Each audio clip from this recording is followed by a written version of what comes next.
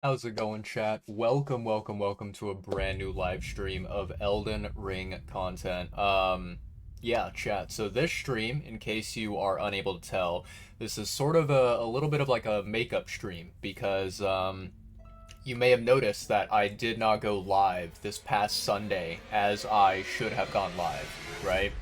Um, let me tell you guys all about how I've been because I kind of do have some stuff I wanna talk about. Kind of have some stuff that I do kind of want to get off of my chest and share with you guys. But because of the fact that I did not go live and stream on Sunday, I felt like I needed to do a stream someday during the week, right? So what we're gonna do is let me just go over here and I'm going to you know what? I'm just gonna have a sit. I'm gonna have a nice little rest here in this particular area that we're currently in right now. And then what I'll do is I will open up the map. There we go. Very nice. Um, so yeah, these past couple of days, I should say, it's been kind of sort of busy for me. There's been a couple of things that have happened that definitely took my attention and took my priority. But let's first start off by talking about Sunday. Let's talk about what happened on Sunday. So, as you guys very well know, as you guys saw, I did not get to go live on Sunday at all. And, thankfully on Saturday, I did kind of bring it up. I did kind of talk about it and mention it. And I was like, hey guys, maybe, possibly, potentially, there's a chance I don't go live on Sunday, but I will try my best, right? So, here's what ended up happening, okay? As you guys should know by now, I am currently taking some college classes. I have 4 classes in total. One of them is my Japanese class, and then I have a business class, I have an economics class, and I have a math class, right?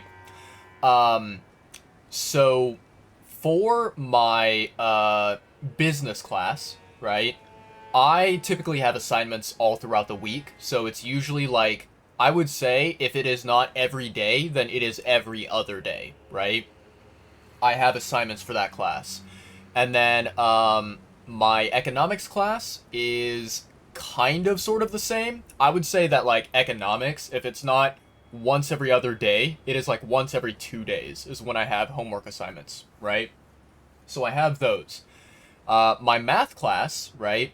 Math class, I think, is a little bit more forgiving. I would say that I have my math class homework probably about maybe once or twice in a week, right? So it's not as frequent as the other two. Um, and then my Japanese class, it's something where like I have my class Monday through Friday every single day, and then like I expect with my Japanese class, because it is a language course, I expect that I have homework every day or every other day, right? It makes a lot of sense when you want to continuously practice the language. You want to improve and get better and make sure that you don't forget anything. You don't get rusty. So Japanese class, that is like something that I don't have any issues with. I'm completely content with that class, and I quite like that I am taking the class, right? So typically speaking, every Sunday I have homework for at least 2 of my classes, and I would say that usually it's either business or economics, right? And then the second class that I have homework for is math, right? Um, yeah, I think that there are some times where I have homework for business, economics, and math, like all 3 of them on the same day. But most of the time, I think it is, maybe two classes. What's going on, Bokuroku? Welcome on in. Thank you for the raid. I appreciate it. I appreciate it very, very much. Welcome on in, Raiders. How's it going? Playing Genshin Impact today. Yes, sir. Yes, sir. Very, very nice. Let's see. Bokuroku is your go-to streamer from Genshin Impact Adventures. They're all about exploring Teyvat, upgrading characters, and having a blast with viewers. Hell yeah. From Intense. How's it going, Kokomi loves you? Welcome on in. Bokuroku, welcome on in. Thank you so much, Raiders, for coming on in. How is everyone doing? Boku, I hope your stream was awesome. Hope you had a fun time. Glad you were able to enjoy some Genshin gaming. Yeah. Welcome on in, Raiders. Hopefully you guys are having a wonderful, fantastic day or night, wherever in the world that you're located. Yeah, welcome, one and all. As you can see, we have Elden Ring in front of us, and I am kind of sort of an Elden Ring streamer, but also this is not like my primary game. Similar to Boku, I do play Genshin Impact, quite a lot of Genshin Impact, and so, you know, that is kind of like my main thing that I do on my channel, but today we have a little bit of a variety day. Elden W game? Yes, it is. Yes, absolutely. 100%. I agree with you. Kokomi loves you. Yeah, so Raiders, in case you came in and were very confused as to what's happening, I was basically just kind of like chatting a little bit and talking about how my week has been so far, since we're currently in the middle of the week. Basically this past Sunday, I was supposed to do a stream, right? I was scheduled to stream, but I had to cancel that stream. I had to basically reschedule it because some things happened. So I was kind of just talking about how my week has been so far. Nothing really too interesting. Nothing really worth like paying attention to. So feel free to tune out. Feel free to go and find a very interesting YouTube video or another Twitch stream that is doing some awesome gameplay or whatever to watch while I recap some stuff. But yeah, basically today the plan is to just get some of the Elden Ring gaming done. We're gonna be exploring more of the DLC. I have a couple of things have a couple of things to do in the DLC that I have planned out for today's stream, so I'm quite looking forward to that. But yeah, let's see. 10 more days until your birthday. Nice. Okay. So you're an October birthday person. Very cool. New PC? Ooh, hell yeah. I think, like, getting a new, I would say, like, a new technological device, right? Whether it's a phone, whether it's a gaming console, whether it's a computer, right? It's all very exciting, cool stuff.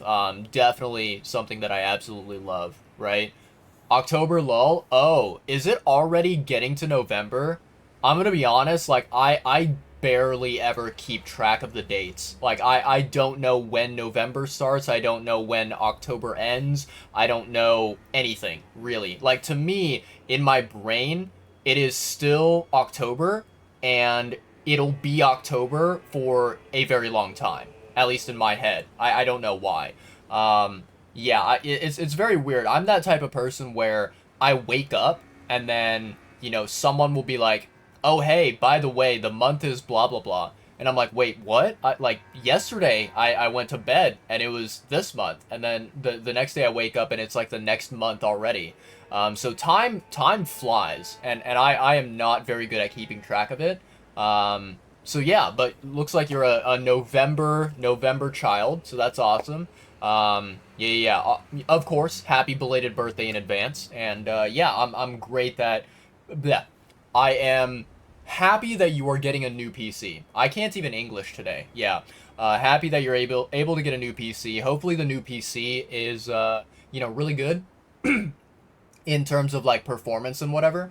I know that getting like an upgraded device, right, if you're going from like an older PC to a newer one, it's definitely something that is very much worth looking forward to because of that performance jump, that performance increase.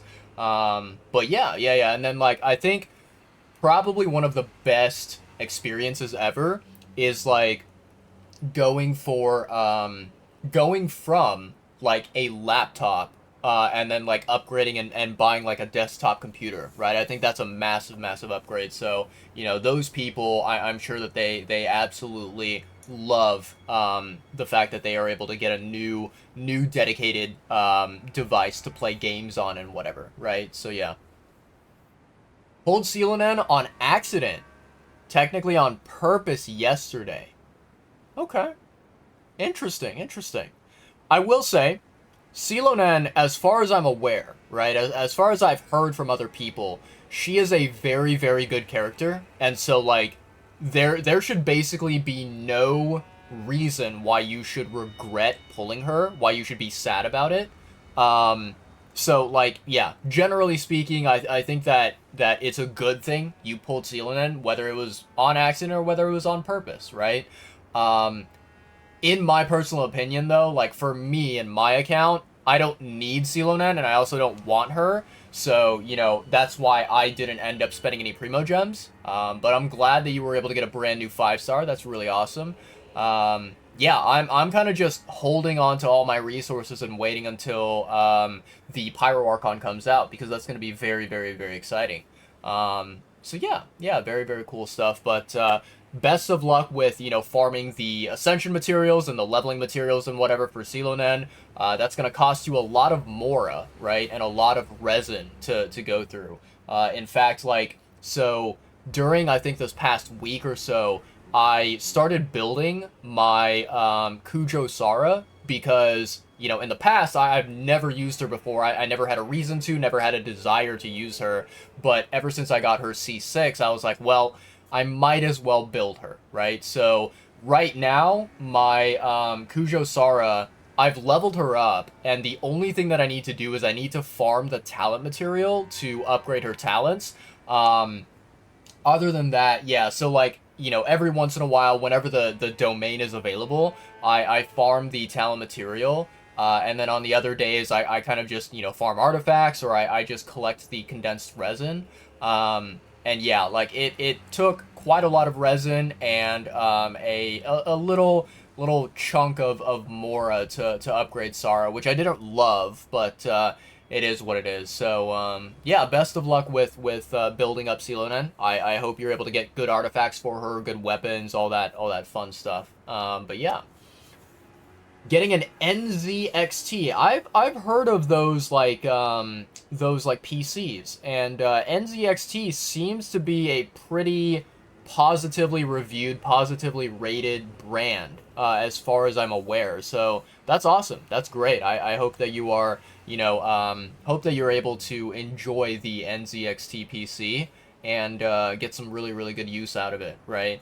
Yeah, I think like if I were rich, you know, if I had like a crap load of disposable income, I would love to like upgrade every single thing with my PC, right? Like I would love to get a really brand spanking new graphics card and you know monitors and all this other stuff. But I think the PC that I currently have is sufficient enough, right? Like it allows me to play video games, it allows me to stream, and I'm happy with that. I think it's just like the idea of having kind of quote unquote next generation like hardware is really appealing and sounds really nice. But yeah, that'll be something later down the road that I focus on whenever I finally get myself like a full-time job and I have that you know job money to pay for it, right? But yeah. In any case, Boku, once again, thank you so much for the raid. I appreciate you very much so. Raiders, thank you all for stopping by and saying hello. I don't at all feel, what's it called? I don't at all feel, what's the word I'm looking for? I'm blanking on the word. I guess I'll just say I don't at all feel sad if any of the raiders have to like go and do your own thing, right? If you guys have to, I don't know, eat some food or drink some water or just do other things that take you away from the stream, that's perfectly okay. If you guys need to head out, that's totally cool. Totally understand it. But I appreciate any raiders who stick on through with the stream. It does mean a lot to me. So yeah. We are rich in spirit, man. I would love to be rich both in spirit and also you know in real life. I think that'd be nice having both. But yeah, I guess I'll settle for rich in spirit for the time being. I think that's you know the bare minimum that we could strive for, I suppose. Here to stay. I appreciate it. Kakomi loves you. Throbbing cock, do I have to suck? Thank you. I appreciate the follow. I appreciate it quite a lot. It does mean a lot to me. I assume that, Kokomi, being the character that is in your username, I'm going to guess that Kokomi is your favorite character, or one of your favorite characters.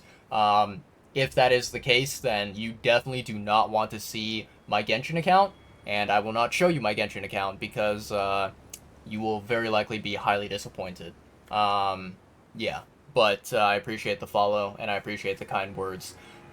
So, chat. Let me do a little bit of a recap of how my week has been so far, right?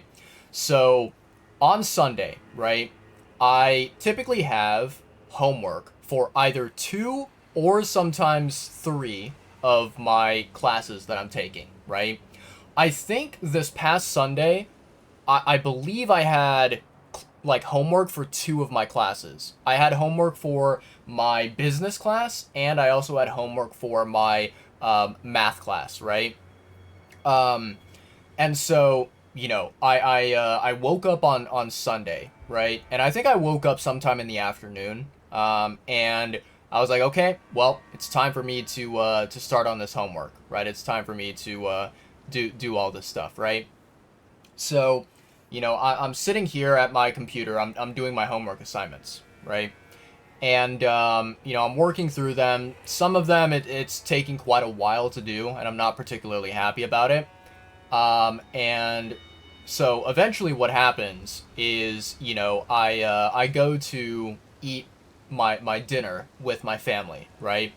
And at the same time, right, my family, like, we are kind of doing this sort of a celebration, because one of my family members, it is it or it so Sunday was not the specific day, but recently there was a day where one of my family members had a birthday, right? So we were basically doing like a sort of a late celebration of a family member's birthday. And I stepped away from my desk and I ate some dinner. I also had some cake, right? And we sang happy birthday. We did all the usual birthday stuff, right, that you expect. And so then afterwards, I came back to my room and I continued working on my homework, right? So yeah, and I think like at that time, whenever I'd returned back from dinner and was working on stuff, um, at that time I was basically focusing on working on my business homework because I think my math homework I had finished it, and then any other like assignments that I had completed it, right? Um, so yeah, Coco Fish is your love, your second wifey. Very nice indeed. She is a like in terms of her personality, in terms of her characteristics, Kokomi is a very, very adorable character, without a doubt. Yeah, and I know a couple of people who do really, really love Kokomi, for sure. Um, so, I'm working on my business homework, right? And the annoying thing, so I've mentioned this before in some previous live streams when I've talked about it, but just in case for anyone new out there that doesn't know about this, I'll give you guys the background context. So every single week, my business class, they will basically, what they'll do is they will like um they'll assign these like discussion questions, right? And so you are required to like answer the discussion questions, right? And you have to give an answer that is at least 100 words minimum, right? I knew it. Yep. That's a fantastic command. I love that command a lot. It is a beautiful command. Um, so we have these discussion questions. Each response that you do has to be, a minimum of 100 words, right? And not only that, but after you answer the prompt, you then have to respond to two different classmates, and you have to respond to them and say something to them that is related to the discussion question. And your response to each of the classmates has to be 100 words minimum to each of them, right?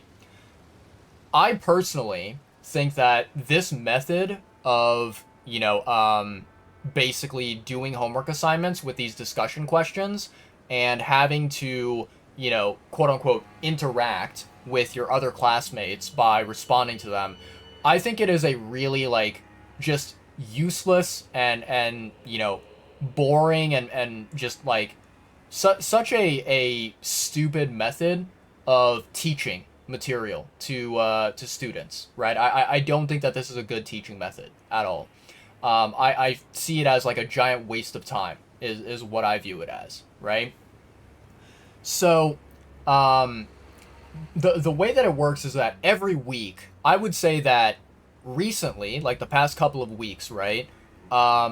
We would get a total of, I think, 4 discussion questions every single week. So that means in total, you have to basically write 400 words, right? 100 for each discussion question.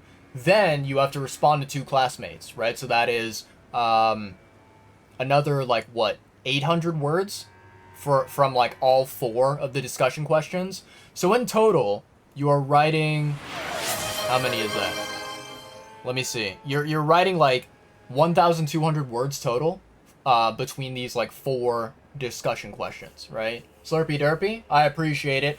I do not actually have any water in front of me. I probably can go grab some, but I do have this right here, which is a delicious Mountain Dew Baja Blast. In case you don't know, Baja Blast is my #1 favorite soda.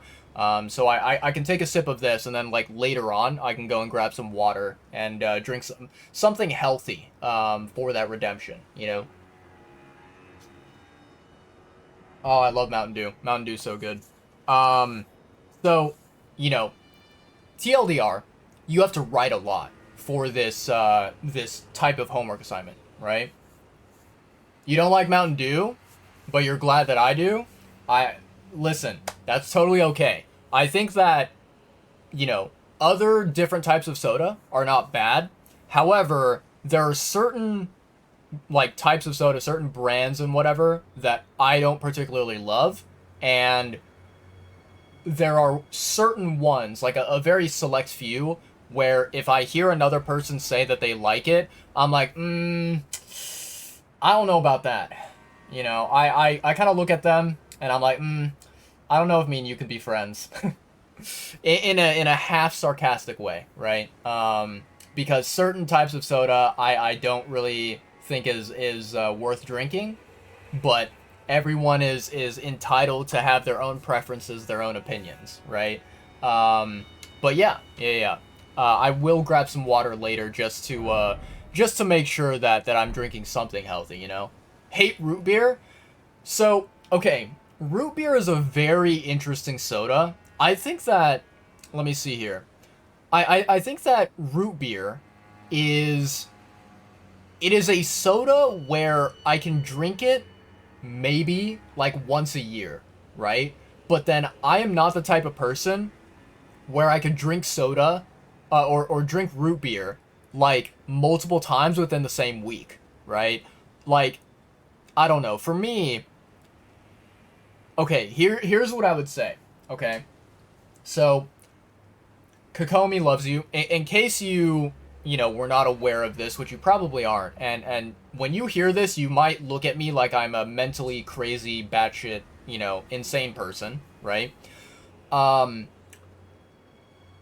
actually, in terms of liquids, right, I actually hate water. I think that water is probably the most disgusting liquid to exist in history, in entirety. I hate water. I think it's horrible.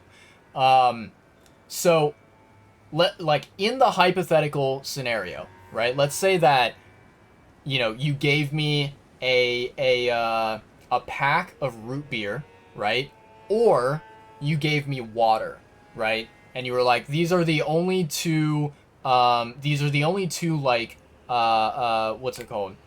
Only 2 sources of liquid or sustenance that you could have. You have to choose one or the other. I would choose root beer, right?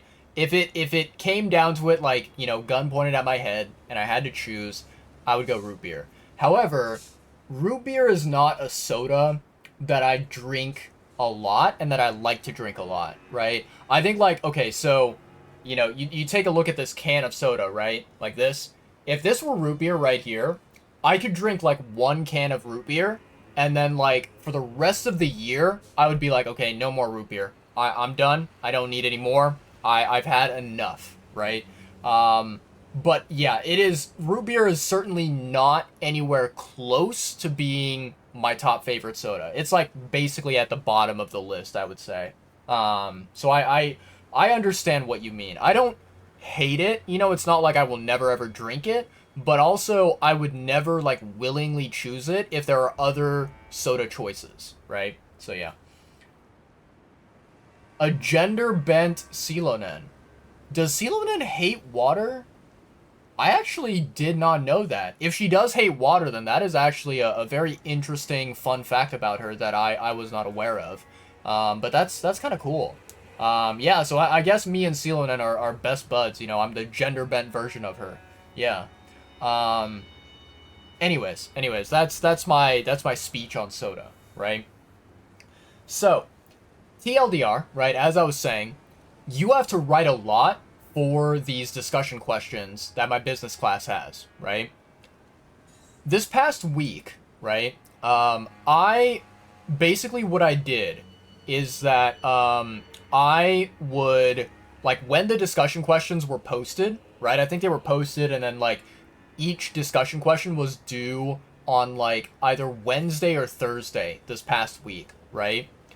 So, you know, I answered the discussion questions. I wrote a 100-word minimum answer for each of these discussion questions. And then I, like, basically closed the tab. I exited out of the discussion questions. And so, fast forward to Sunday, right?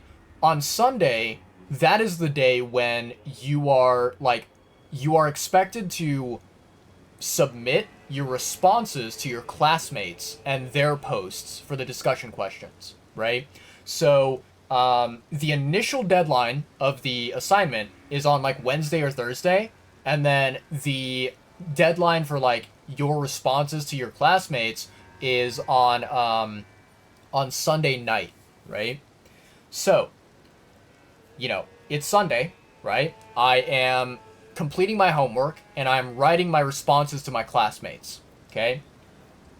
I think I end up writing the final, like the last response that I need to write to my classmates.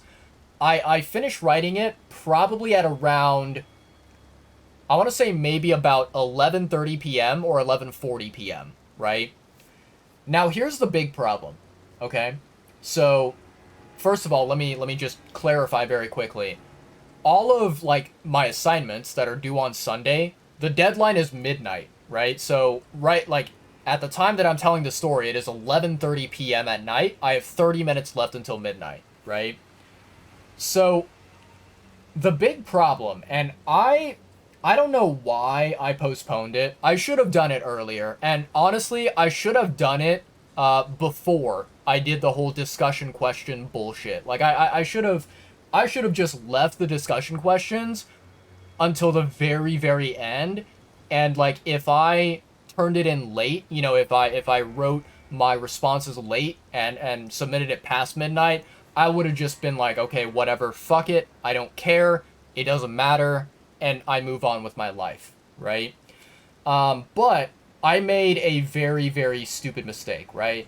So, my business class, not only did I have discussion questions that were due on Sunday, I had two quizzes that were due.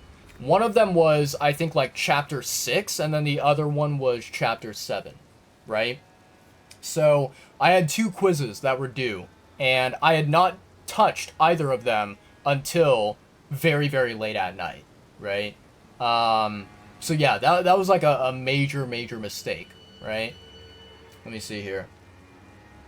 Do you mind me asking what other games you like to play? Yeah, so, Kokomi, first of all, I will, like, just say this, right?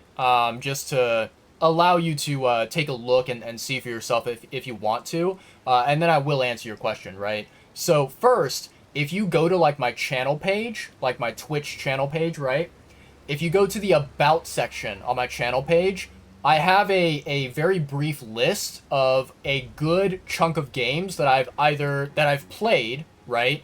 And I don't know if I have it on my About page, but I did somewhere. I had a list of like games that I have not yet played, but I do have on my Steam library, right? But like on my About page, I do have a list of games that I've played before and that I enjoy, right? Now, to answer your question, right? So I'm a big Souls gamer, right? I love Elden Ring. I love Sekiro. I love Dark Souls 3. I have started playing Dark Souls 1. I started playing it like many months ago, but then I stopped playing it because, the Elden Ring DLC came out, and that to me was more important. So I was like, let me play some Elden Ring, right? So I'm a Souls gamer. That's like one genre that I really, really love and that I'm passionate about, right? Other than Souls, a couple of other games that I've played, let me give you some examples, right? I'm a big fan of the Marvel Spider-Man franchise. I'm a big fan of the Batman Arkham franchise. I love both of those. I've played Metroidvania games like Dead Cells. I've played Hollow Knight. I've played what else have I played? Um, Man, I'm blanking right now. I've played Hades, right? Um, I've played what else have I played? I'm thinking. I've played like chill games such as Lego games, right? I love Lego games. They're really freaking rad. What else do I love? There's a little bit of like a smaller indie game that maybe you are familiar with or maybe you don't know called Castle Crashers that I absolutely love. What else is there? I'm trying to think. Is there anything else? Thinking. I don't know. Like I've tried all sorts of various different types of games. Whether you're talking about like kind of smaller indie games, or you're talking about like bigger, like quote unquote triple A games, right? That are popular and famous and whatever. Um, I've played like Undertale, for example. What else have I played? Man, I'm blanking. Um, hmm. Yeah, I don't know. I've tried playing all sorts of different games out there, right? I Am Atomic? Isn't I Am Atomic, isn't that like from an anime or something like that? I actually don't know what the actual source of it is. I'm gonna be completely honest. But yeah, no, like I've played various different titles. I can probably look up, let me see here. I'm gonna look up where's my Steam library here? Um Okay, so I've mentioned all of these ones. Bloons Tower Defense is one that I didn't really bring up. I love Bloons Tower Defense. Geometry Dash, I love that game. What else have I played? Oh, I've played Assassin's Creed games. I used to like Assassin's Creed, but then they just went to crap. Absolutely horrible. I've played Crisis. Crisis is a good franchise. I like Crisis. What else is there? Is there anything else that I've played? I played a tiny amount of Left 4 Dead. Um, I've played Lethal Company. I've played Content Warning. What else is there? I've played Nier Automata. That one's a good game, but I actually did not get like all the endings for it. I need to. What else have I played? Anything else? Vampire Survivors, played that. Uh, no, I didn't really play that one. Um, what else is there? Oh, I played Portal and Portal 2. Played both of those games. What else have I played? Phasmophobia, played that.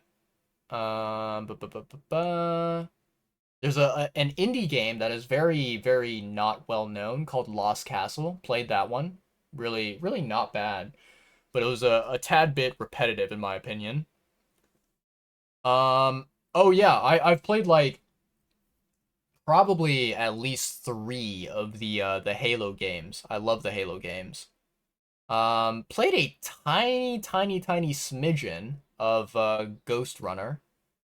What else have I played? Celeste. Celeste is another well-known, fantastic, amazing game that I've played. So yeah. I've played like all sorts of various different genres, right? You should try Warframe. It's fun. Um, so that's an interesting game, right, Boku? Um, so fun fact, I can actually point you to, let me see here. I can point you to a channel out here. There we go. So this guy right here, let me give him a shout out. There we go. Looks like we got about 50 seconds left on the ad. I'll wait until the ad's over and then I'll talk.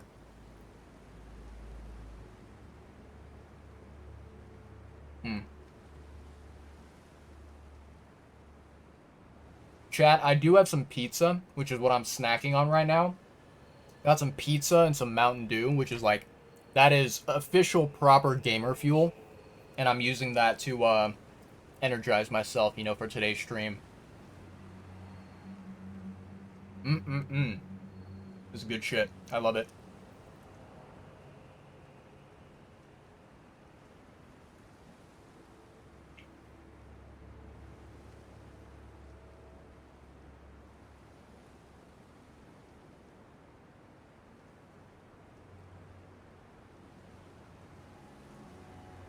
3, 2, 1.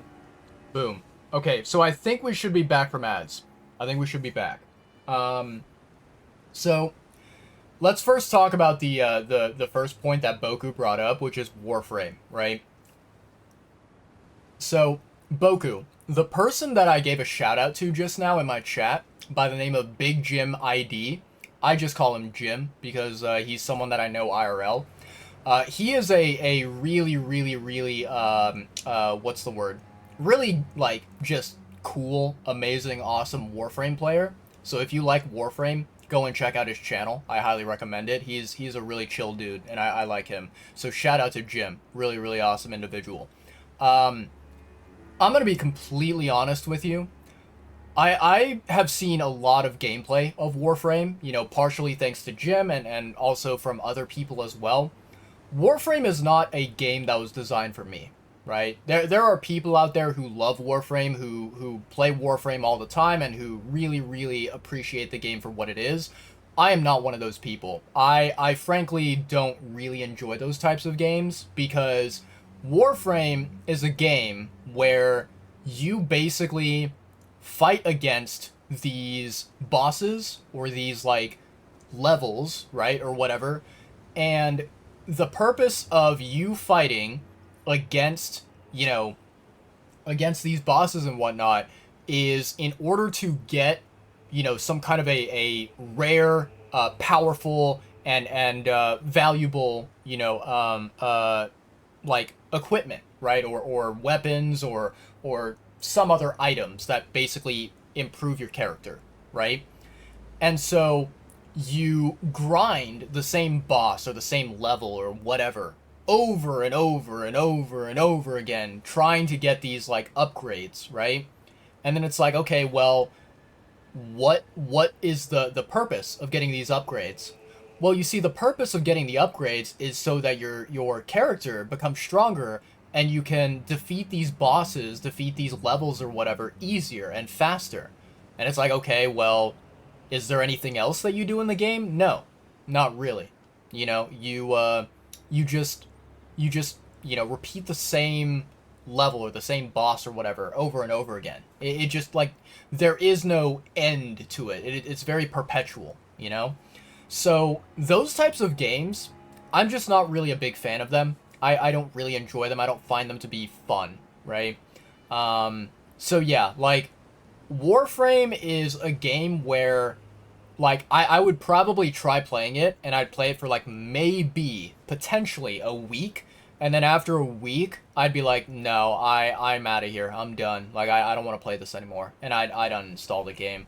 So yeah, that is kind of my take on Warframe. Let me see here. Um, let me see. I'm gonna scroll here. Do you play MC? I'm assuming that is Minecraft because that is the most common acronym that players use for Minecraft. The answer is no. I don't play Minecraft. I've always been interested in potentially trying Minecraft and playing it, right? I think the big problem with Minecraft is that Minecraft is a game where you want to play the game with friends, right? And also on top of that, I think that the regular base vanilla version of Minecraft, it is not that entertaining. It doesn't seem that enjoyable. So you basically want to download mods and you want to, kind of customize the game in a specific manner to make it more fun, right? And so the two things about that, right? Number one, you want to play Minecraft with friends. I am sure that I have maybe some friends of mine who play Minecraft or who would like to play Minecraft, but the thing is that like, me and my friends, we have very different schedules from one another, and like there is no friend of mine where their number one favorite game is Minecraft, and so like I know for a fact that my friends would rather be playing their favorite games, and same thing for me. I would rather be playing my favorite games than playing Minecraft, right? Um, and so, yeah, I feel like, you know, basically, if I were to play Minecraft, it would be a thing where I gather my friends together and we play it, but maybe like once a year. It's not something that I can imagine myself and my friends playing regularly because we don't have the time for it. We don't have the interest in doing something like that. And we just I think that we just prefer other types of gaming experiences other than Minecraft. I'm not saying that Minecraft is a bad game. Far from it. It's just, we don't really have that type of, commitment to give to Minecraft. Um, so yeah. Let me see here. What else did I miss? Um, okay, it looks like I might be caught up. Let's see.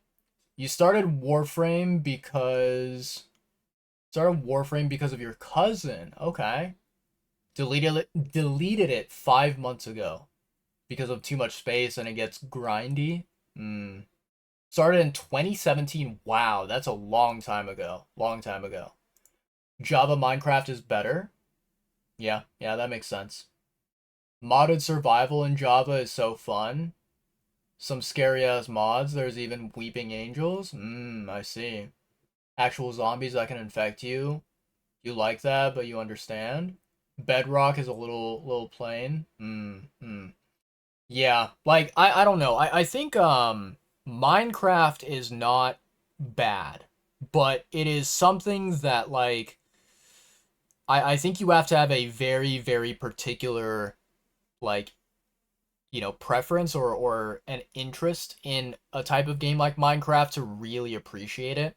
And yeah, I mean, basically, if I were to summarize it and really just talk about it in as blunt of a way as possible, it's simply not a game that is my cup of tea. It's not my bread and butter. It's yeah, it's kind of like the way I see Minecraft, in my opinion, is I view it kind of similar to a game like Lethal Company or Content Warning or like there's the game called I think it's called Only Up, right? Um, all these different games that I just now mentioned as examples, they are games where I tried it out. I tried playing these games, and these games, I attempted to play them and get an experience out of them.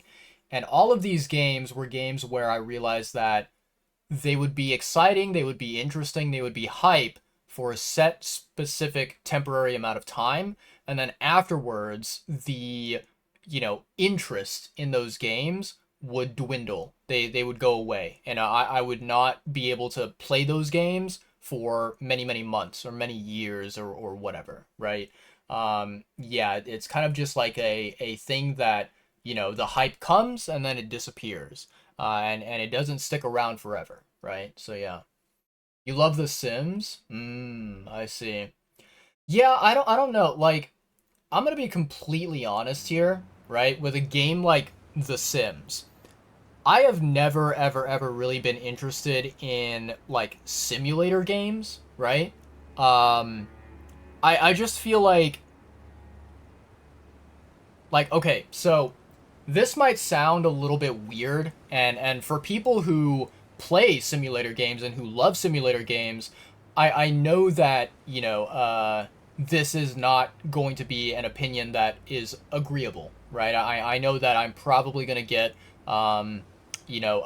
hate for saying something like this about simulator games, but like, so the way that I see it is, in my opinion, for me and my own experiences with gaming, when I play a video game, I want to be transported, right?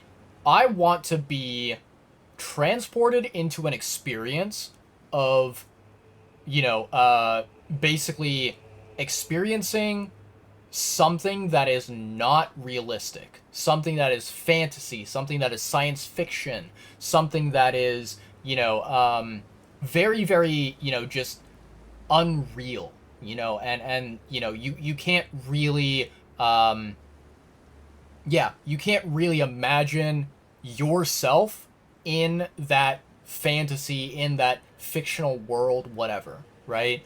Um, and when you talk about like simulator games, the literal definition of a simulator game is basically to simulate what the real world would be like in a slightly different setting, right? It's basically taking elements and that like would exist in the real world and then bringing them to a video game setting, right? And I've never really been a fan of that because, to me, I think that with games where they are unrealistic and they have all these, fictional elements to it, there is a sense of immersion that you can get from it, right? Um, and with simulator games, you can potentially get an immersion, but I feel like the immersion that you get is not as powerful if the simulation is realistic compared to if the simulation is, more quote unquote out of this world, right? Um, so yeah, I've never really had a desire to play a simulator game. It's just not really my cup of tea. Um, yeah, and then like I think for me another thing that also kind of just blows my mind. It's something that I can't comprehend. I can't wrap my head around it. Is like, I don't understand why people would pay money. They would like take out their credit card and swipe their credit card in order to play a simulator game. That to me just doesn't make any sense at all. Like I don't see any value in that whatsoever. It seems like a waste in my personal opinion. But yeah, that's just me. Modded sims so you can customize them and mods that let them do different stuff. You just really play it to dress them up. When you're bored, you'll watch them do their own little thing sometimes. They end up exterminating themselves. Or burning shit down. Beating each other up and stealing each other's weaves. Most definitely you'll never spend money on Sims. Just put mods. Yeah, that's fair. That's fair. Yeah, I don't know. I just... Simulator games are just not built for me. And I'm not built for simulator games. Yeah, I don't know. And I think, like... this is just my personal opinion. I know that there are... Like, I know that there are examples out there that will, argue against this and that will prove me wrong, right? So I know that I am not factually correct about this, but this is just the way that I feel. in my personal opinion, I feel like simulator games are one of the worst games to live stream to an audience. I don't like simulator games. I feel like if I were to try and live stream a simulator game to other people, it would be some of the most boring and just lame content that I could ever think of. And I'd be like, nah, this is not fun at all. And I feel like as a streamer, I would not enjoy it. And then like if I were a viewer, I would also not enjoy it, in my opinion. But of course, there are people out there who do live stream simulator games and they are successful. And if they're successful, that's great for them. But to me, when I look for content to watch from other people, I think simulator games are some of the most boring things to watch. I don't really love them. I can find probably hundreds of better games to watch in terms of content compared to simulator games, for me and my preferences.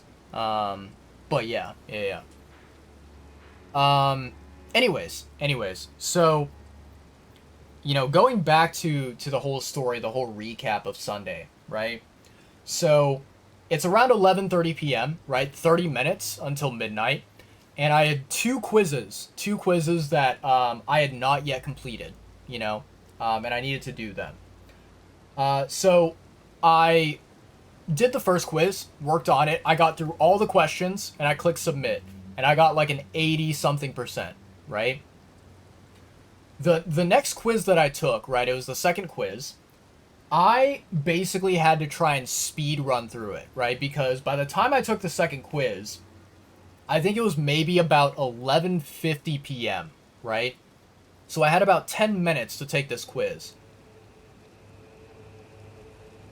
The problem was that I had 25 questions to answer, and what I would usually do, when I was taking these quizzes, what I would normally do is I would look up, some of the answers in the textbook. Like I would have the textbook on my computer, and I'd be able to like open up the textbook and search for a specific keyword or a term, and I'd be able to find the answer to the question, right?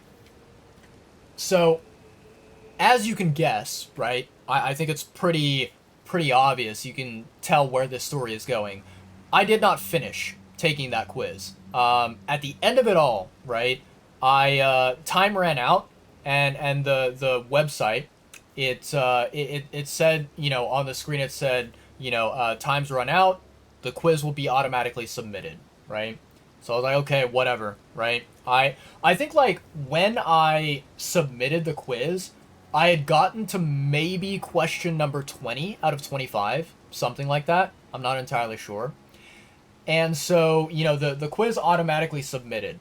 And it showed me the score. It showed me the amount of correct questions that I had gotten out of the total. And I think I got like a total of 15 out of 25. And I was like, well, fucking shit. Like, this is by far the worst quiz that I've done for this class, right? Because normally for these quizzes, I would get like an 80% or a 90% or whatever. But this time I got, I think, like a 60% on the quiz.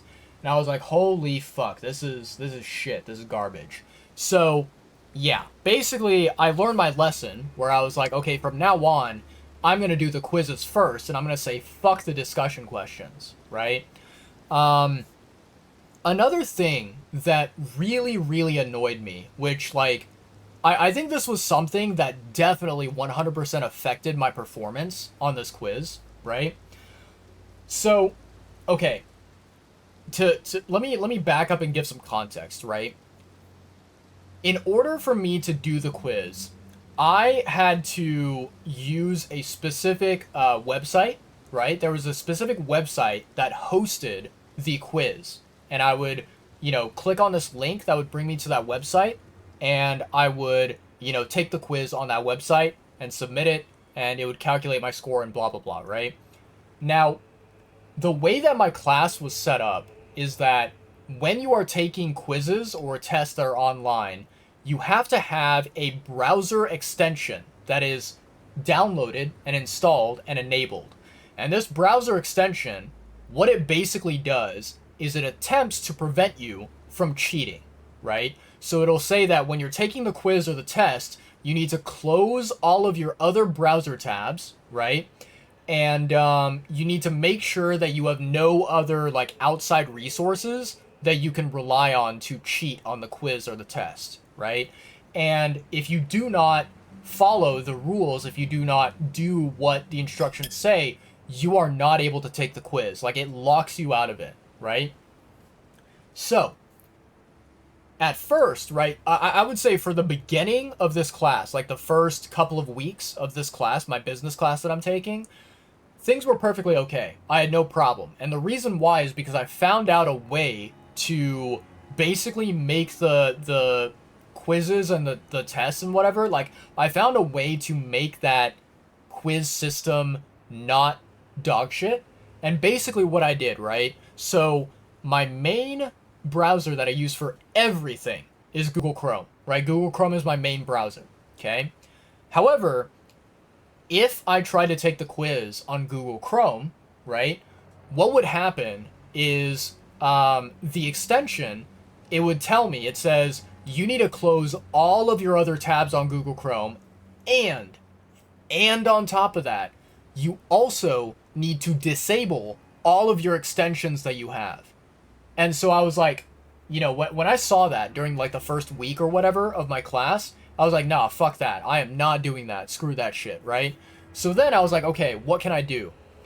Thankfully, this, you know, program, right, this extension, they had another option, which was if you are using Microsoft Edge as your browser, you can install the extension on Microsoft Edge, and you can use Microsoft Edge to take the quiz, right? So I basically had a genius plan, which was I would use Microsoft Edge to take the quiz, and then on my second monitor, I would have my Google Chrome as usual. And on Chrome, I would have like the textbook open, and I would have the resources to look up the answers whenever I needed them, and I'd be able to use that to do the quiz and get a good score, right? So that strategy, it worked for a couple of weeks. For a good amount of weeks, it was great. It was successful, right? However, all of a sudden, right, this past Sunday, I learned, and I don't know why it happened, I don't know how it happened, but somehow the extension for my class, which would protect against cheating and whatever, somehow the extension got updated to where now what it would do is if you have multiple displays, like multiple monitors, for example, that are working, that are available, and that are in use, the extension will catch that. It'll be like, oh, you are using multiple monitors. Please disable one of your monitors. Please, like, shut it off and make sure that it is not being used, right? And I was like, what the fuck is this? Like, this is new. I did not expect this. This was the first time I was seeing it, right? And what I tried to do, I attempted to do this, right? I opened up Microsoft Edge, and I had it on one of my monitors, right? And then what I did is I was like, okay, let me turn off my second monitor, like as in turn off the display screen. Like, I would make sure that the screen was black, right? However, I did not disable the monitor. I just basically turned off the display so that it was black. And I was like, okay, let's see if the extension is smart enough to detect that. And I don't know, maybe I did not, you know, maybe I did not troubleshoot this properly. Maybe I didn't really, like, you know, tinker around with it too much. But the extension, even though I disabled the display screen of my second monitor, it still told me that I was using a second monitor, that I was like, that I had one active. And so it was like, oh, you have too many monitors in use. You need to shut off the other one, right?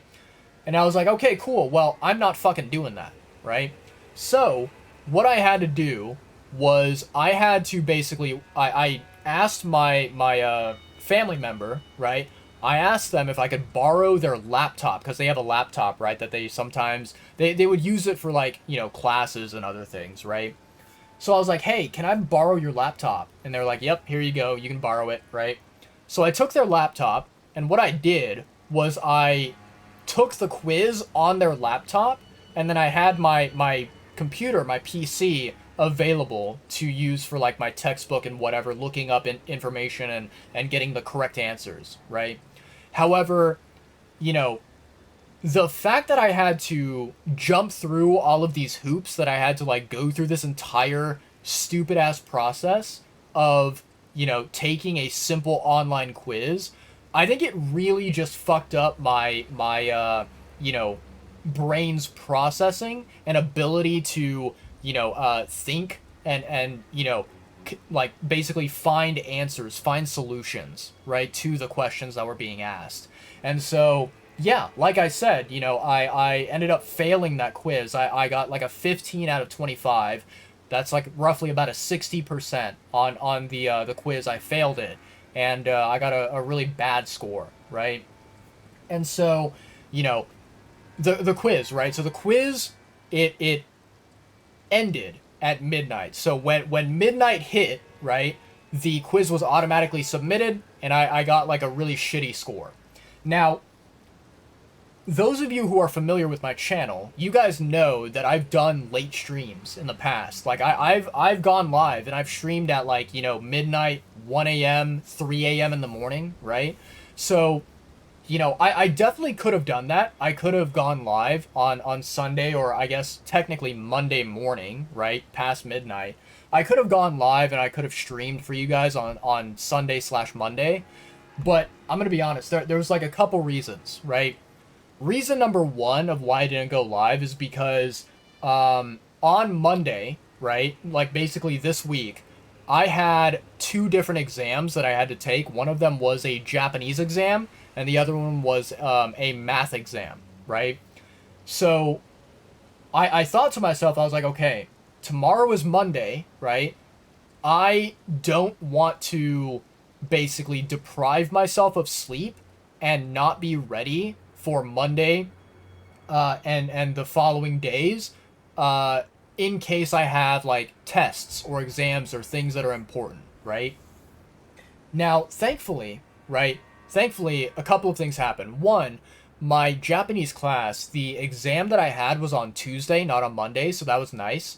And then the other thing is that my math class, which also had a test, it had an exam, instead of having the test or having the exam be in person on Monday, my teacher made it to where it was an online exam, and you can take it on either Monday, Tuesday, or Wednesday, right? So you had like 3 days to complete it, right? So thankfully, I did not, shoot myself in the foot. I did not, deprive myself of sleep and fuck up, more tests or more exams, right? However, I think that it was a smart idea at the end of the day to not go live and stream and to just like try and get some sleep, try and, prepare for the week ahead. I think that was just the most optimal, decision, right, to go for. So that was reason number one, right? Reason number two why I did not go live and stream on Sunday is because, I think this is very common sense. I think this is very self-explanatory. But after I took that second quiz for my business class and I failed it, I got a 15 out of 25. I ran out of time and I wasn't able to complete it.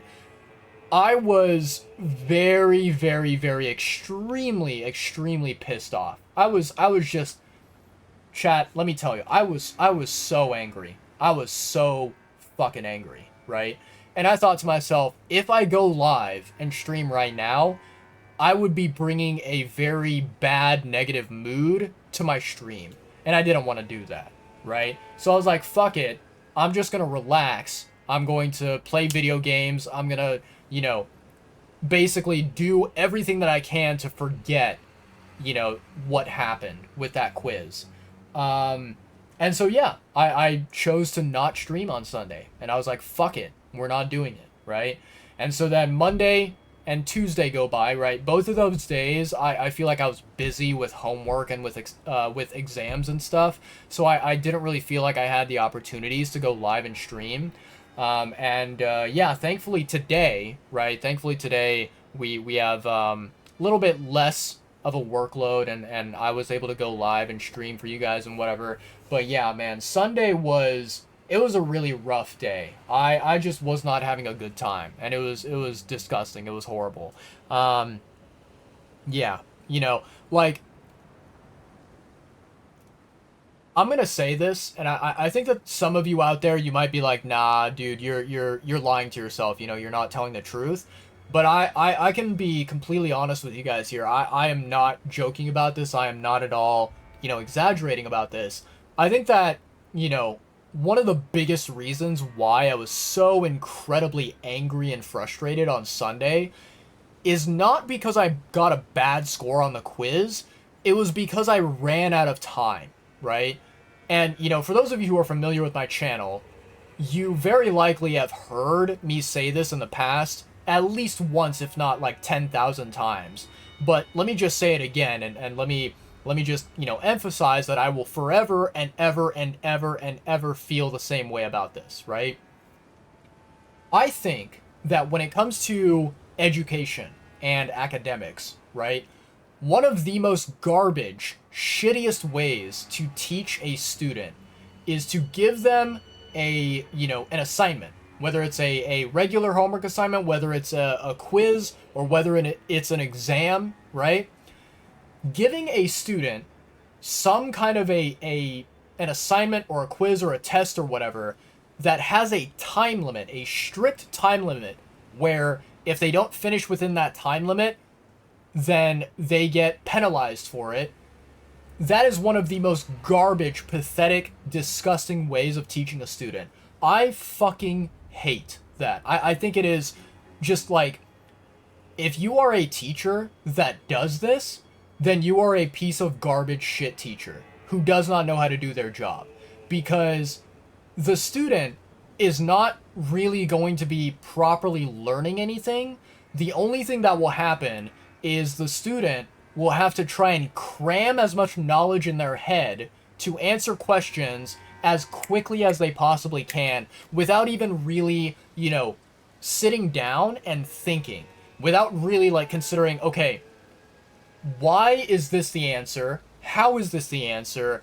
What is the, logical reasoning behind this? And like, the student is not really actually learning the significance of the question and the answer.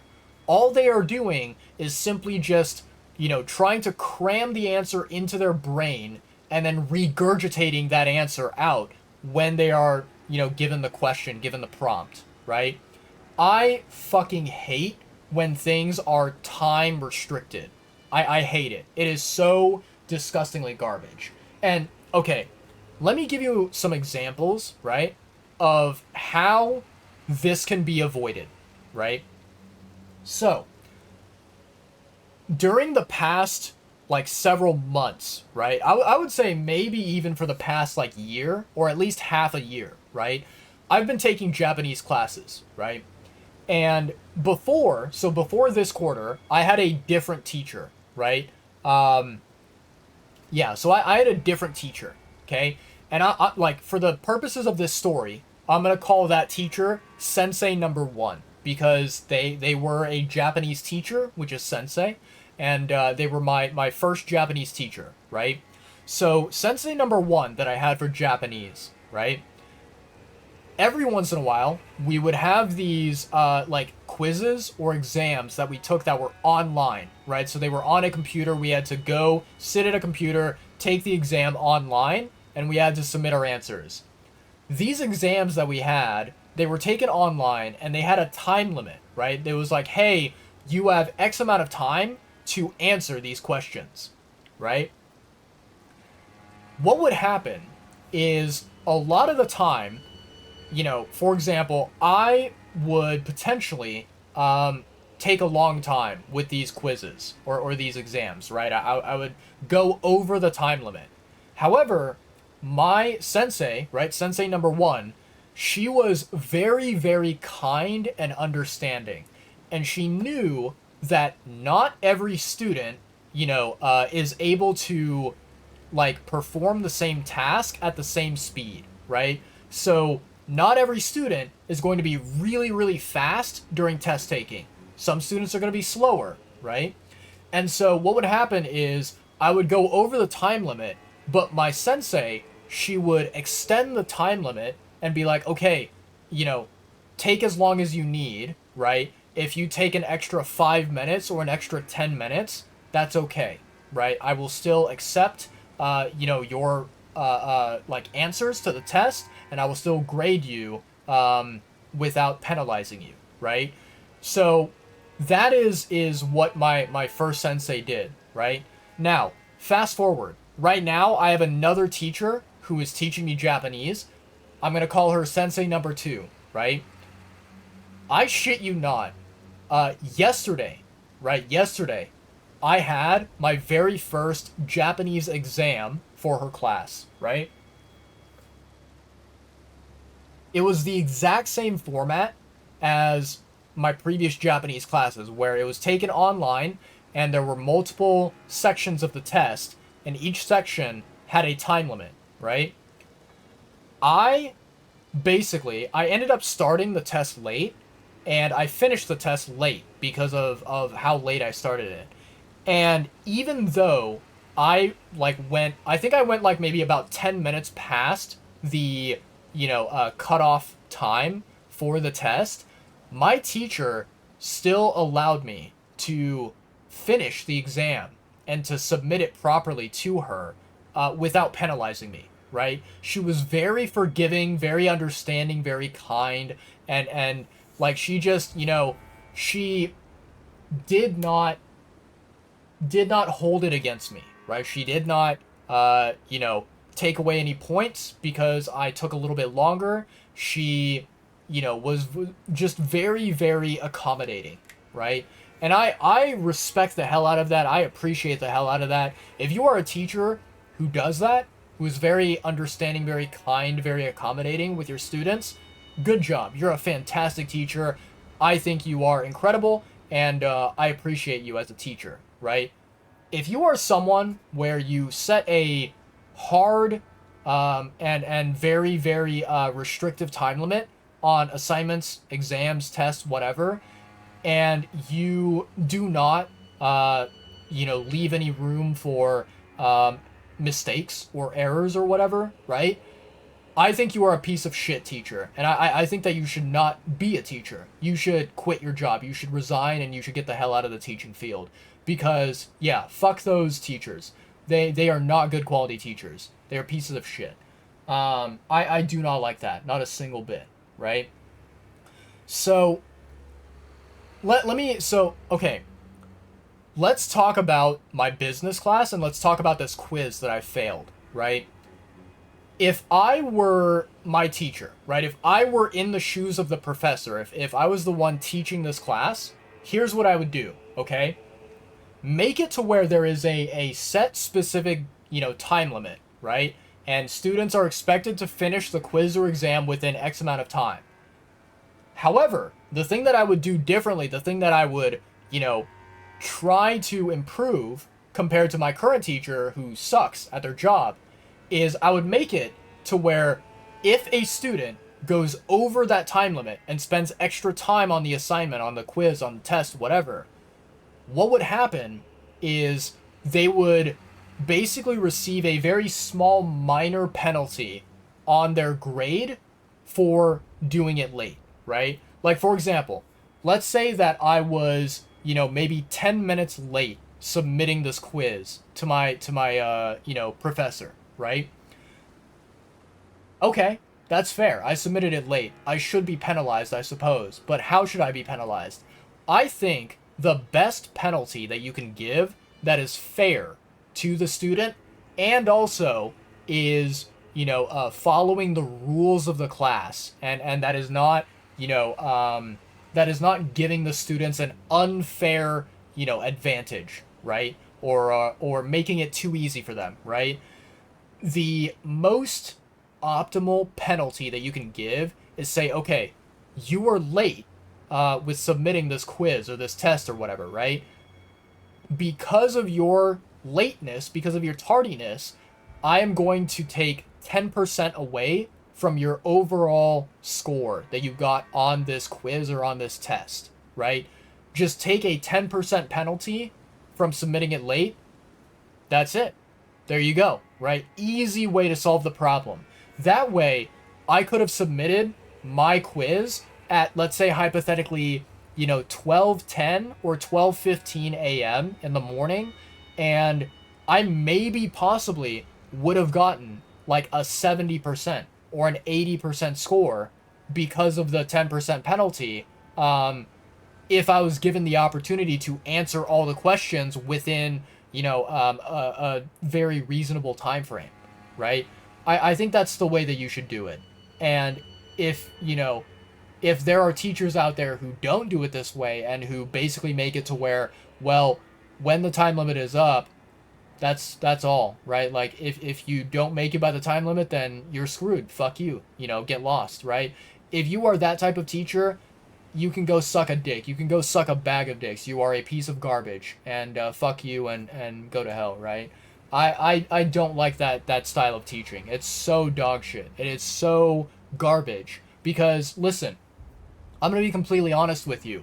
This class that I'm taking, this business class, I don't care about this class. It doesn't matter to me, and the shit that I'm quote-unquote learning in this class, it's all fucking worthless information, and I'm not going to remember it, right? The only thing that I'm going to remember is the shitty way that my teacher ran this class. I am not going to remember the stuff that, this class supposedly is meant to be teaching me.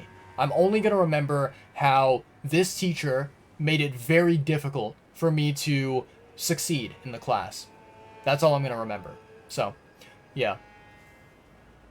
You're cold? You better get a blanket. Better get a blanket, Kokomi loves you. Gotta bundle up. Gotta stay comfy and cozy. That's what you gotta do. The funny thing is, Kokomi loves you, so I am someone where, if you take a look at me, right? Take a look at me. I am skinny like shit. I'm basically like a scarecrow that doesn't have any meat on my bones, right? I'm like a stick, right? And so I get cold very easily, which is why in my room, right? My room that I have here, I typically always have my door closed, a lot of the time, right? And in my room, I have I don't have an air conditioner. I have a heater that is like installed in my room.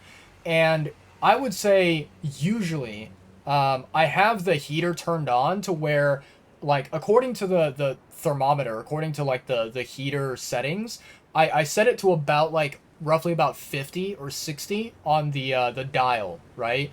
And usually speaking, I think that if you were to measure the temperature in my room, it is typically around maybe about 70 or 80 degrees Fahrenheit, most of the time, right? I would say it gets around 80 whenever the day is like very warm, when it's like really sunny outside and it's a very warm day.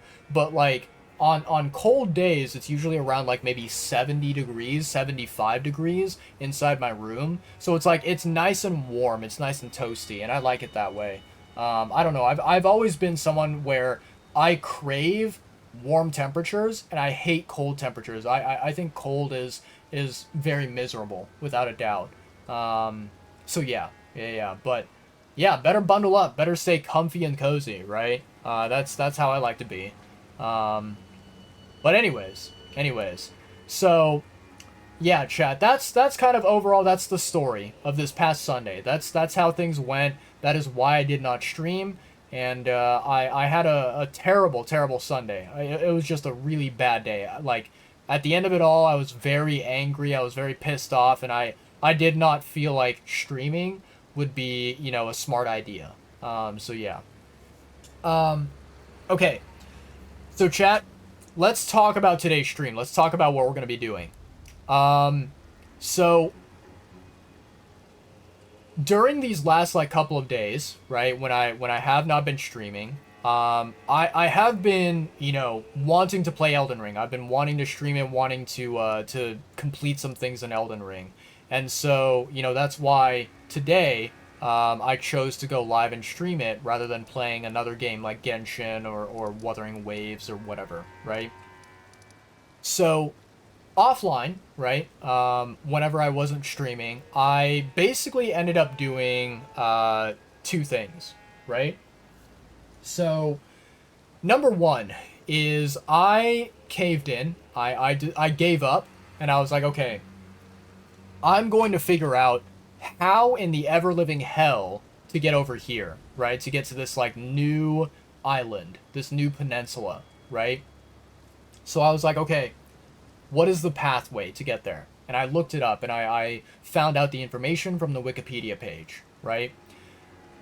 After I learned this information, after I figured it out, I, when I learned this information, I was like, oh, yeah. So basically, what I figured out is that if I did not research how to get to this new area online, if I did not look up the answer, I would never, never, never, never, ever have figured out the answer, right?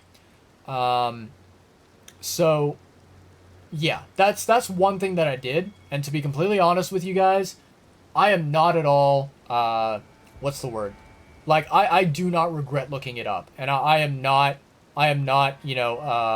like upset that I easily found out the answer, right, from looking it up. I think that I'm very, very grateful that I looked it up, because otherwise I would not have been able to solve the puzzle on my own, right? So that's one thing that I did. The other thing that I did, which, when I decided that like this would be a really good idea to do, because, whether I do it today or whether I do it a week from now or whatever, eventually at some point I wanted to accomplish this, right? I basically logged into Elden Ring and I marked down the location of every single remaining furnace golem that is in this game, because I wanted to make sure that, before I finish playing the DLC, when I'm done with everything, before all of that is over and concluded, I wanted to make sure that I, fought every furnace golem and collected all of the brand new, crystal tiers and valuable items, valuable resources, right? So I marked them all here. You can see there's one marker here. There is, let's see, there's a marker right here. There is a marker over here in the ancient ruins. And then there's a fourth one, which is... Where is it? Hold on, there's a fourth one somewhere. Where are you hiding? Ah, yes, it's over here. Very hard to tell with a dark green, but yeah, it's right here. So there's two down here in the south, and then there's basically like one up here in the northeast, and then one up here in the northwest, right? So I marked down the locations of the remaining furnace golems, right? So what we're going to do is we're going to go and fight these furnace golems, and then we're also going to basically dive into the new area and explore it, right? Now, let me explain why this like new area is so hidden and like difficult to discover, right? And I actually want to like tell you guys a little bit of a story about how like when I figured out the answer, the solution, I was like, oh, and there was like basically imagine puzzle pieces in my head clicking together and fitting together and like kind of showing the broader, big picture, right? I had this moment, this light bulb moment, right? And here's the reason why, okay? So we are here, right? We are here in this area, which is the sort of like Bonnie Village area, right? And as you can see here, there's the statue with an item on it, a rare item, okay? The way that I discovered this location and this item is that I remember one day I was watching a live stream from one of my favorite Souls game streamers named Banjo the Uncle, who's an incredible human being, an amazing person, right? I was watching his stream, and he came to this area, and he explored every little inch of it, and he found this statue, and he found this item, right? And so, like, coincidentally, I was watching his stream, and I saw him discover this item, and I was like, whenever I whenever I learned about the location, like how to get to the new area of the DLC that I had not yet discovered, I saw that like this item was involved, that it was related to the new area, and I was like, oh, I remember watching Banjo the Uncle explore this area, and I remember him picking up this item, right? So I was like, that is really cool, right? So we're gonna pick up this item right here. Gonna pick it up real quickly. It is a gesture in the DLC called Oh Mother, right? Yeah, so it's a brand new gesture, and it's one that I think has a lot of interesting potential lore implications, right? So I remember that Banjo explored this area and he found this gesture. Then, right, let me show you guys here. So first of all, I'm going to remove that marker. There we go. And get rid of that. So we got the new gesture. Let's now go to this site of grace right here. Okay. So here's the very, very funny thing, chat, right? Like it's very interesting looking back on it retrospectively, right? So I remember what happened was I was watching. So basically what happened is one of the streamers that I follow, who I consider him to be like my #1 favorite streamer of all time, he played the Elden Ring DLC a long time ago, like way before I did, right? And he uploaded his like VODs to YouTube, right?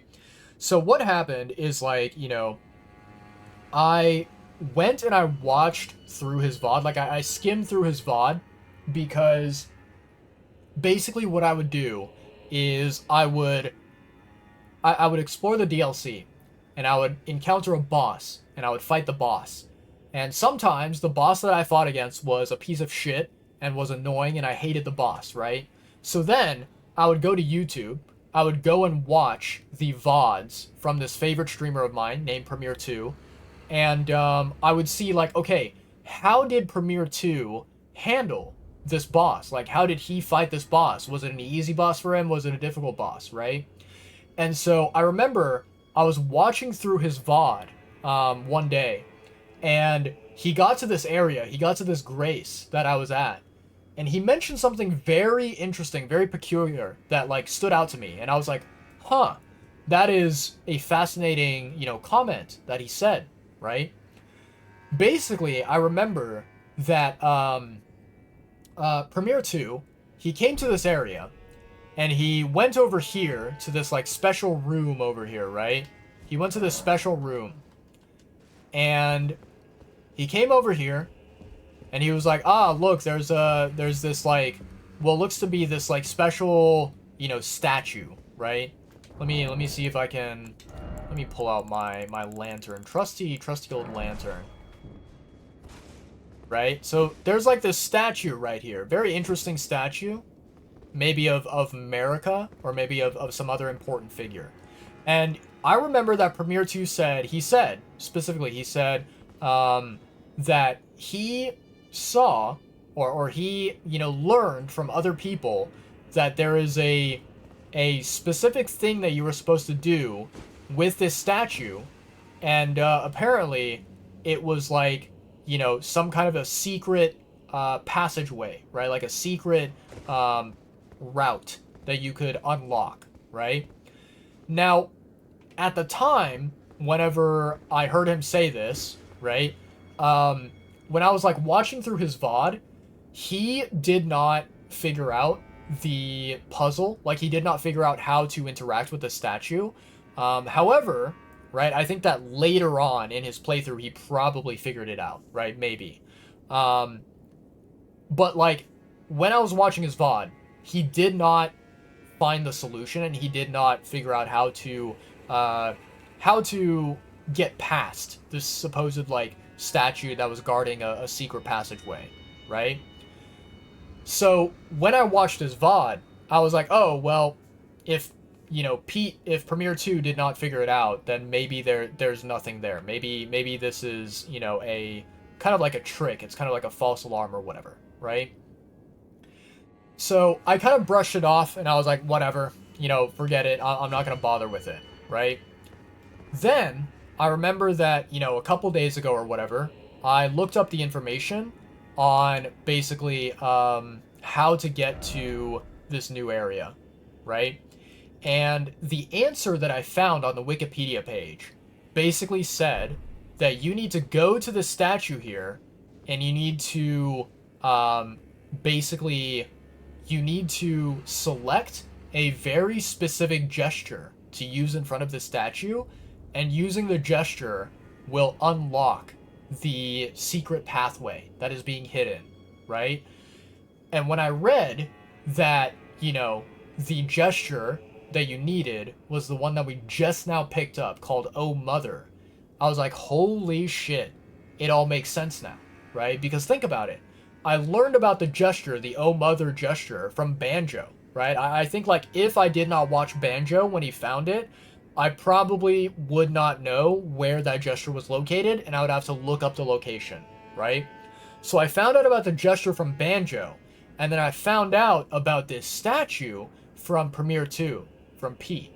And the knowledge that I got from both of these two different streamers kind of combined into one, and I was like, holy shit, I now have the full puzzle. I have the full picture, and it all makes sense now. Things are clicking together, and I'm able to now tell what needs to be done, what the puzzle is, and how to solve it, right?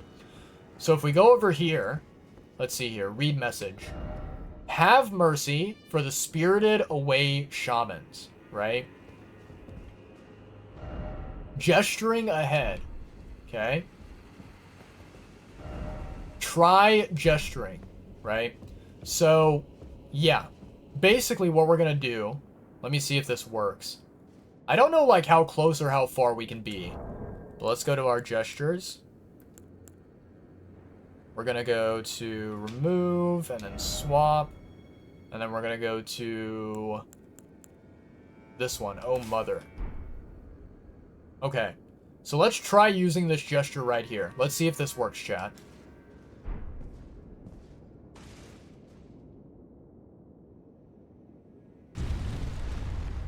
Holy shit, chat. There we go. There we go. The door just moved aside. Hell yeah. Look at this. A brand new secret hidden area behind this statue. That's pretty fucking cool, chat. Okay, okay. Very nice. Very nice indeed. Let's go down the steps.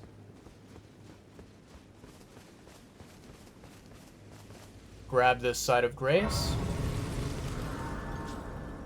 And then we're gonna rest here. Hell yeah, chat. So what is this called? Hinterland. Hinterland. Very interesting. Okay. So chat, I think we're going to... So we grabbed this side of grace, which is absolutely fantastic. I'm very happy about this. What we're going to do is we're going to leave this area for, like, later on, right? We're either going to explore this at the end of the stream, like after we do everything else, or if we don't do it, today, we will then save this area for Saturday stream. And on Saturday, I'm 100% going to be exploring this new area, right? So, now that we've done that, let's go ahead and hunt down all of these different furnace golems. There are 4 of them in total, and we're going to kill them and get the crystal tears from each of them, is what we're going to be doing. So let's start over here with the Ancient Ruins furnace golem, and we're going to see whether we can, deal any significant damage against them. Okay, so let me do this. What I'm going to do is I'm going to go to Memorize Spell, and then, let's see here, chat. Shard Spiral. Do we want any other one? I think that'd be kind of cool, actually. We might try that. Maybe. Huh.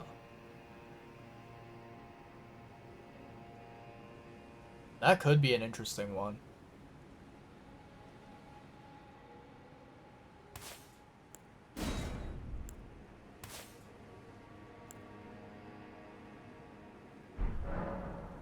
Okay, Mixed Wondrous Physic. Let's see here.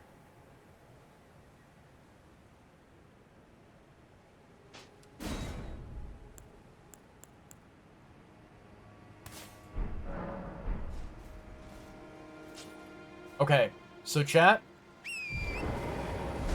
Here's what we do. Inventory. Let me make sure I get out my lantern here. Okay. Let's go to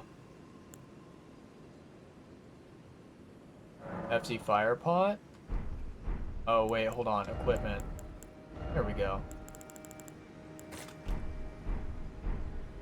Okay. Let me see here, chat. Give me a quick second. Very nice. Okay. So we go over here.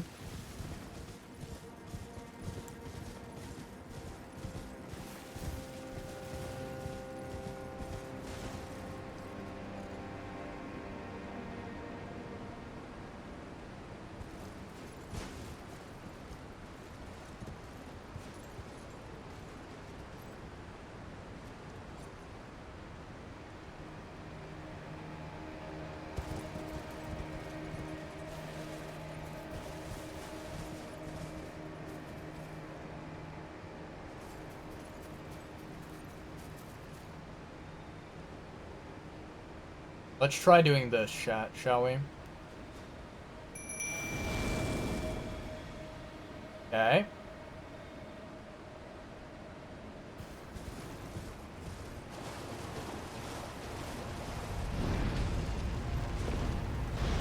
Ooh, I think that missed, chat.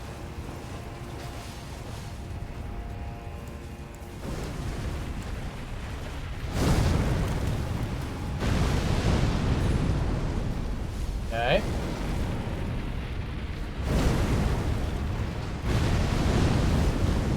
Okay. Wait.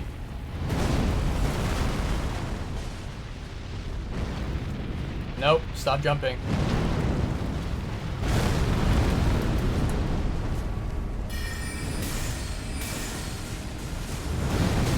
Ow.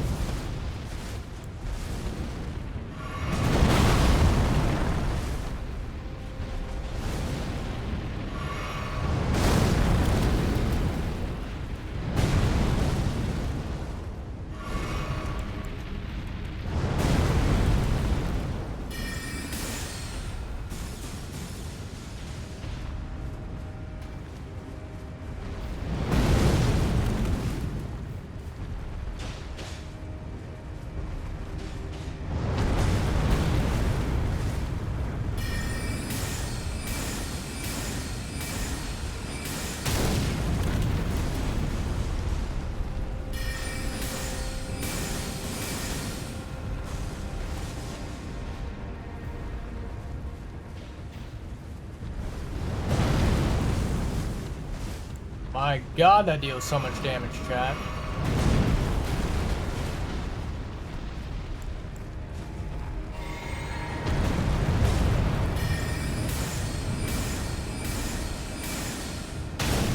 Nice.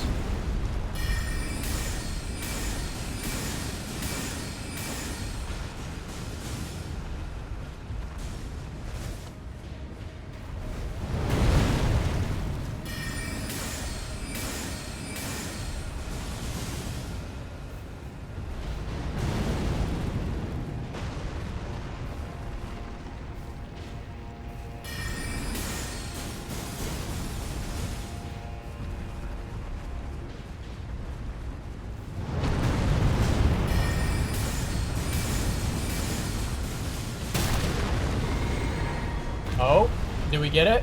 I think we got it, chat. Alright.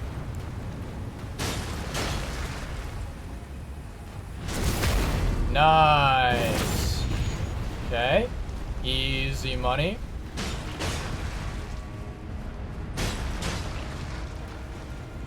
Wait.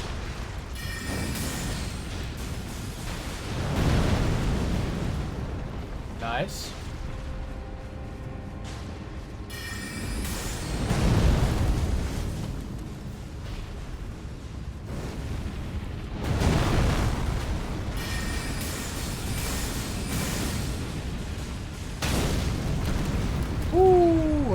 Okay, doing good.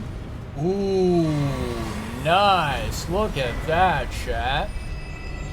Crimson Sapping Cracked Tear. Let's fucking go. Furnace Visage. Hell yeah, baby. That's what we like to see. That is what we like to see. Yeah, chat, so I had this idea, right? I had this idea where I was like, what if I use Comet Azure against the Furnace Golem? But then I realized, I was like, well, that probably is not going to work, because guess what? The Furnace Golem, right? The Furnace Golem attacks quite a lot, right? It moves around and it attacks quite a lot. And so I feel like me doing Comet Azure, it would get very, very easily interrupted. And, you know, getting, not on top of getting interrupted, right? It would like, I think that, you know, there's a chance that Comet Azure, it would not be like continuously hitting the Furnace Golem the entire time, because the Furnace Golem might move and get out of the way of Comet Azure. So Comet Azure would not be able to reliably deal a crap ton of damage, you know, the entire time that it is shooting, that it is, you know, firing off, right? But anyways, let's see here, chat. So I'm trying to think. I don't remember if it is this side of Grace over here, or if it's the other one. But we need to basically go to the we need to go to the Furnace Golem. That is let me see here. So first of all, memorize spell. Let's get rid of should I? I could keep that one. I'll get rid of this one. There we go. And then let's go to Wondrous Physic. I'm gonna get rid of this one. I'm gonna bring back my rune one. Where is it? There we go. Perfect. Okay, so I don't remember if it's this way, chat. Oh, I think it's not. I think it's not that way.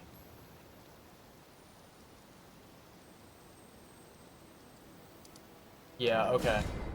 I think we maybe go from here, possibly.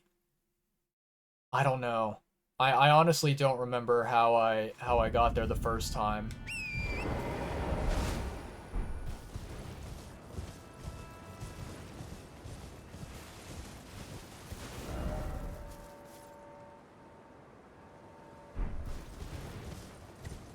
There should be a way to get over there from here, though, if I'm not mistaken.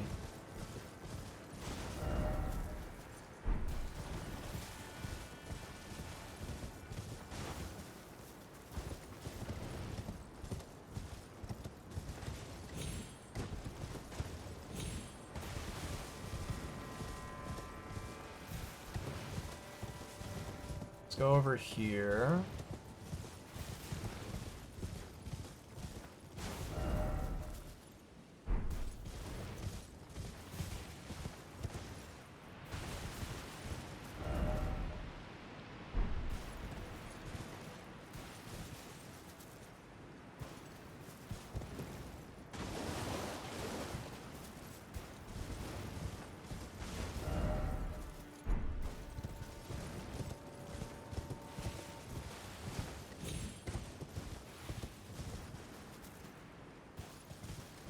Okay, I think I see the Furnace Golem up ahead.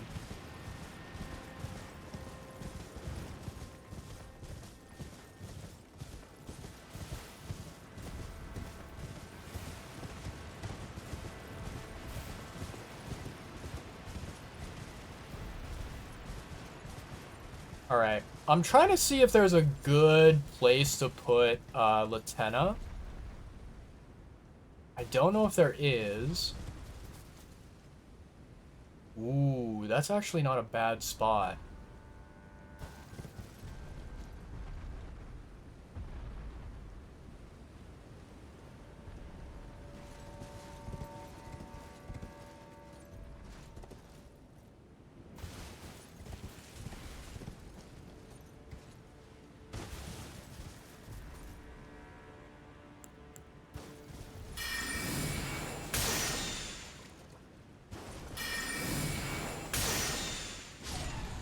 There we go.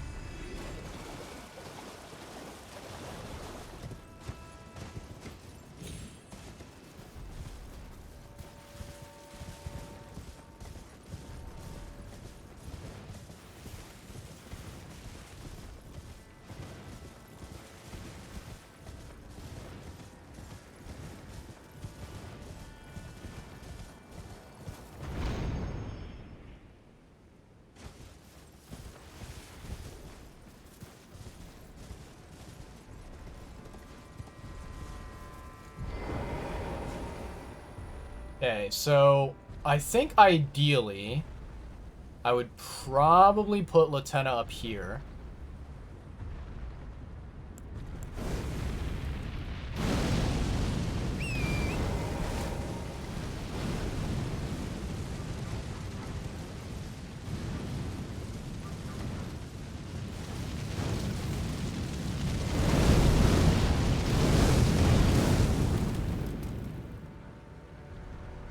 So I'd probably put Latenna up there, right? And then I think, after I put Latenna there,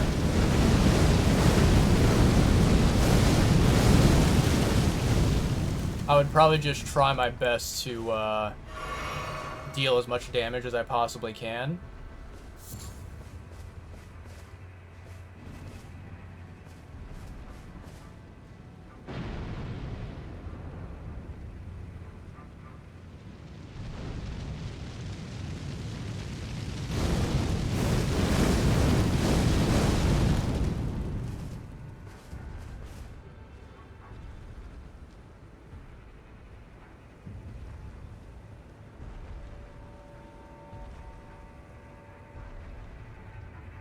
Is this guy ever gonna de-aggro off of me? I kind of need him to de-aggro, chat.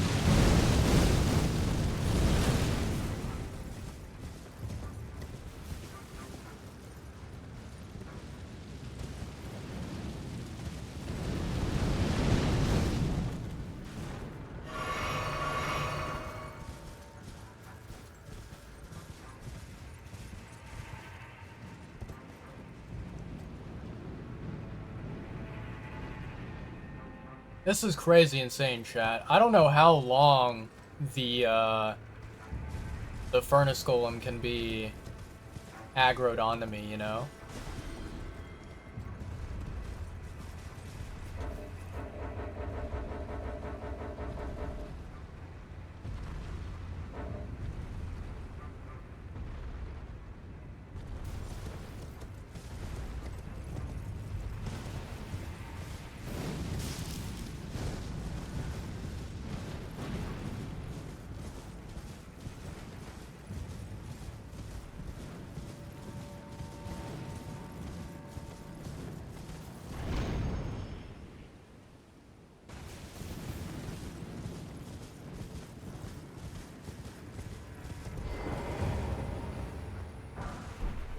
Gravebird Ashes. Nice. Okay. Looks like we found another Spirit Ash, which is pretty freaking cool.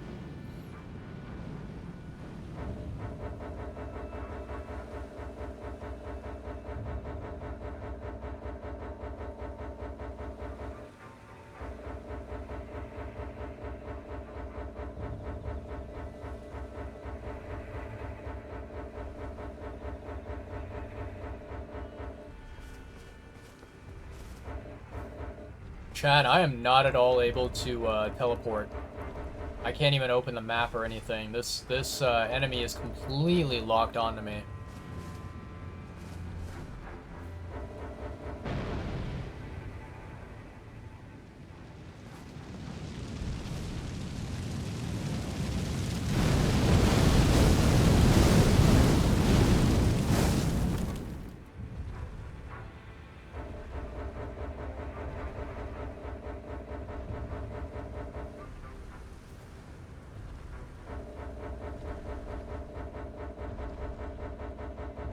This is ridiculous.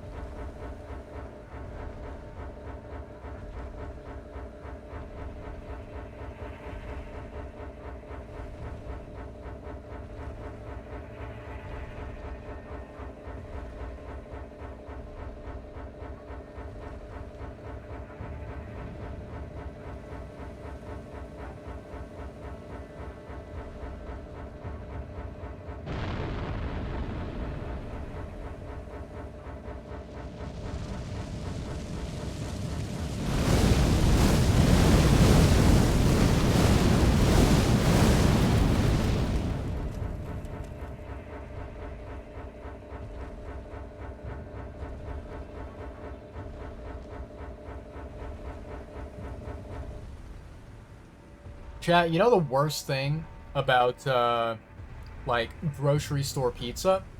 I think the worst thing about it is the crust.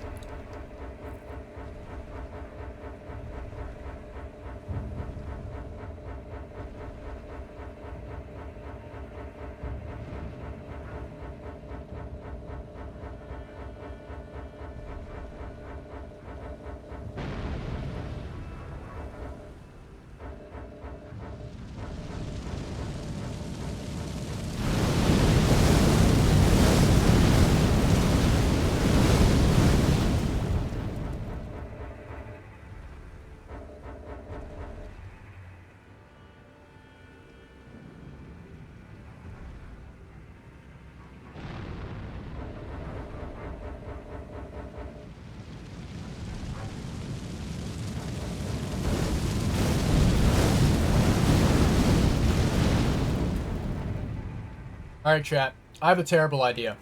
This is not gonna be fun, but I'm gonna do it anyways.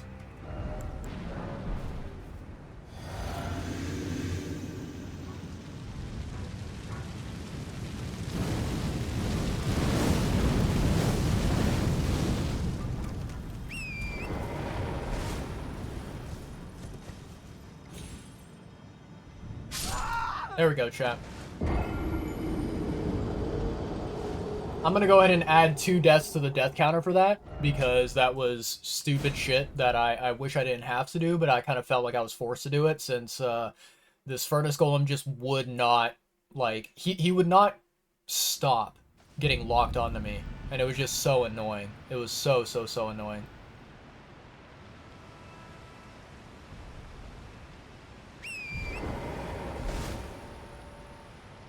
Alright, let's see here. First of all, let me go ahead and craft...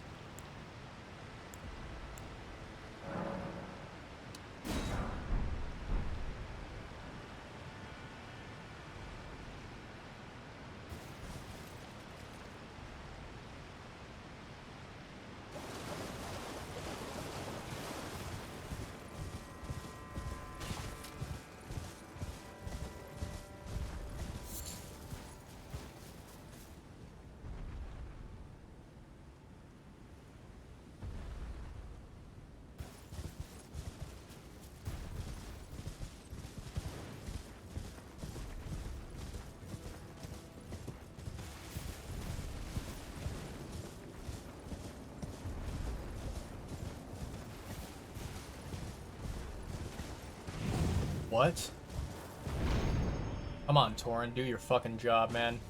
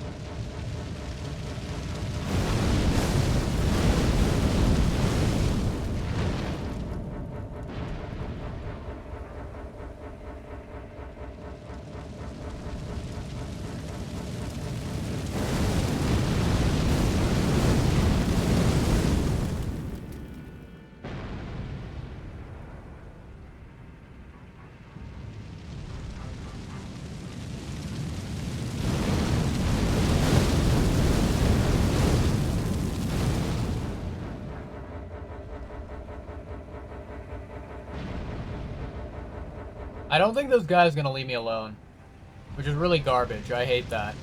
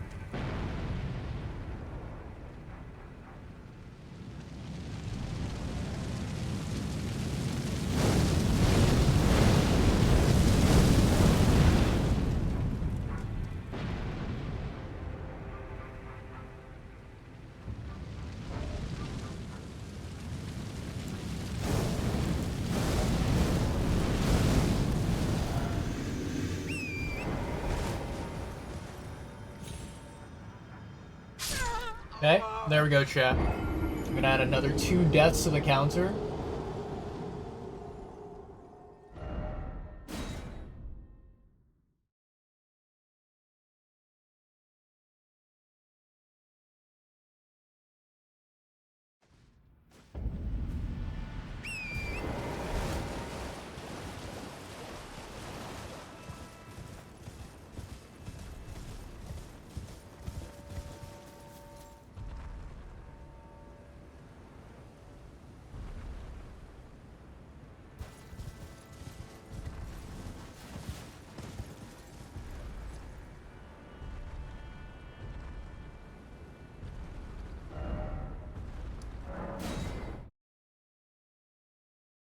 Yeah, I think that motherfucker was walking towards me there. I couldn't risk it. I could not risk that.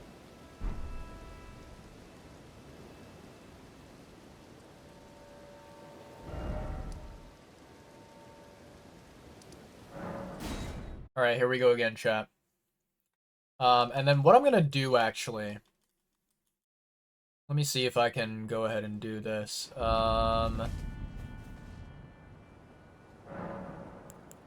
Memorize spell.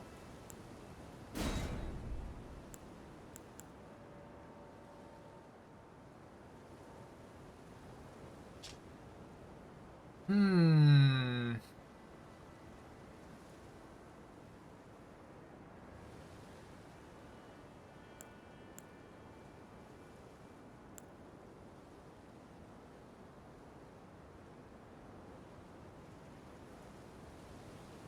Okay.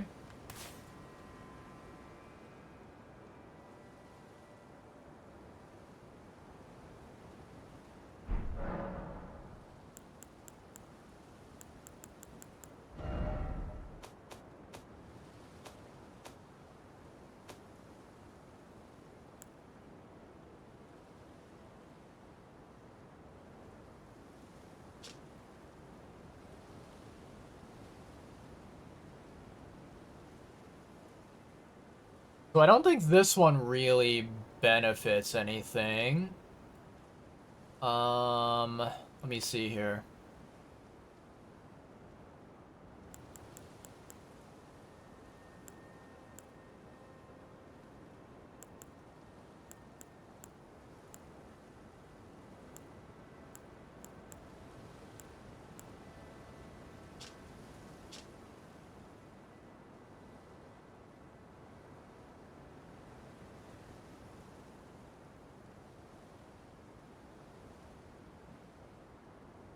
Huh, okay.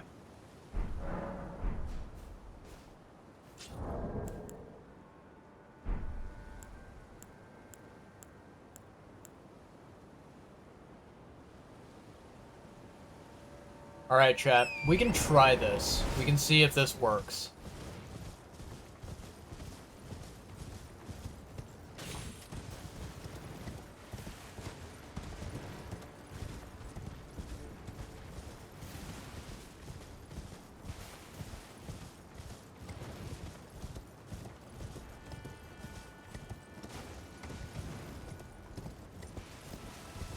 Wait.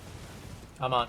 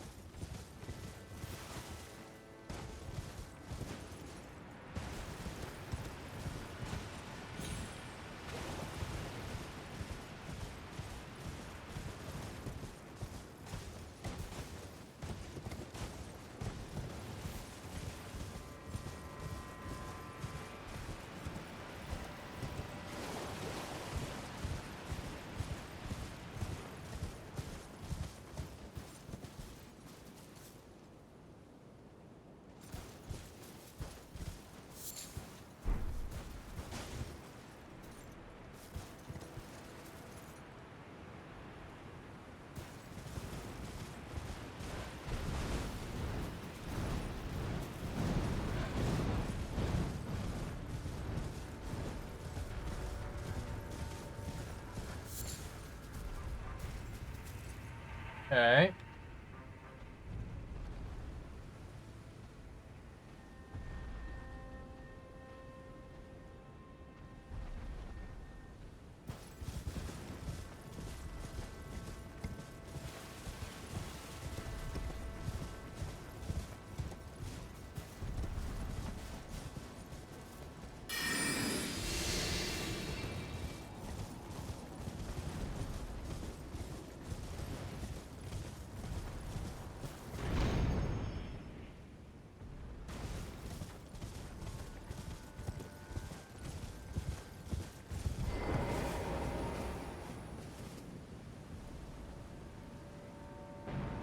Holy shit, chat. There is no way this guy sees me. That's insane.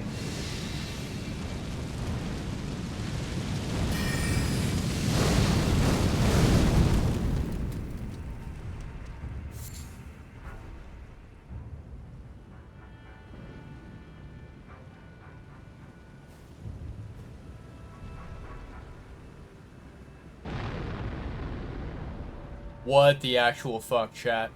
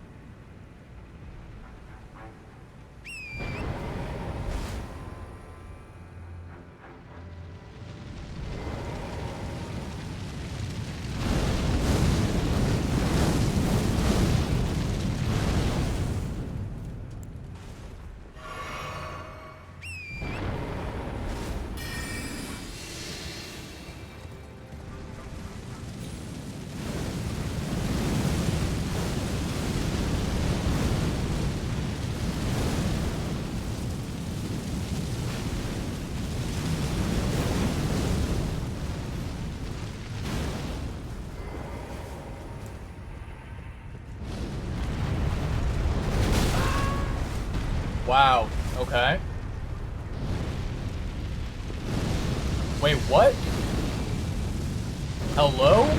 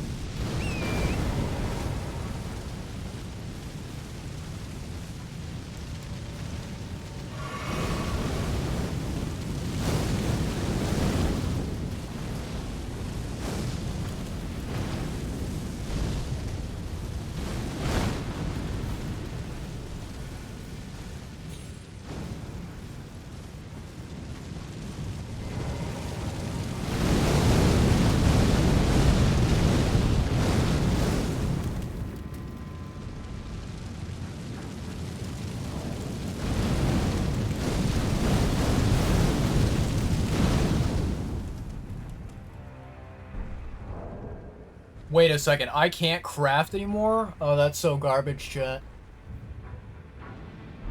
That's so garbage.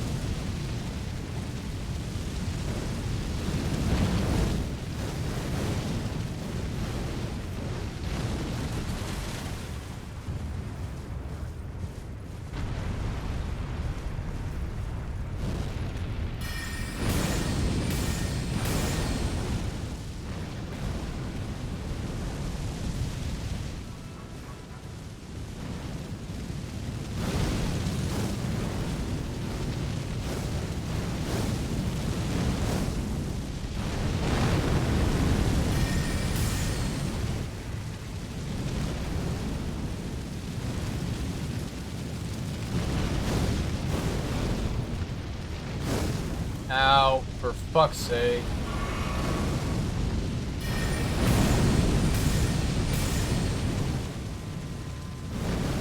Damn it.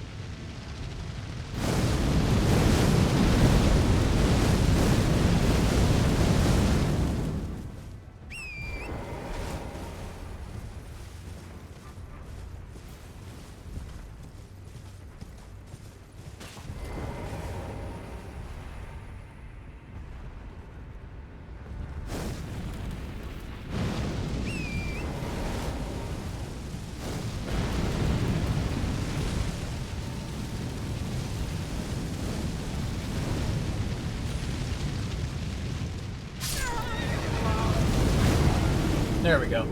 Okay. There we go. Alright, I added the deaths. Okay. So, unseen form does not work, which I think is like, wow, that is very, very interesting that it does not work.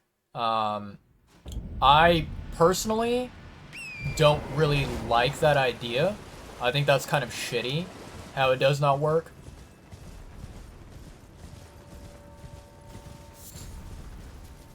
But I suppose it is what it is, right?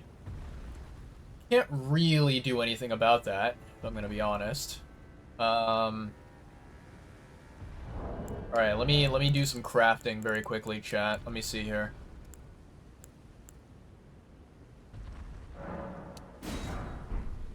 There we go.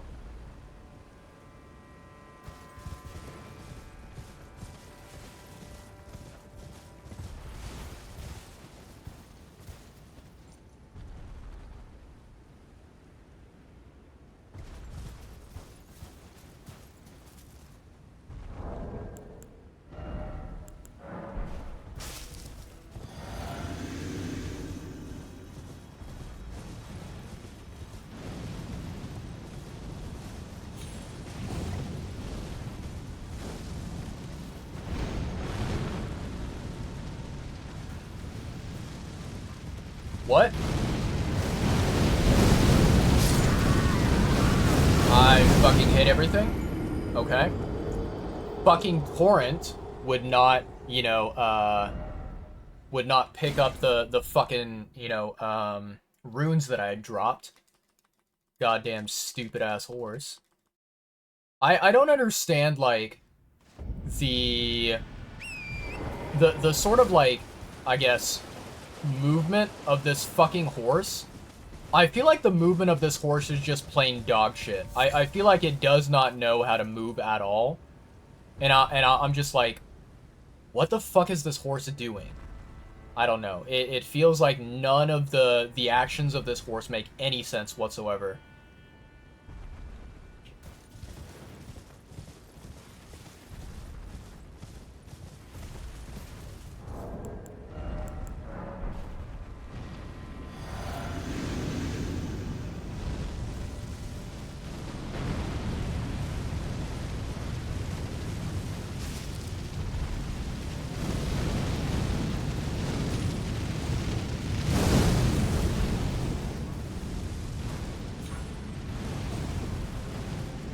Jump, you fucking piece of garbage. I fucking hate this horse.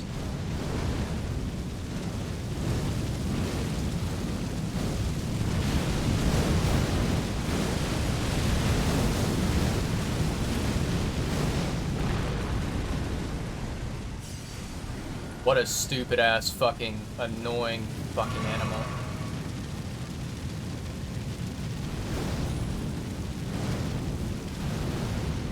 I hope you fucking die, Torrent. You are a piece of dog shit, stupid ass fucking thing.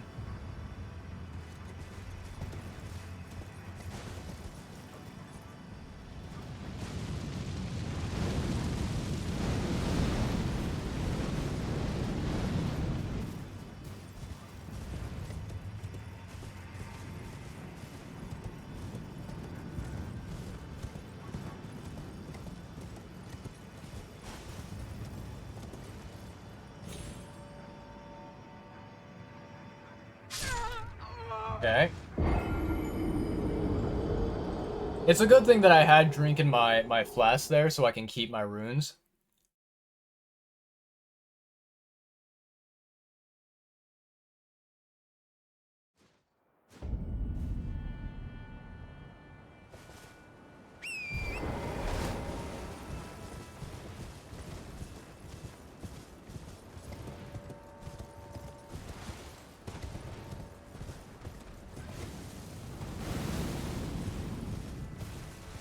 You know, chat, one thing that I find to be very confusing, and I'm still trying to, like, you know, figure out whether this is intentional or whether it's like a bug or something, is, I don't know, man. I feel like when I'm nearby the furnace golem, I should be able to use my, like, summons, right? My spirit ashes.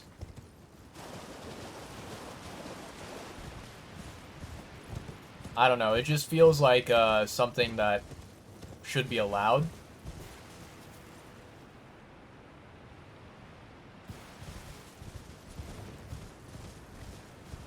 However, for whatever reason, it's just not allowing me to. And I don't really get it.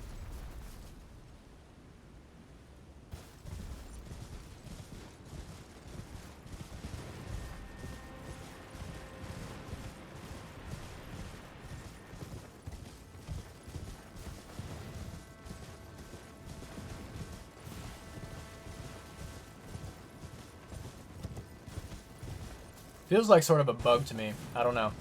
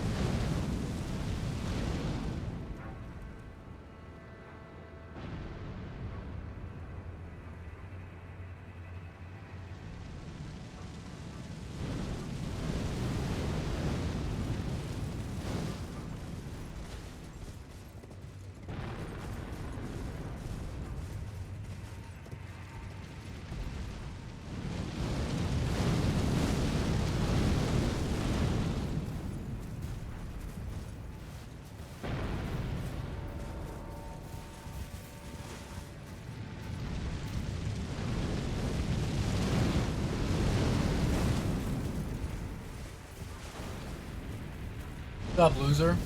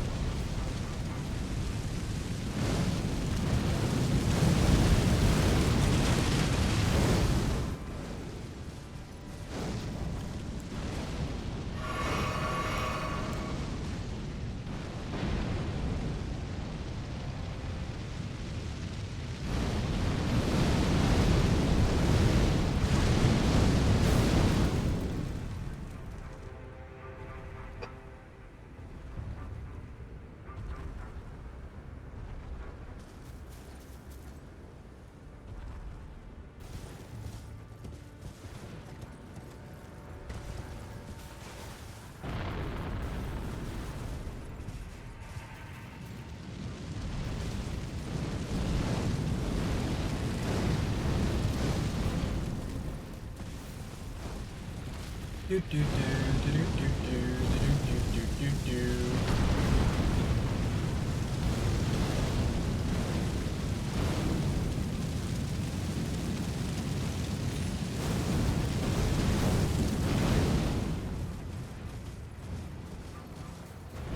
Piece of shit.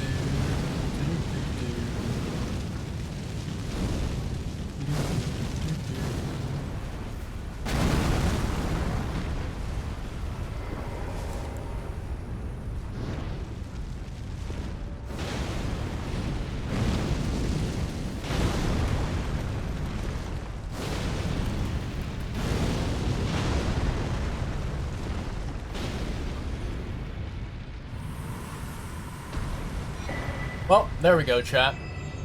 That was a pain in the ass, without a doubt. Glovewort Crystal Tier. Furnace Visage. Hell yeah. Okay. So let's go to, let me see here.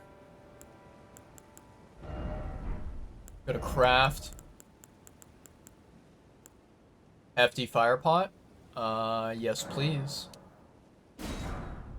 Red Flesh Mushroom and Black Firefly.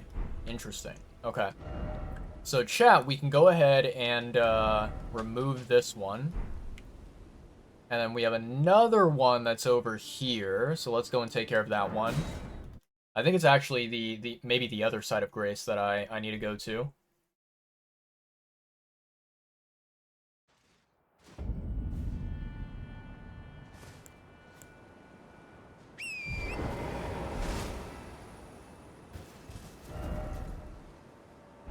Yeah, it is. Okay.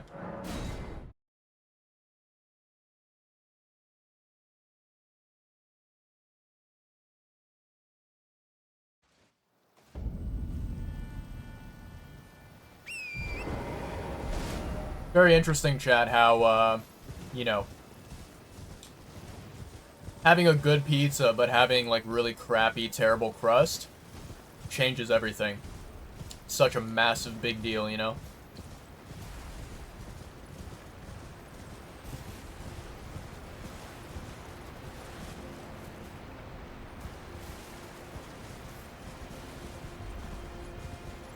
Can you actually get up on that cliffside there? I'm very, very curious.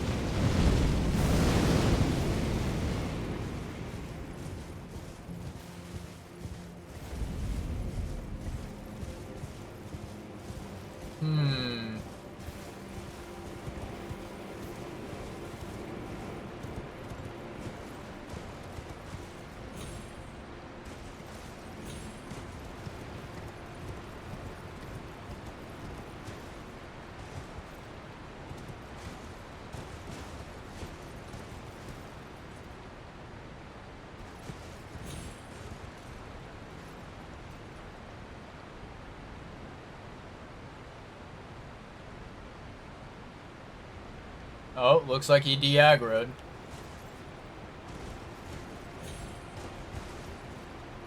Would have been kind of cool if he, like, went underneath this pillar, and then you can just throw the pots from there. But I actually wonder. Let me take a look here, chat. So, let's go here to the Cerulean Coast. I have a feeling there is a way that you can get up on that cliff. And then you can, like, throw from, up there. Let me see here.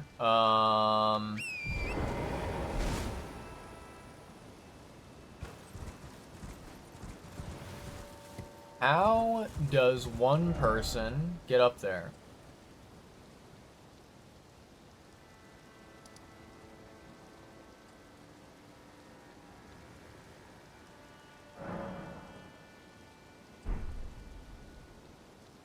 Surely it's not this one, right? Like, let me check to see if this is like a higher elevation that can also reach where the furnace golem is. Because that would be crazy interesting if that's the case, you know?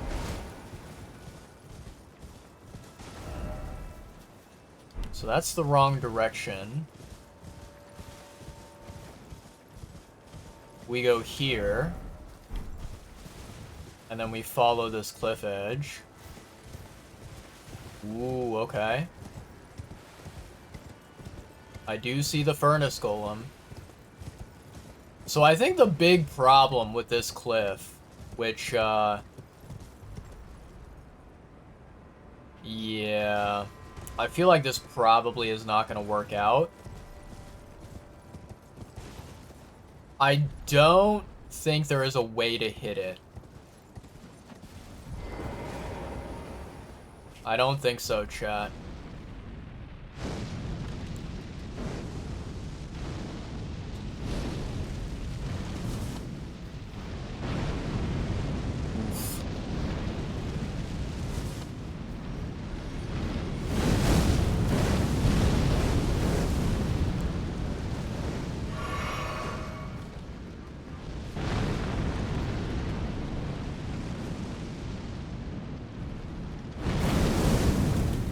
Wow, that still hits? That's impressive.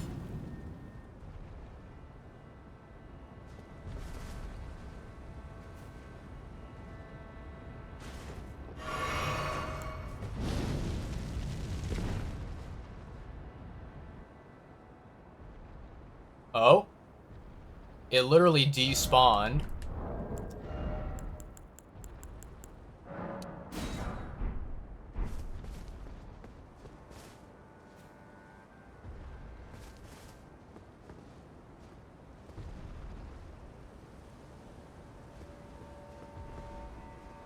I kind of need it to be, like, right underneath where I am, to be honest.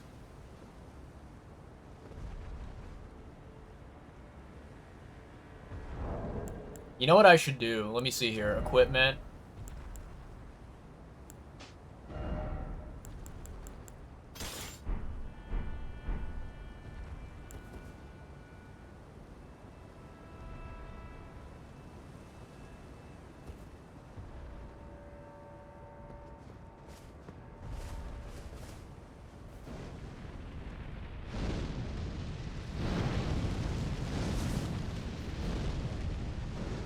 I don't know if that actually worked.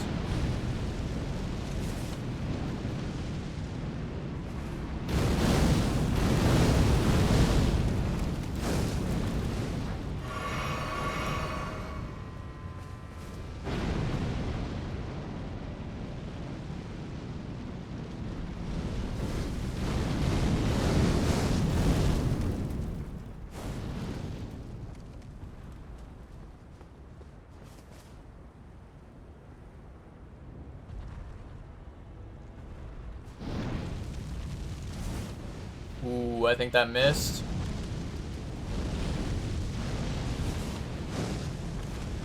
Nice. Okay, so that dealt damage.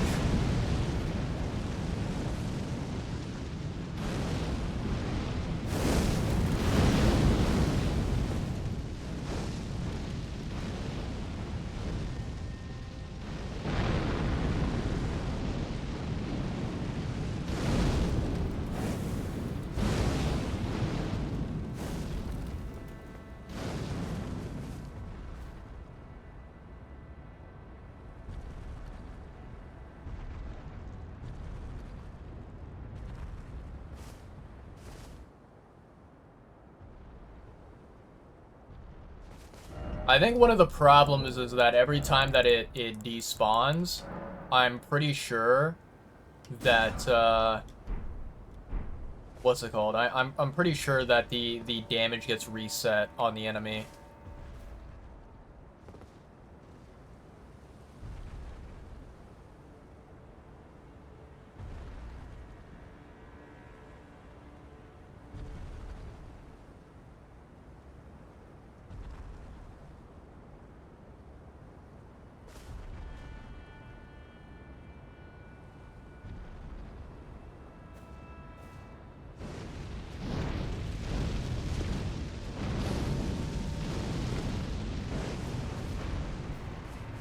Okay, so that worked.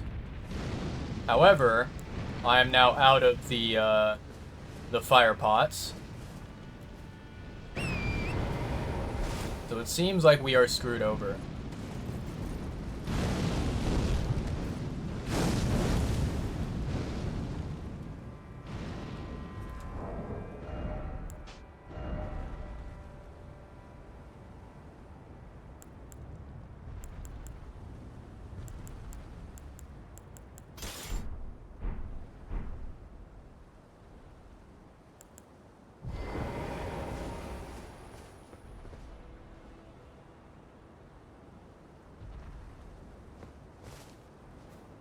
I wonder if I can actually, like, aim at the boss and, like, hit them with some moves.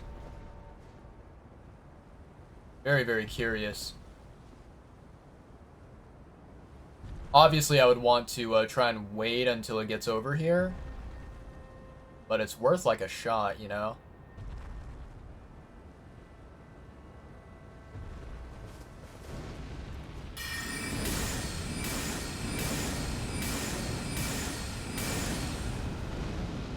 Ooh, none of those seem to be reaching, chat.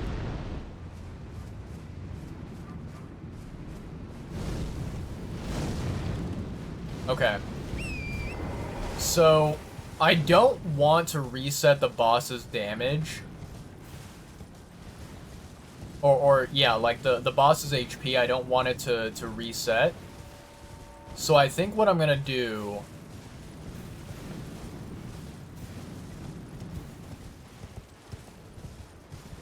Let me see here, chat.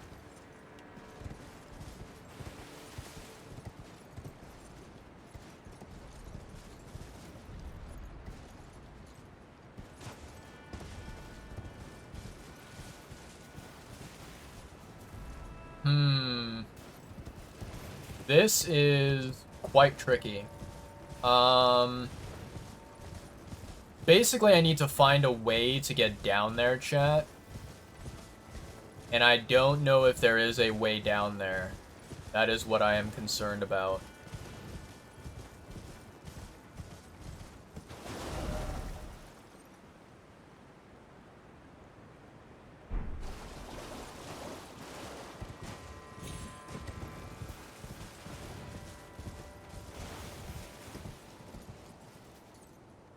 Man, if there was a spirit spring or something, that would be so beneficial.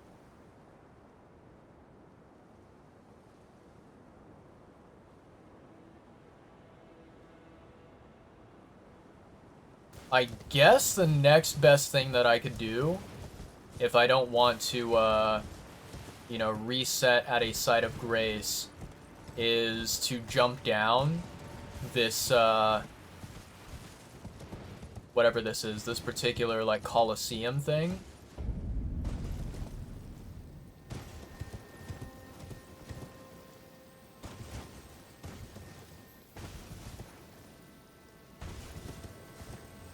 And then now, I have to hope and pray that the, Furnace Golem, you know, the HP did not reset back to full health. It is a very, very dangerous thing to hope for.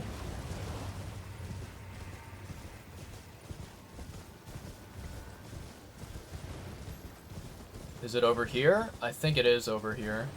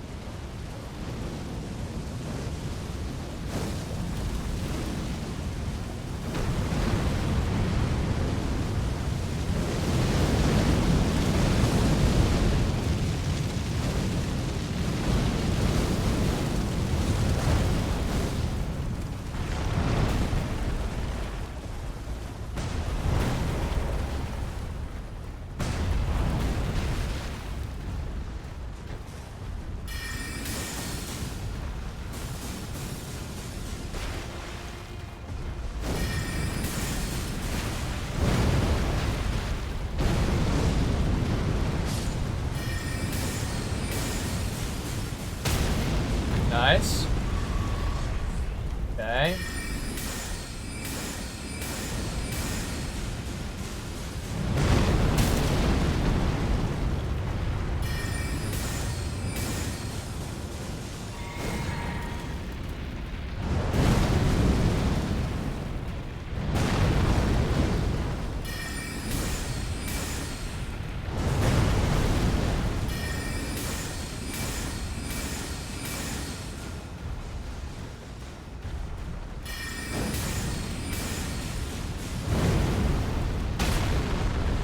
Oh, nice. There we go. Where's the face of this bugger? Woo! Eat shit.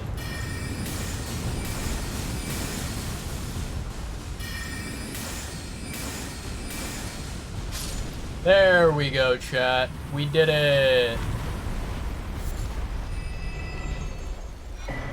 Viridian Hidden Tier. Ooh, so this looks like it might be a stamina buff. Okay.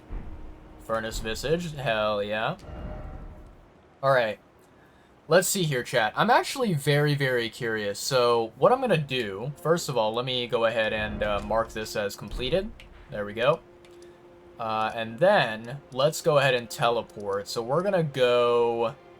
I think we go here, because this should be the final Furnace Golem, if I'm not mistaken. I'm going to teleport here. So I actually want to look up and see the ingredients for the fire pot and the furnace pot. I want to see if there's a way to easily get them. So what I'm going to do is very quickly, we're going to minimize that. And we're going to go here. We're going to click on hefty fire pot. Okay. Let's see here. Red flesh mushroom and black firefly. Okay. I'm also gonna look up that one. That one's a good idea. Okay. And then let's go to hefty furnace pot. So this one requires mushroom, ember of mesmer. I don't think I have a lot of those.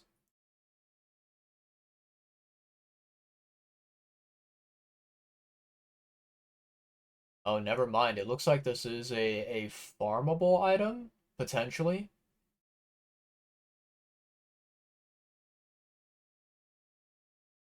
Okay. Red flesh mushroom, furnace visage. I think there's only a limited amount, right?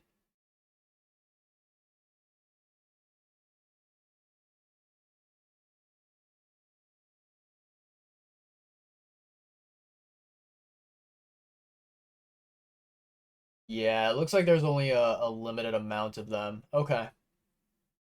Okay, so mainly what I'm looking for is, I would say, the red flesh mushroom as well as the black firefly. Um,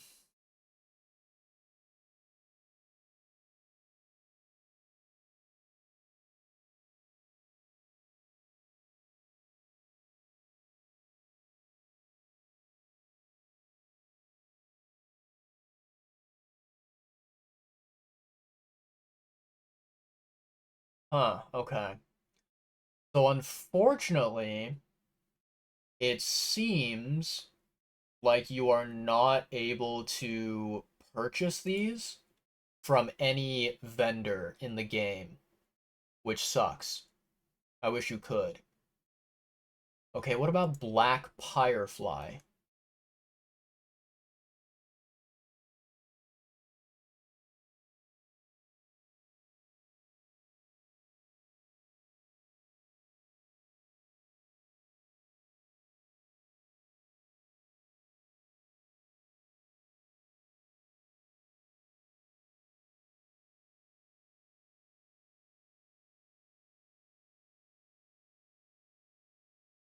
Okay, so this one also is not purchasable from a vendor. However, it seems like it might be a little tiny bit easier to get them. I'm not entirely sure. Huh, what a shame. Okay.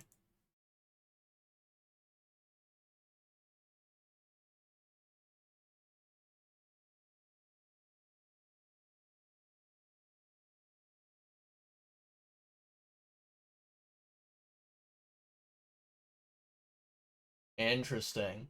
So 1, 2, 3, 4, 5, 6, 7, 8, 9, 10. 10 of them. Potentially. Okay, okay. I think the main problem with the furnace pot is just that it requires the furnace visage, which those materials I think are quite rare and they're not farmable. So yeah, it's painful.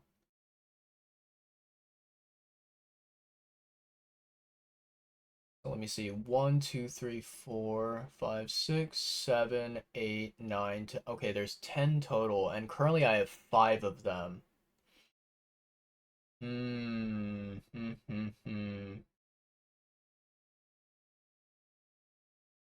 Okay. That is kind of sort of painful because it seems like for, the hefty fire pot as well as the hefty furnace pot, a lot of farming is required. So that is not particularly something that I love to do. Um,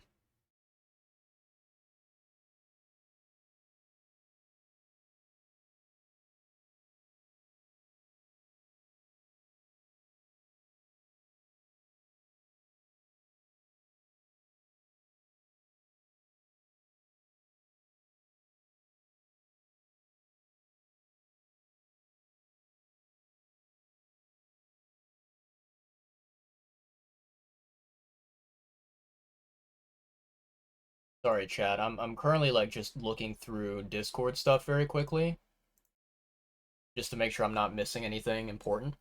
But it looks like I have some stuff that I can potentially do offline, especially getting the ingredients for the pots, right?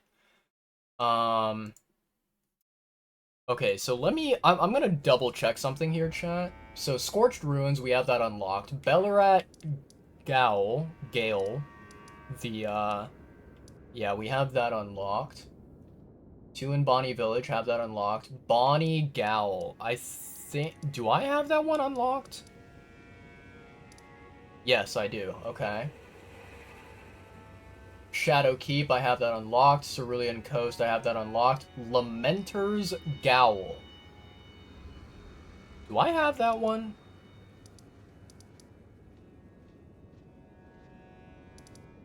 Shadow Keep.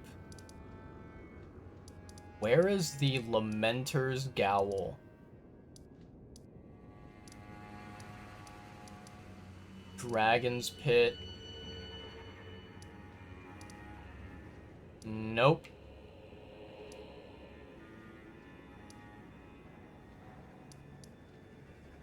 I don't see any Gowls over here, chat. Lamenter's Gowl.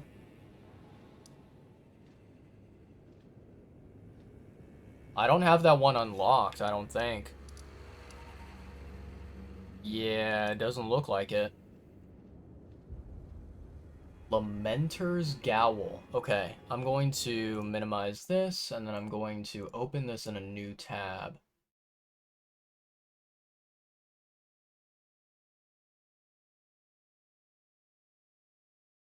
Wait, what? Hold on.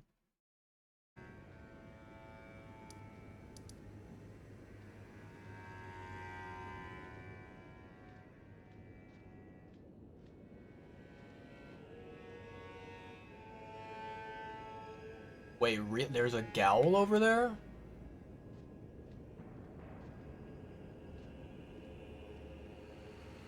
Now the question is, Is the Gowl underneath? Or is it up top? Let me check here, chat. We're gonna do some sleuthing, some investigating. Do do do do do do do.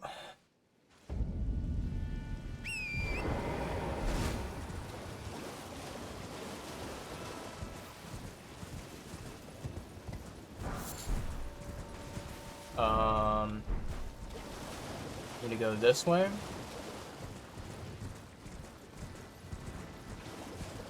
Do do do do do do do.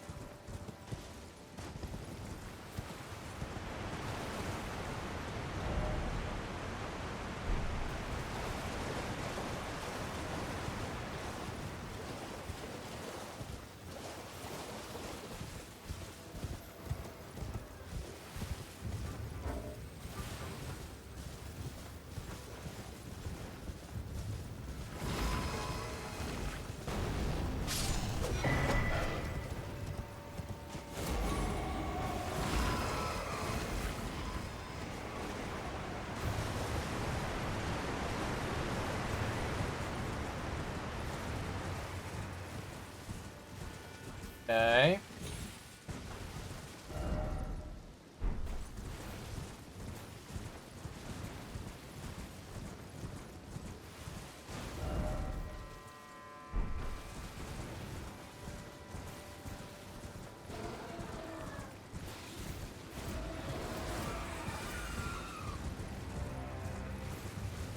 I'm not really seeing anything over here, chat.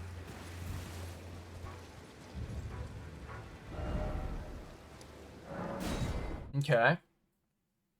So let's try going a different direction instead. Let me see here. So if we...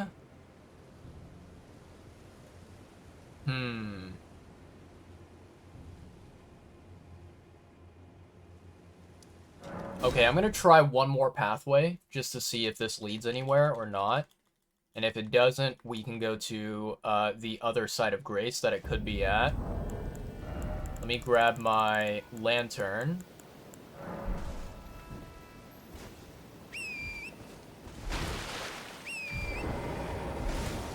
Lawrence, why are you so fucking useless, man?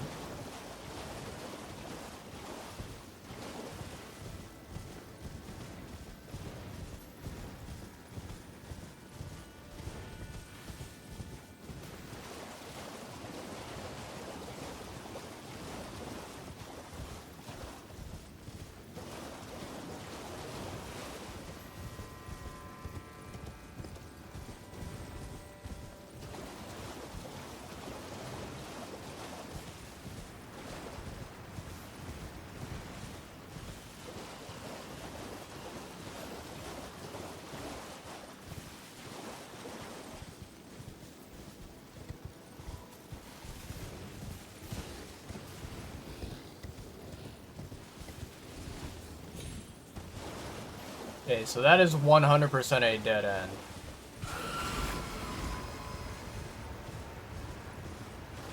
Okay.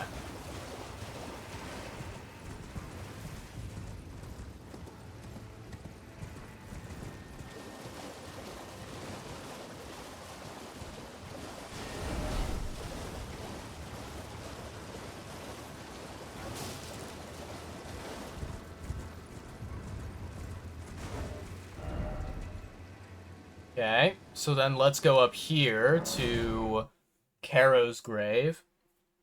And we're going to see if we can reach it from this side of Grace over here. Do do do do do do do. Go through the opening here. Go towards this side.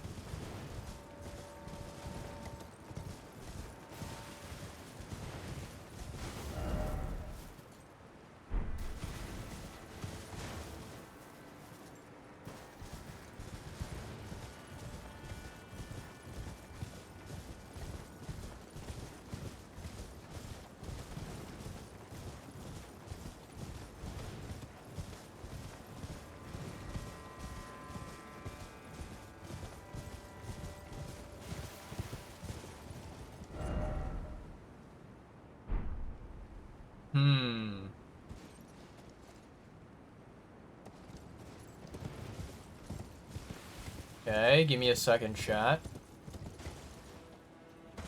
I don't believe this is the right pathway, but we can explore it nonetheless, just to see if it leads anywhere. Ooh, okay, that does not look correct, chat. No siree, no bueno. Alright. So, instead of going this side over here, let's go to the opposite side, shall we?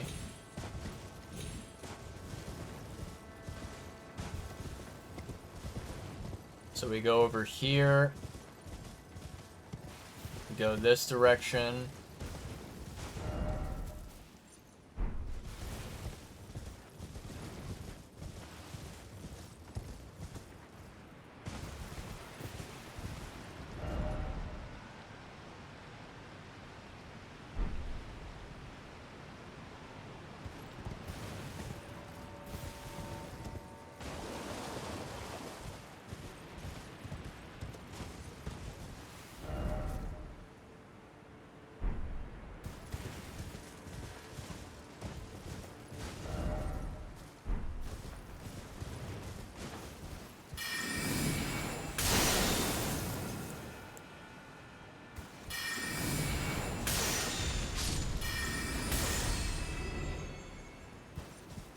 Okay. Maybe I'm supposed to follow this, like, river over here, chat. Perhaps? Maybe?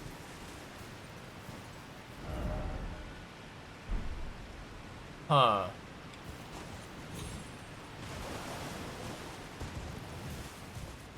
Oh, I see a bunch of cages. Aha! I think I found it, chat. Why is it so goddamn dark everywhere? Okay, let's keep going. There we go.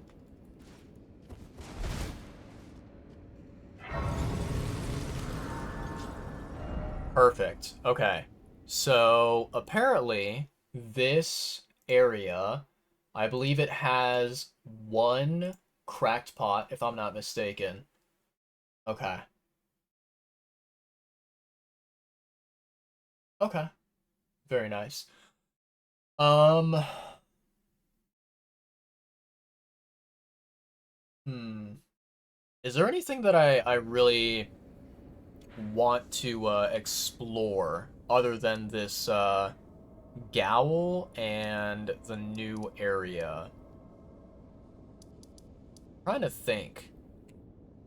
You know, one thing that I definitely want to do at some point, chat, is I want to unlock all of the really cool Ashes of War that are in the DLC. Um, but I don't know how many there are, and I don't know how long it would take to collect them. So that might be something that we look forward to at a later time. Not entirely sure. Hmm.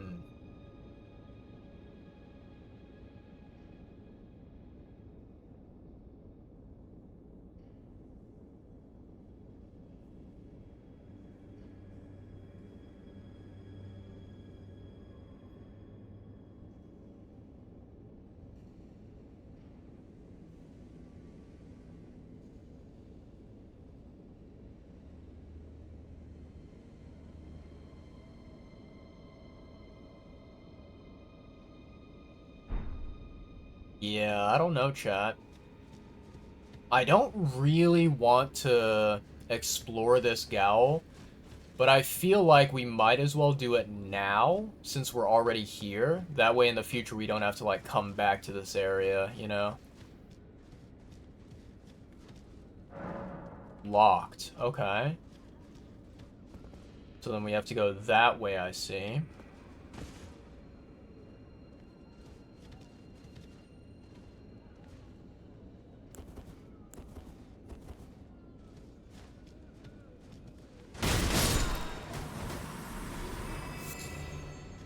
Okay.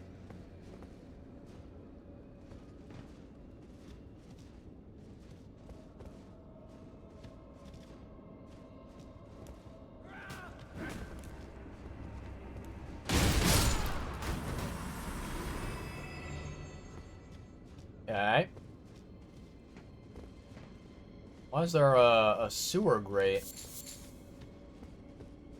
Very fascinating.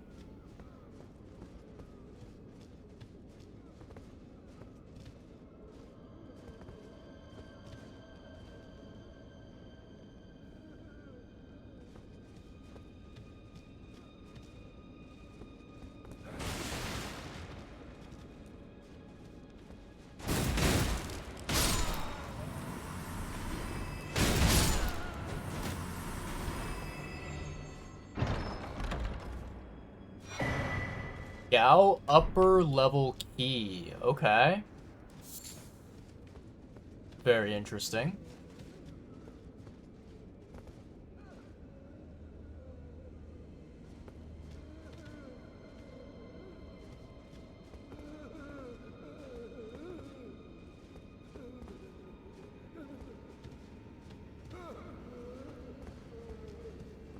What's up, dudes?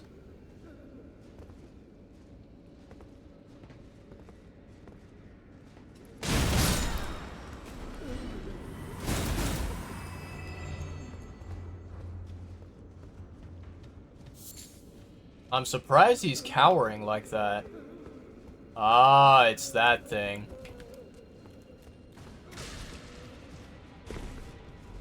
Okay.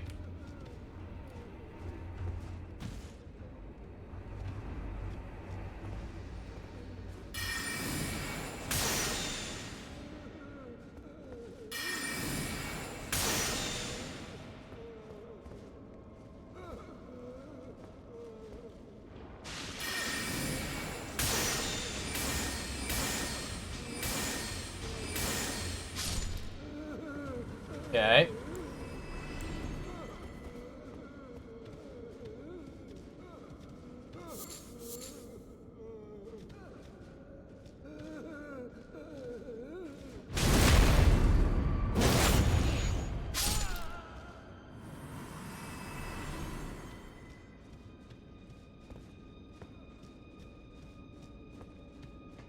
Alright, chat. Let's see here.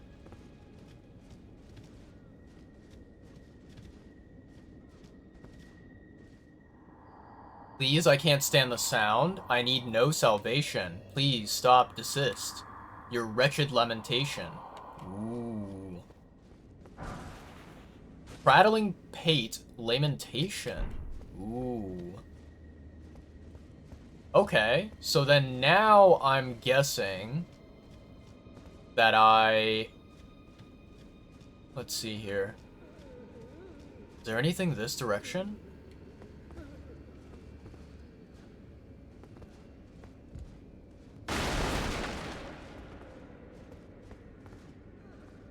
Ooh, chat, I don't like that. I do not like that one singular bit.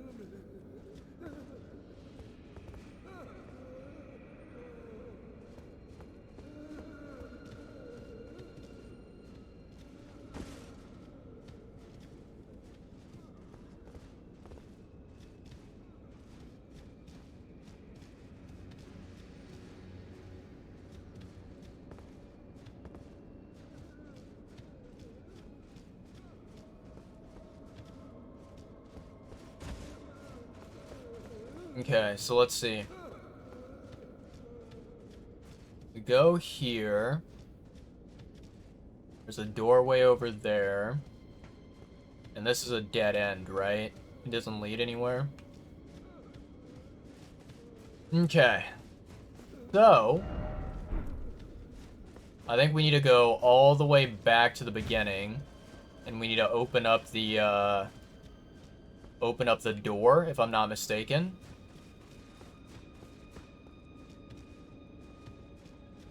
Is it that door, or is it a different door, chat? Let me see here.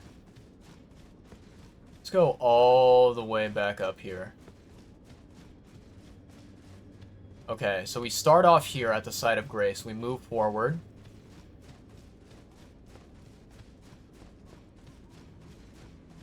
And we come across a door. And then I remember we went that way to go and explore that area. Okay, so it's this door. Oh, okay, a ladder. Surely this is Not a death trap. Okay. Ooh.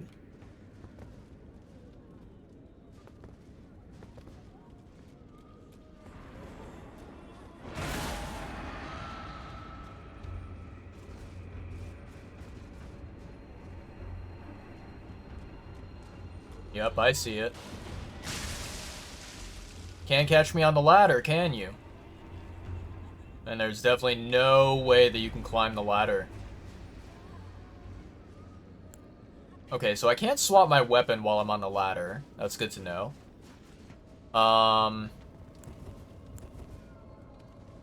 Okay.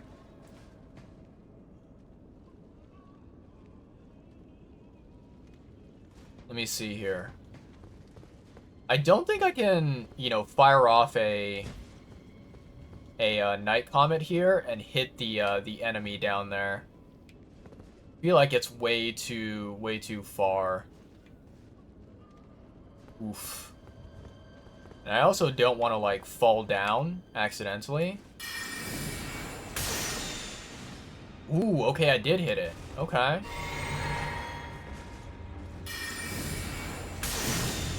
Shit. Nice. Okay. Wasted a tiny amount of FP there, which I'm not too pleased about. But we'll take it. I think what I need to do, chat, is I probably just need to keep my, like, sorcery ready. And then only if I come across one of those, you know, human-like enemies, not the jars, then I can pull out my, you know, martial arts, right?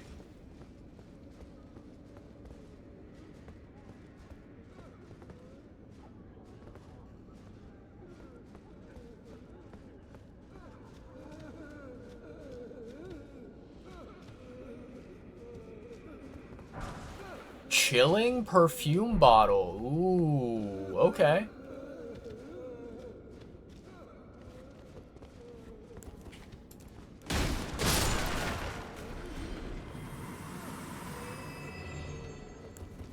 Okay. I want to make sure I don't waste any FP that I don't need to waste, you know?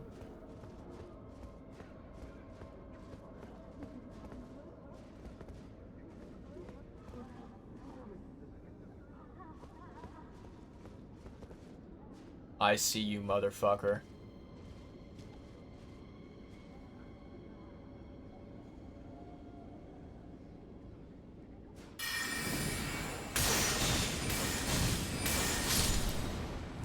Get wrecked. Not falling for your fucking shenanigans. Okay, so there's a door there. There's a door there as well. Ooh, there's another door up there.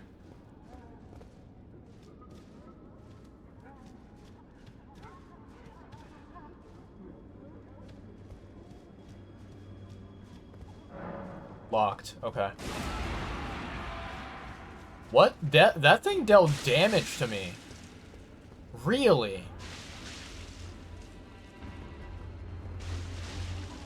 That is fascinating, chat.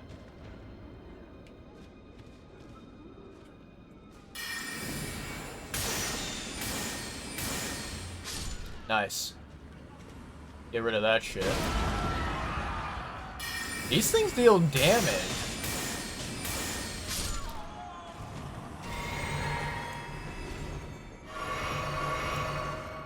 I was not aware that they,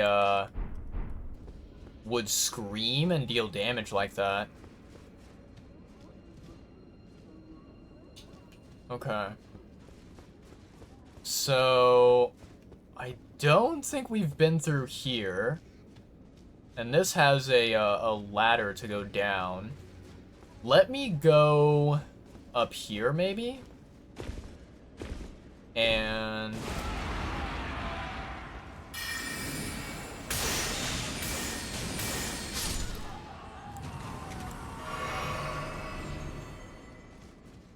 okay. I think the thing I hate the most is how their, like, screaming deals damage. I think that's really annoying. I'm not a big fan of that at all. Let me see here, chat. Scary? You've returned back? How's it going? Those were America's people in her village. Interesting. I was not aware of that. That's some very, very useful lore to know about.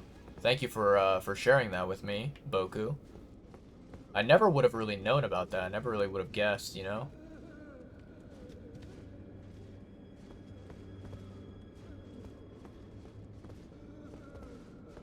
Okay.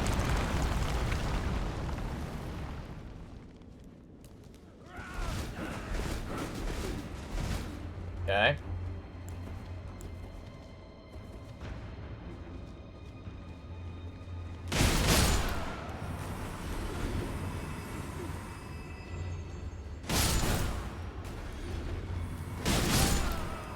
Okay. Very nice. What an annoying trap that was. Okay. So, where have we landed now?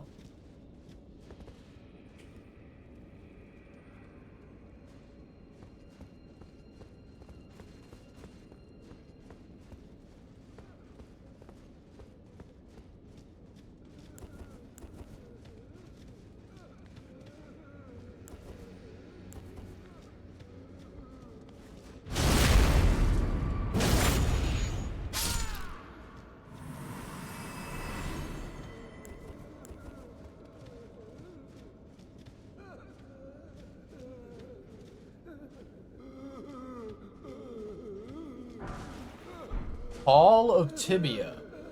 Interesting.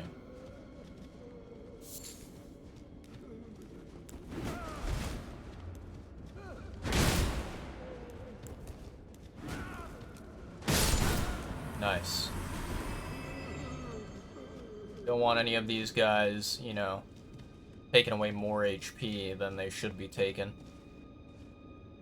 The Hornsent wanted to create a new type of, you don't remember what it's called, but they pretty much used some type of spell or something and skinned her people, cut them up, put them in jars. That is insane.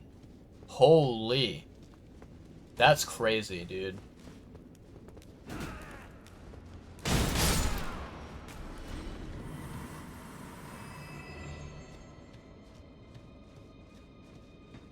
Yeah, like, as much as I love Elden Ring as a game, I think that there are some things in this game where it makes me question life. And it makes me question, like, what the fuck is going on, you know?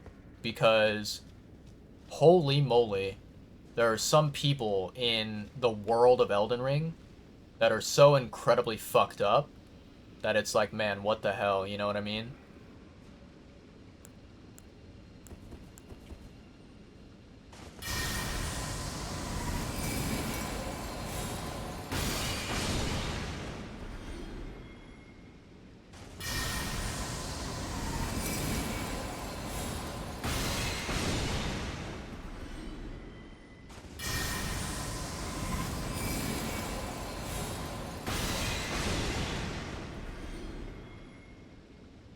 Hmm.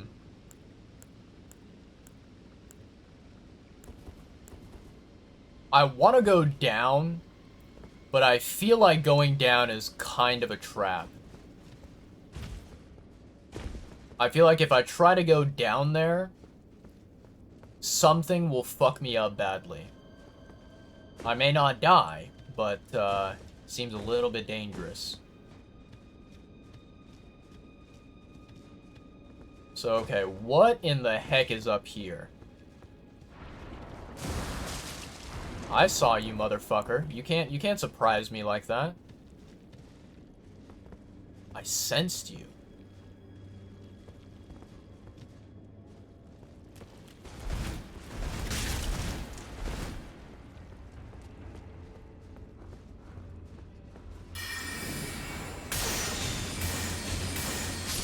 Get fucked.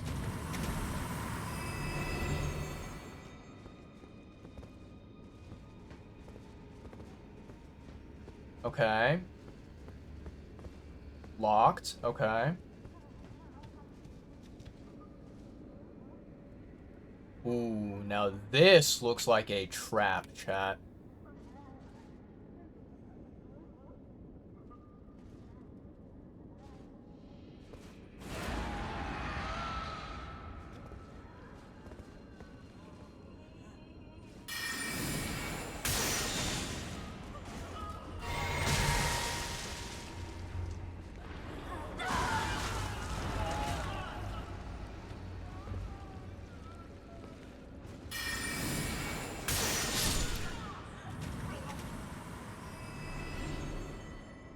Okay.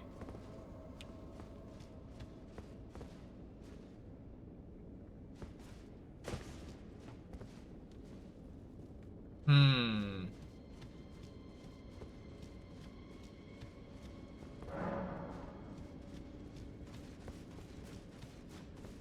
Okay, chat, let's go over here. I don't think we have explored this area, potentially. Let's go down this ladder.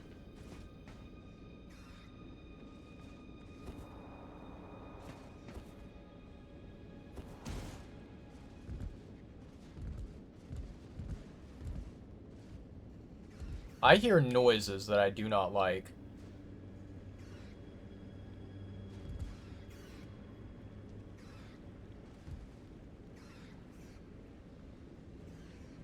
I don't like this area. That's why America sent Mesmer to kill them and burn everything for revenge. Ooh, interesting.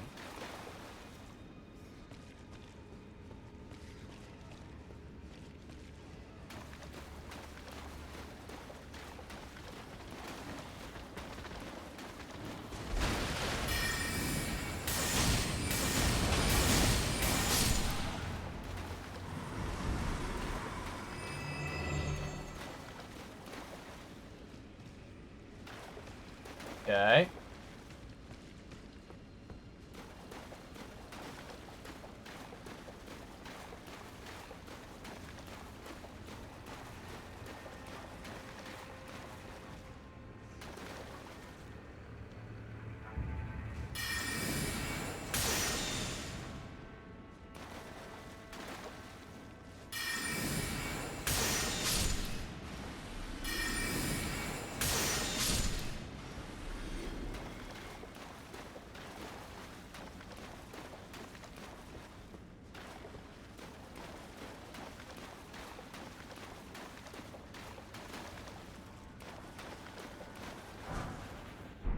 Okay, that seems like it's fucking useless. And I'm assuming that there's no way to go past there.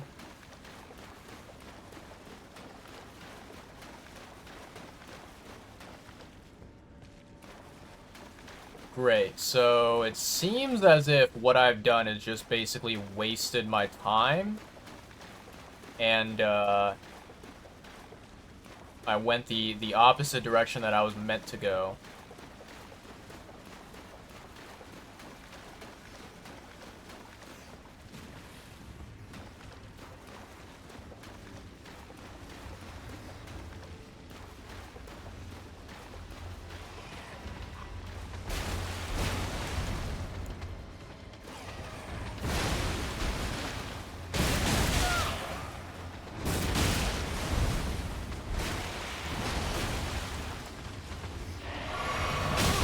Fuck.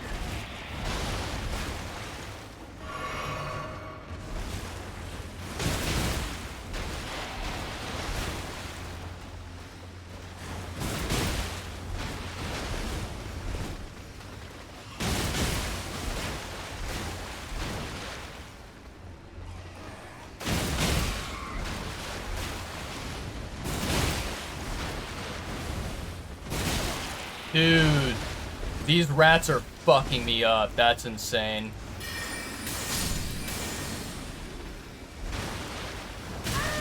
No way. No way am I gonna fucking die to some rats. That's insane.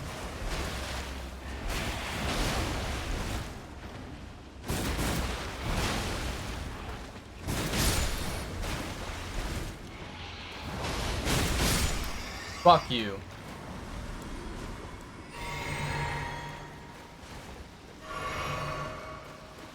Dude, this is so crazy. Clarifying Horn Charm. Don't really give a shit about that, I'm gonna be completely honest here. How the fuck? So is this another dead end, chat?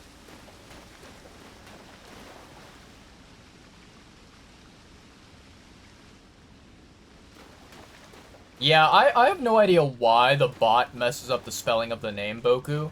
I really don't. Like, I think you might not be the only person who, you might not be the only person who experienced that, right? Because I'm pretty sure that, you know, the bot has misspelled someone else's name. And it was just, yeah, it's very bizarre. I don't know why. It's like sometimes one letter off, you know?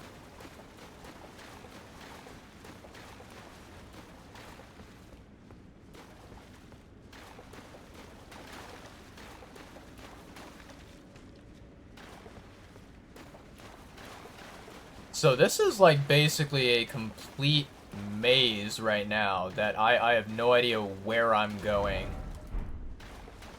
at all. I can't even find like an exit no matter where I look.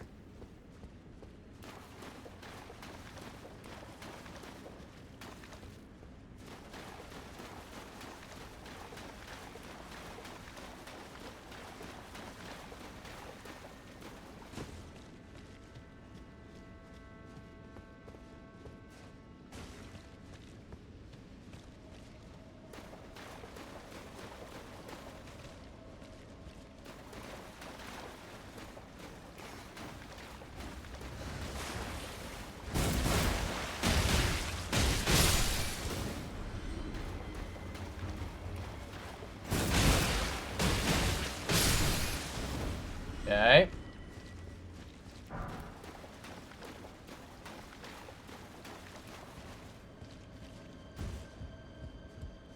Alright, so I explored down here, and very clearly there, was nothing really of value. I think even the talisman that I got, like, I don't think I will ever use that talisman. So, kind of just like a giant waste. Told you the horn scent fucked up those people. Yeah, this is crazy. You know, the sort of like the punishment, so to speak, that these people went through, right? Crazy shit indeed, you know?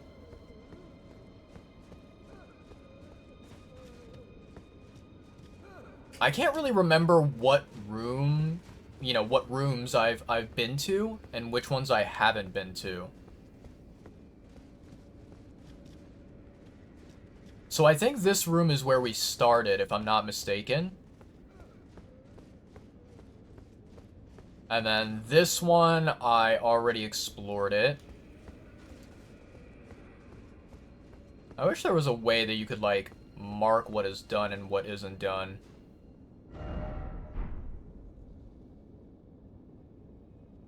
I have a not great feeling about going down that hole.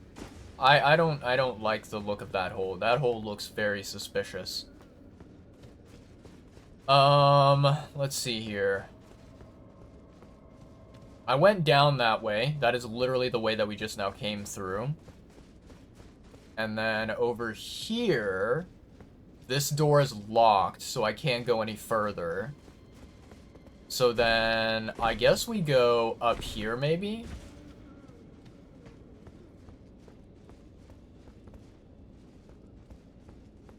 Okay.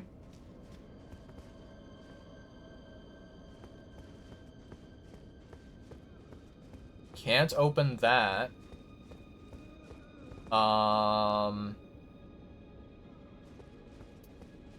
Well, this does not look great. So this must be the floor where when I stepped on it, I fell down. Okay. How the hell do I get over there? I'm very curious. So we've landed down here. Let's go through here. Go up these stairs.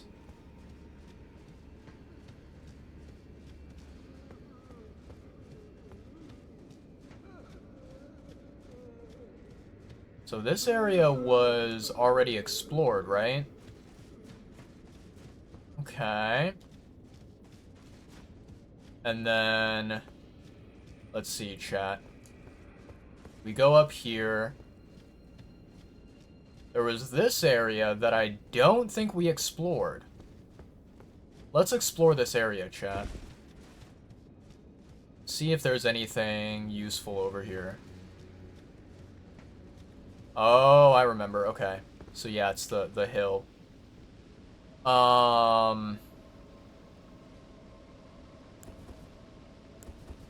gonna get out my sorcery just in case.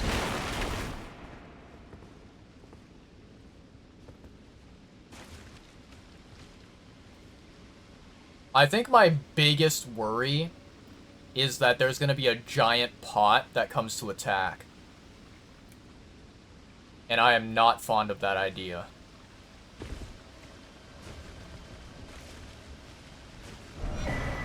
Nice, hefty cracked pot. Holy moly, chat.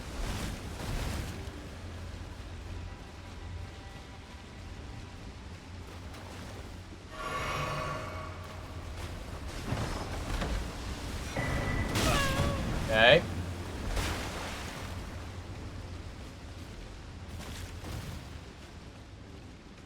Is there an exit?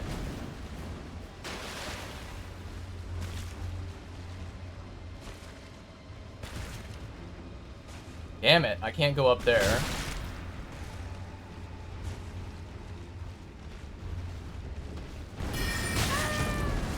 Shit.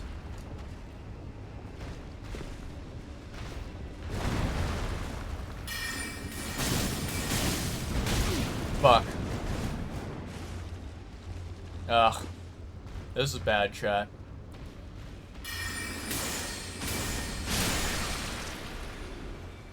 Okay. I legit have 0 health potions left over. Okay. I don't think I want to stay in this area, chat. I don't think I want to.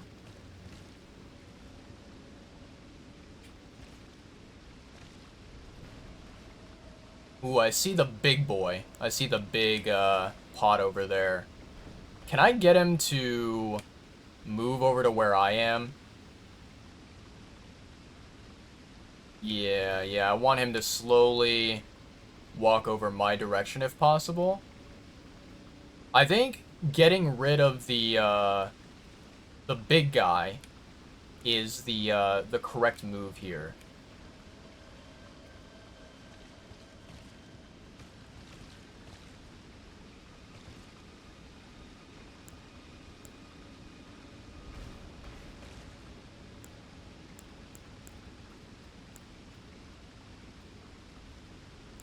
He keeps walking farther away, which is not good.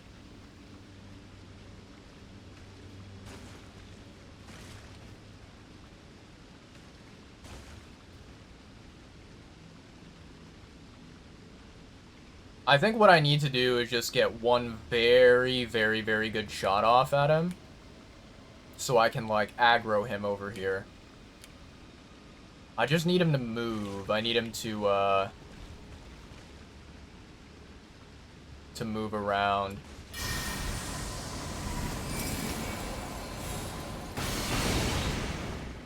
Come over here, you.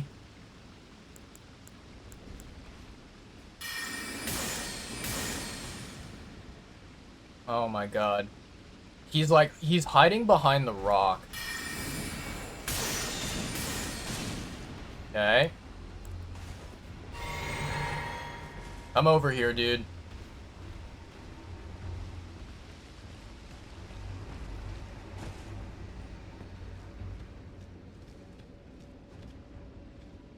I don't know if he's going to, come up here. Or if he's gonna, like, de-aggro.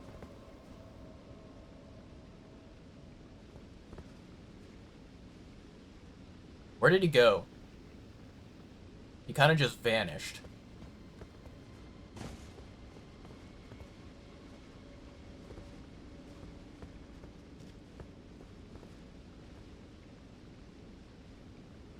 I know that I'm currently, you know, poking the bear, and I'm doing something very, very, very risky and dangerous, but I feel like if I can get rid of, you know, get rid of these risks, these dangers that are around, I can potentially explore this place without, you know, getting hurt and potentially dying. But the Mr. Potman has completely vanished, and I don't have a line of sight on him, so I'm not able to see if I can hit him or not. There we go. Okay, very nice.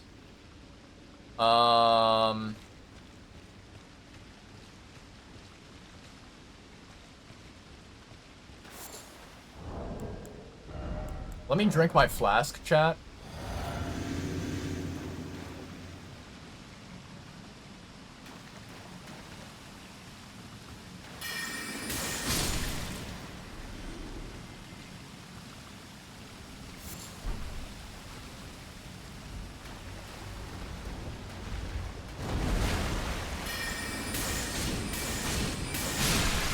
Nice.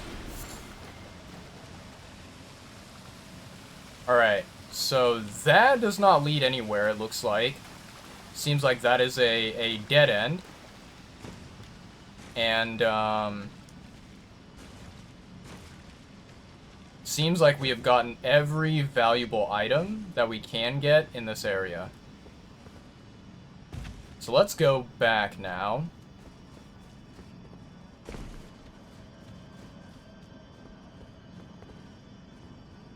Okay, what happens if I do this, chat? Okay, good. I'm gonna add a death to the death counter for that. That was kind of on purpose. You know, I kind of wanted to basically reset to the beginning of the Gowl, so that I can get my flasks back, right? Okay, so let's see. This time we go through here. Oh, I need to get my...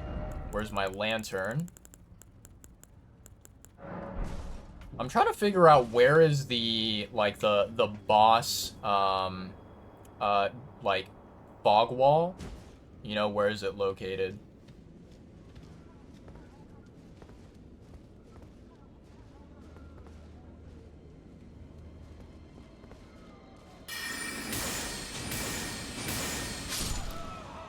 Okay.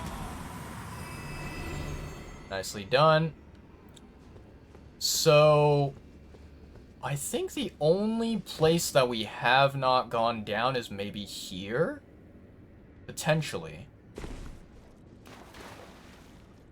Oh, this is the same location as where the rats were.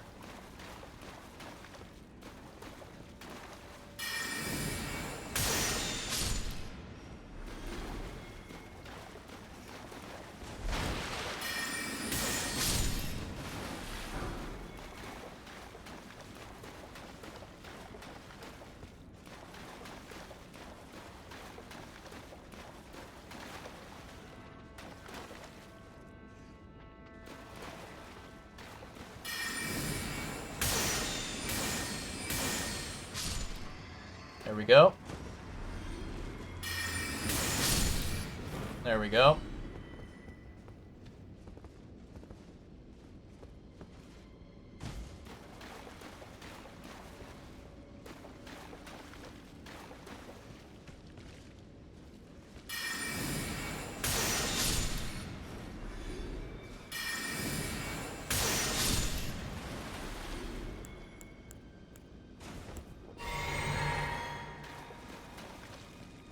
Alright, so go back up here where we were before. And I'm pretty sure that I grabbed a key that should open up the door that has been locked to us.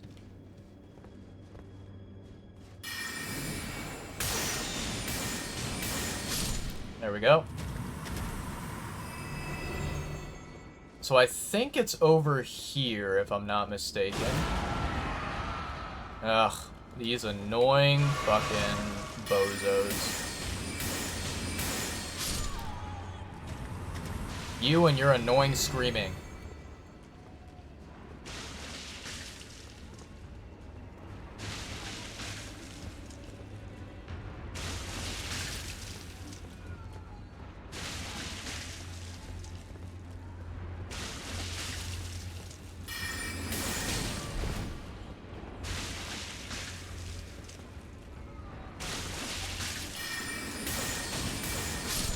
There we go.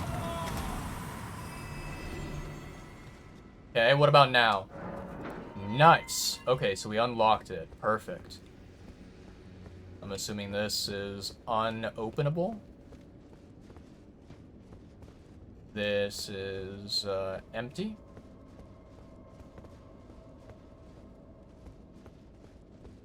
Okay, so this leads down.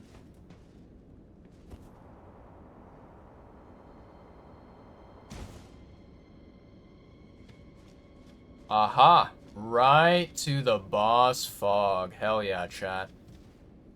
Alright, let's do this.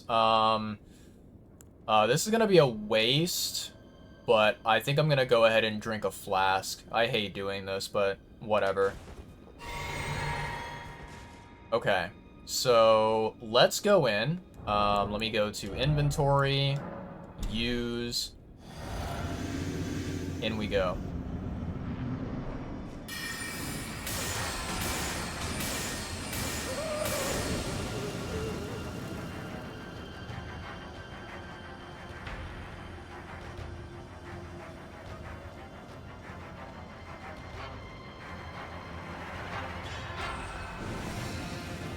Ooh, okay.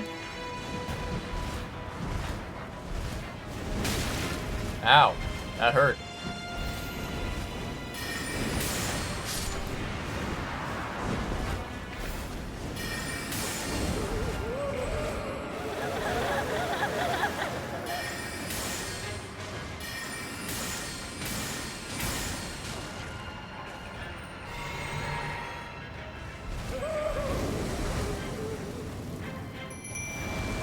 Okay. If you sense them, Tish, go get him.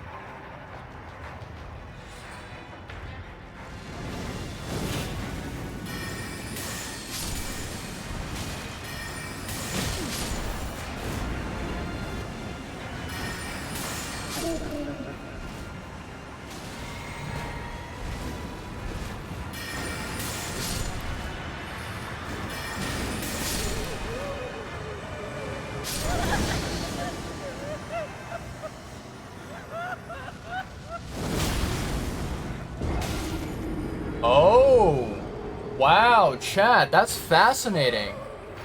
So, if they grab onto you, then you kind of go into this sadness state that kind of automatically kills you? Huh. Alright, alright.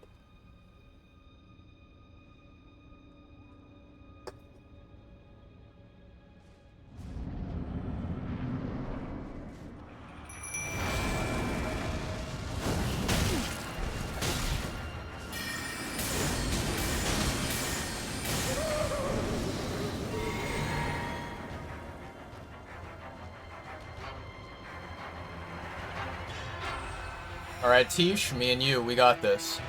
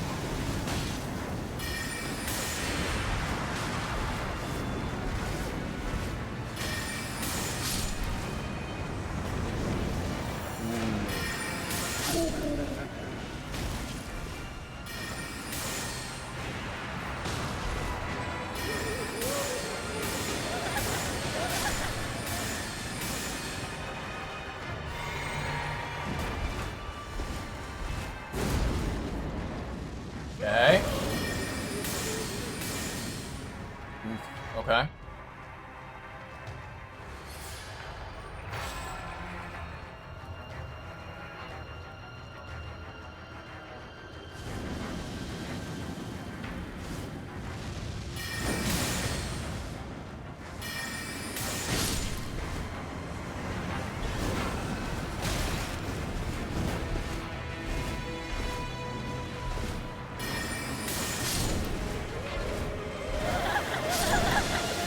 Ooh, yikes, chat. I'm dead. Wow, okay. Interesting. Okay. Steak of America.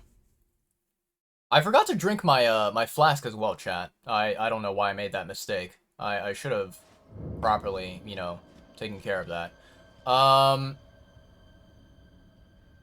actually wondering, you know, chat, I think it would be quite useful if we had like an AoE spell, right, that dealt a lot of damage. Huh. Let me take a look here, chat. Hmm.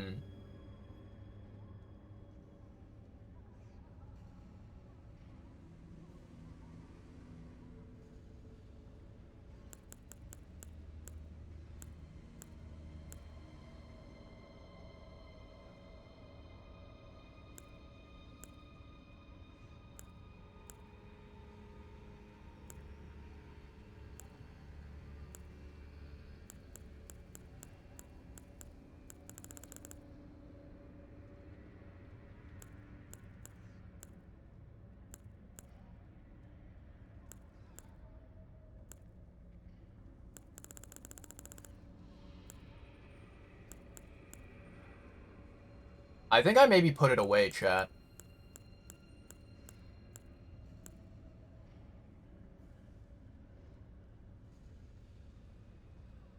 Might not be a bad weapon to use. Um...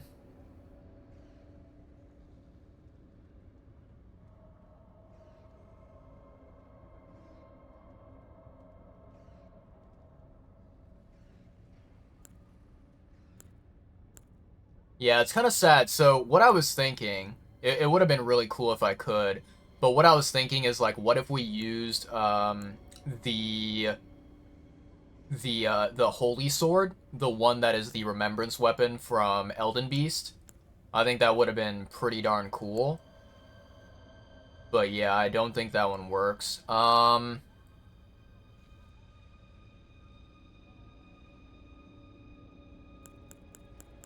We could try using Dark Moon Greatsword and see if that works. The problem is that, let me see here.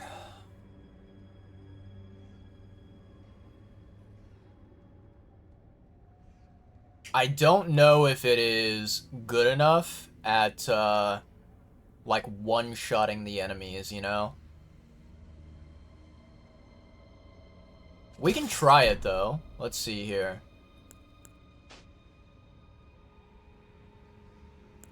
So let's see. Let's get rid of these two, and then we're gonna put,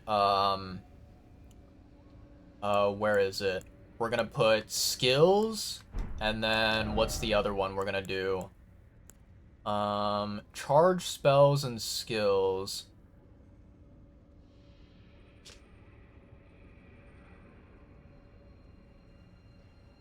Maybe this one?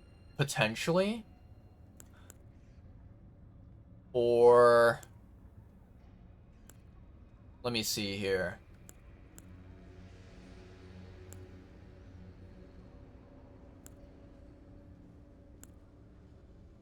Do do do do do do do.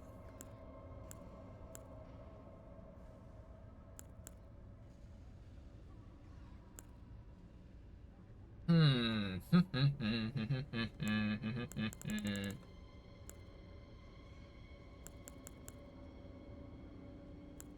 Let me see here, chat. I think we got...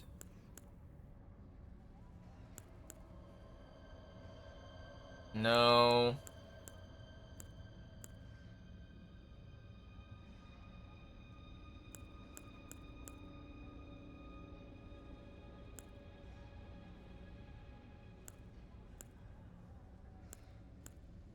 Where is that talisman?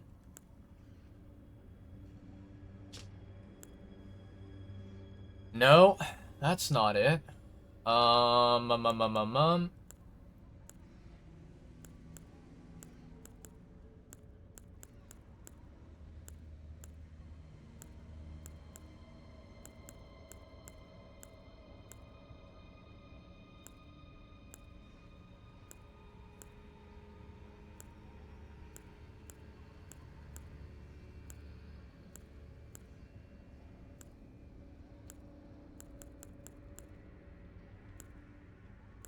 Where the heck did that talisman go, Chad? Did we, like, put it in our inventory chest and get rid of it?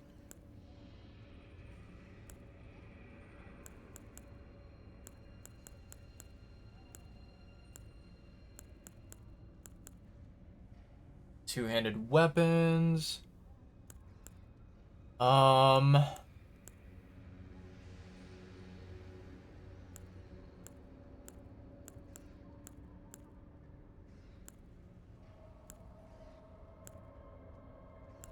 That is so weird, chat. I don't know where it went.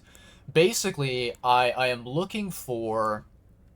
There's a particular talisman where what it does is, like, after you kill an enemy, it will raise your attack power.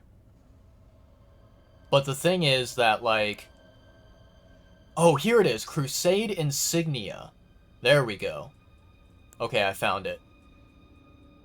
Alright, so let's see here. What if I did the Crusade Insignia and see if that works?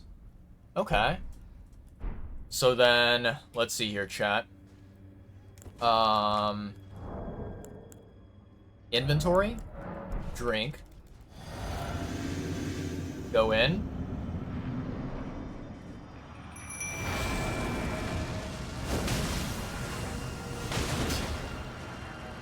Let me grab my runes.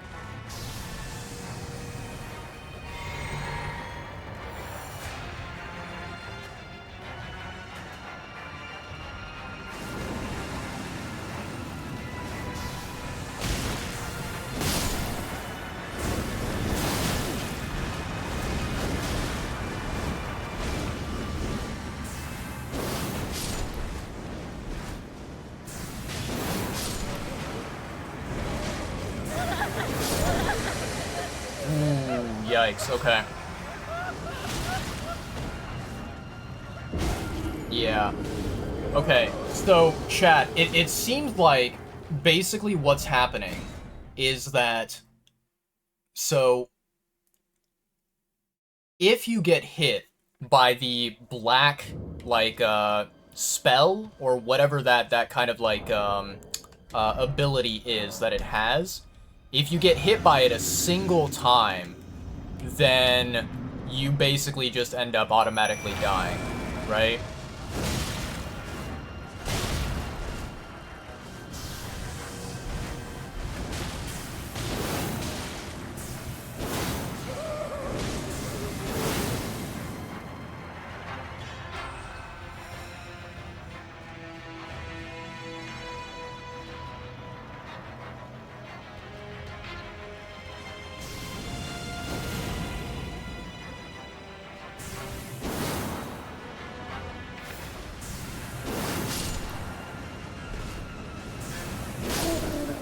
Oh shit, chat. Yeah.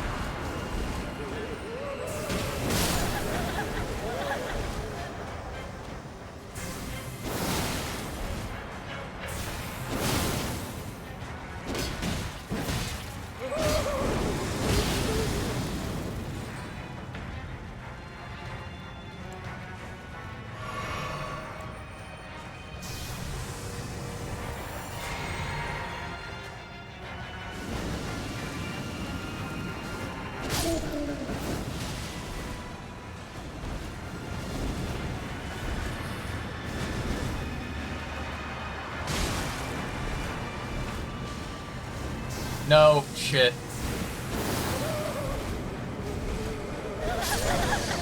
Yeah. Fuck. Okay. Gonna go ahead and add a death there, because I know for a fact that it's over. Okay, so I think my strategy is not working with the Dark Moon Greatsword.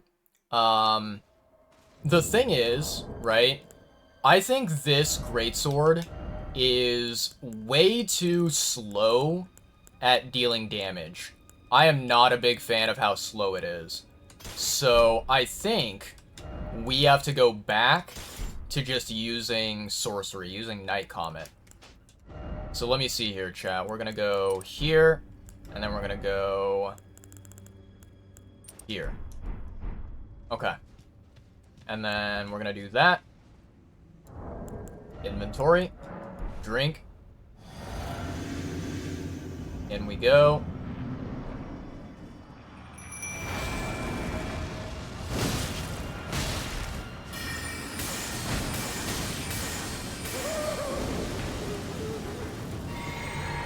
Okay, and then what we do is we stand near the entrance here, because they're going to be appearing.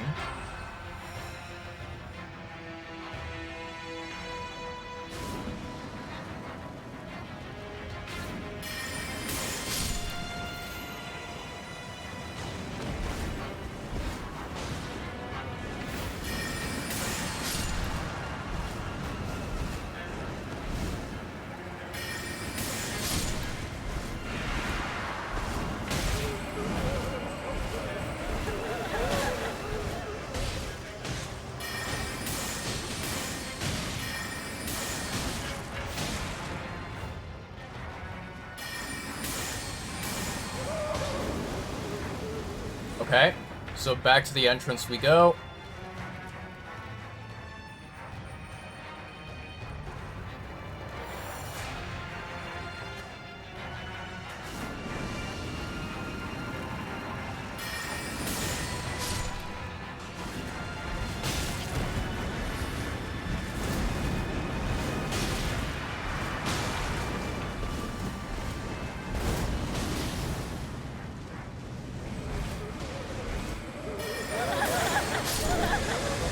Oh, wow. Wait a second. Hold on, chat. I think this is even worse. Okay, this is even worse, chat. Okay, so that time when I did my attempt, I did not at all get hit by the black you know, spell or incantation or curse or whatever it is, right? I'm just gonna call it a curse. I did not get hit by any curse whatsoever. So I think that we need to deploy some other tactics, right? Let me see here. Let's try... Okay, let's try Yosh, and we're gonna see how Yosh does in this fight. We're gonna try this.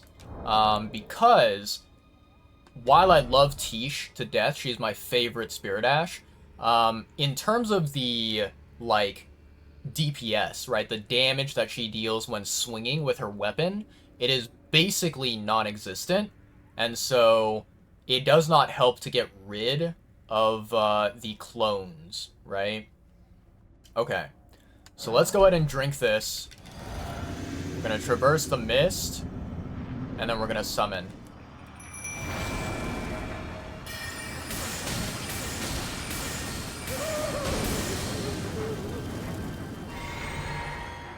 Alright, Yosh. Me and you, buddy. We gotta find the original.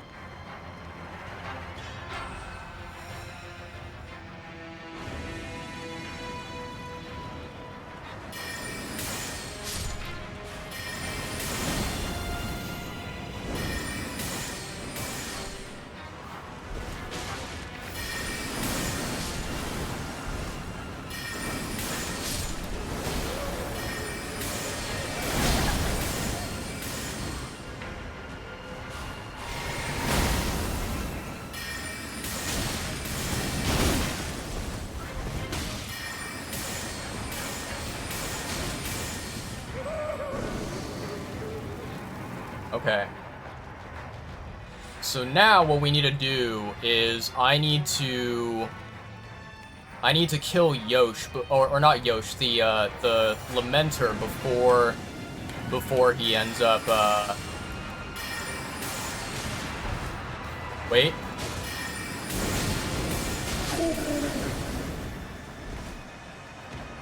Wait. Damn it.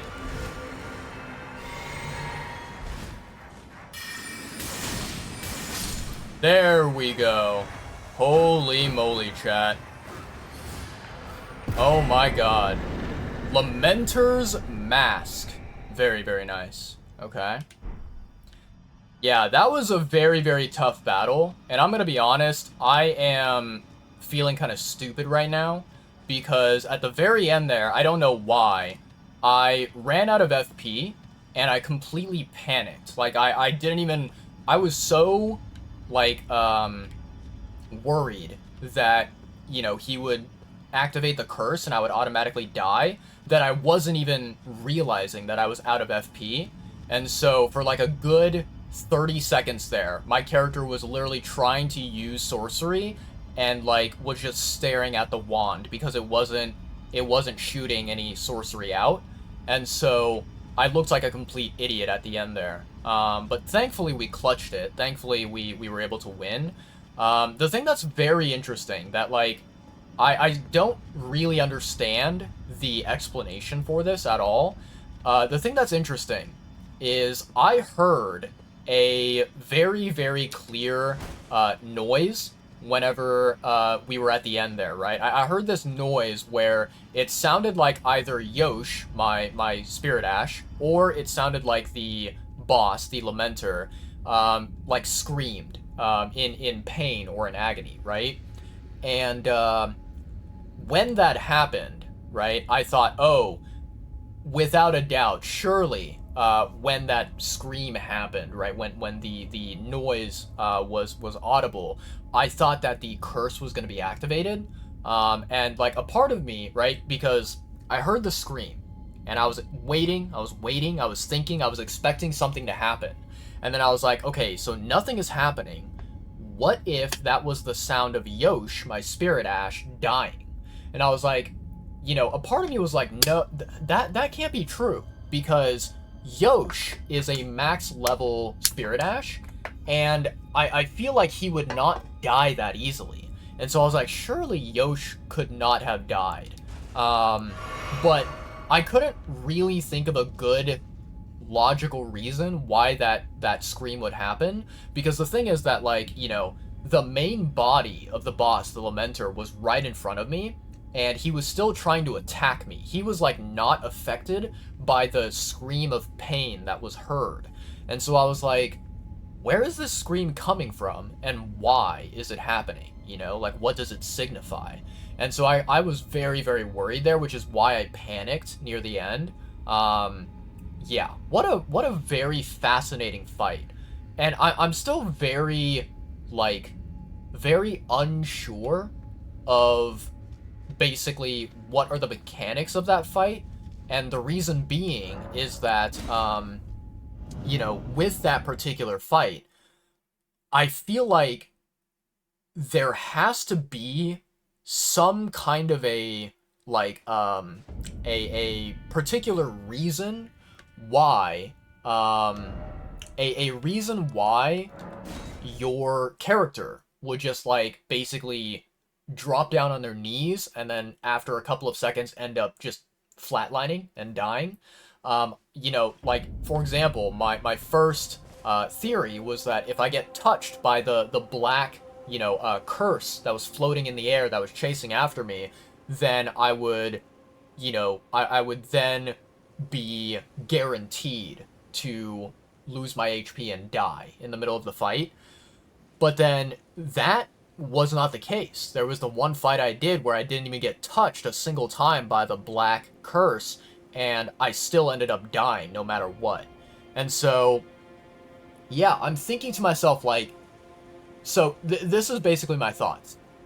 If, hypothetically speaking, the mechanic of that boss fight is that the second time the Lamenter summons clones, and then, you know, after he summons clones, they all disappear and vanish, and then he, like, you know, kind of gets enraged and goes to attack you.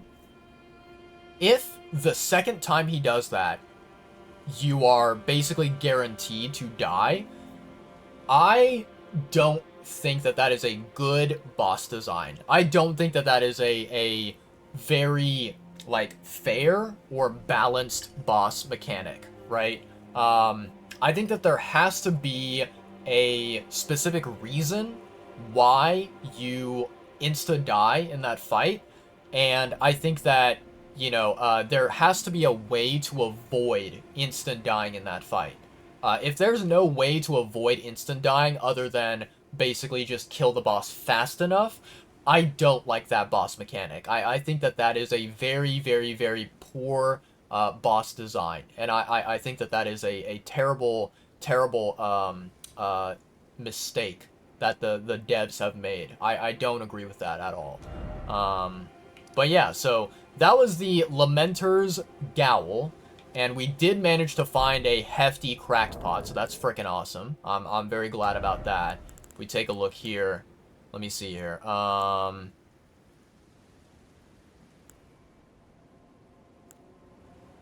Yeah, hefty fire pot, hefty furnace pot. I have 6. Nice. Cool. All right. So, chat, I think, let me see here. We gotten rid, did we get rid of this furnace golem, or did we leave him? I don't think we got rid of him, chat. Okay, here's what we're gonna do. Let me minimize my Elden Ring for a quick second. I'm gonna take a look here. Let's see. Red flesh mushroom.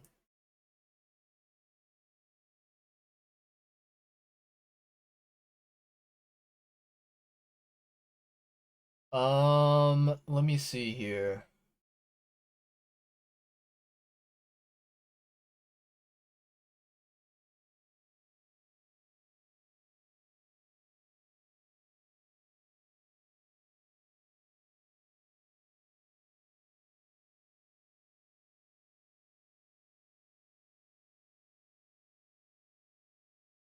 Ooh, that's actually not a bad amount. Okay.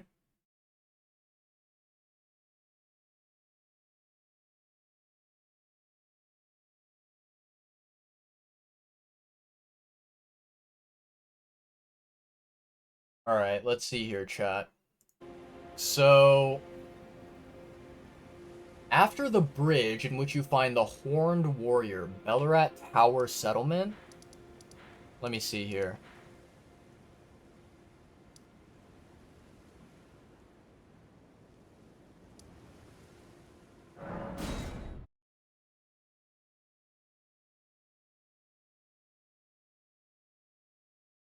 Let's see, turn right, defeat the 2 enemies, and take the stairs down.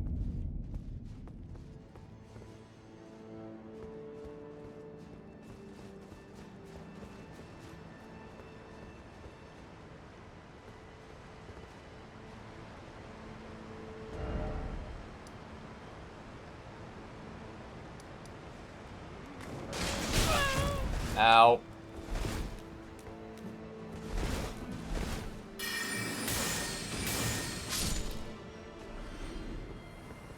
Shouldn't have hit me, buddy. Shouldn't have hit me. Alright, so let's see here.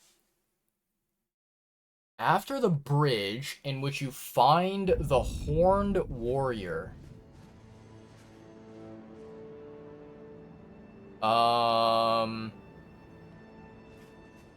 What bridge is that talking about, chat?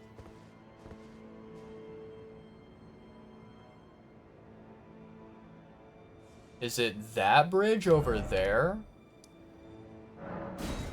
Let me see. Give me a second, chat. I think the thing that really sucks is, I don't like it how they give these very, very, very vague, brief, vague, brief descriptions of the,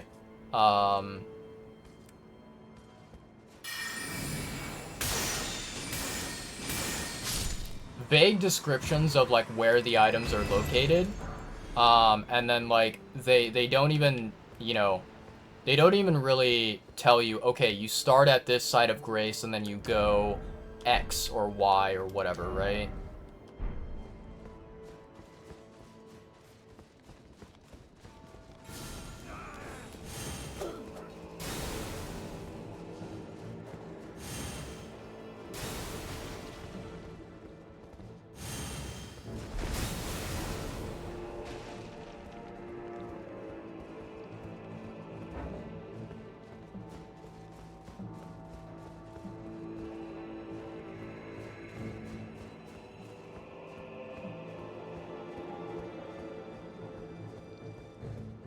So it's clearly not over here.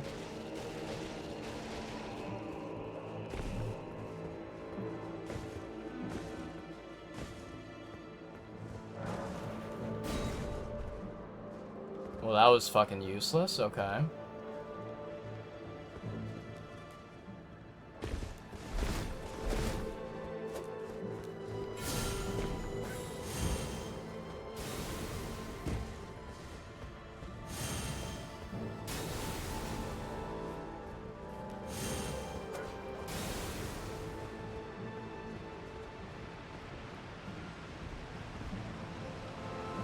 That is very clearly a dead end.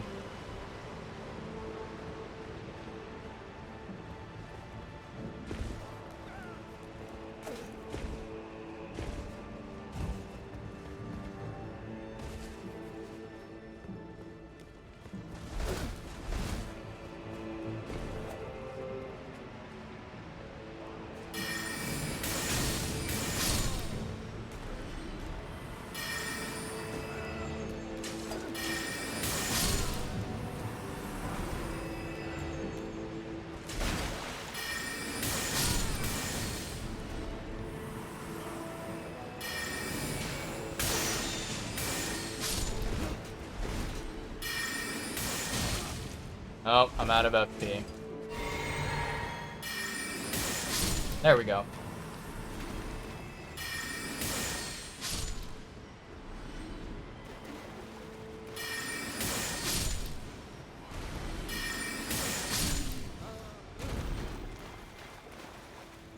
Okay.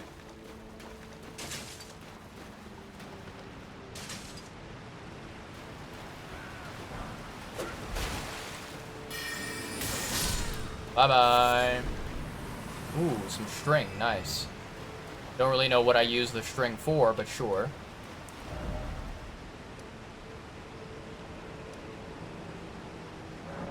Yeah, you know, chat, I don't really know where I'm supposed to go, because it doesn't really give, you know, doesn't really give any, like, clear instructions on where exactly it's located, you know?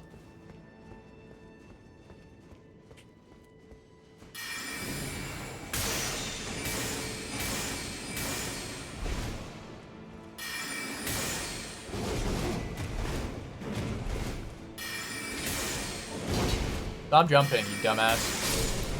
Fuck you.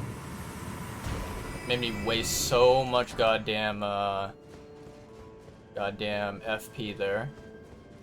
I hate those enemies the most. They're so annoying.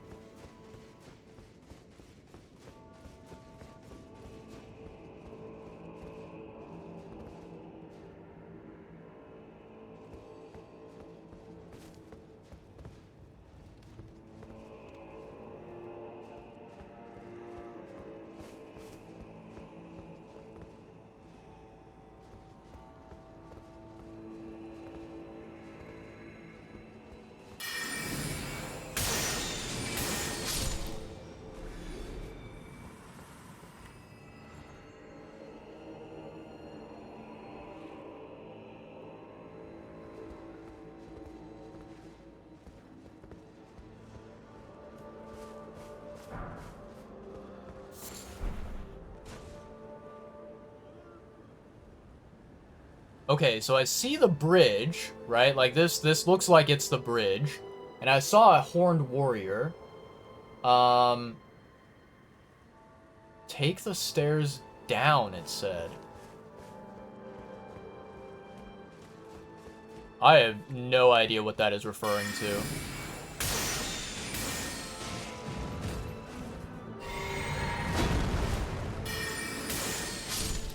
Bye-bye. So let's see. Is this it here? Turn right, defeat the 2 enemies and take the stairs down. Enter the depths area and kill the flymen.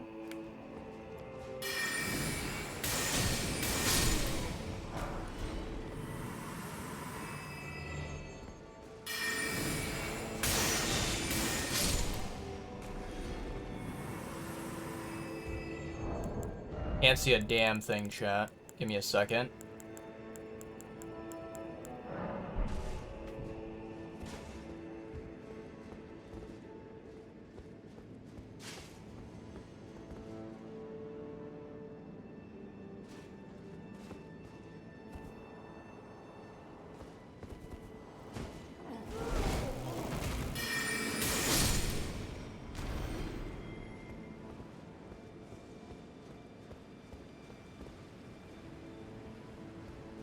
Okay.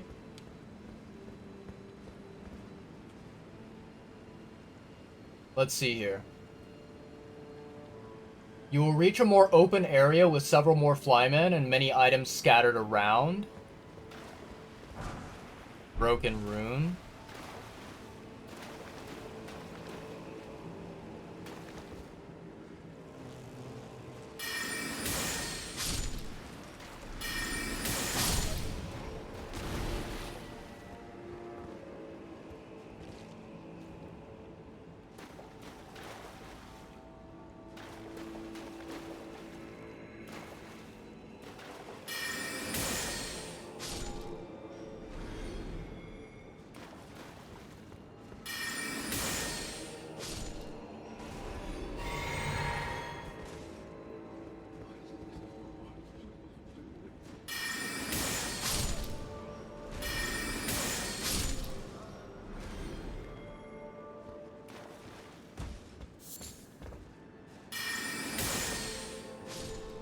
Nice.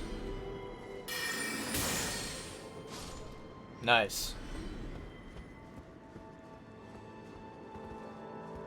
Any other fly creatures want to, piss me off?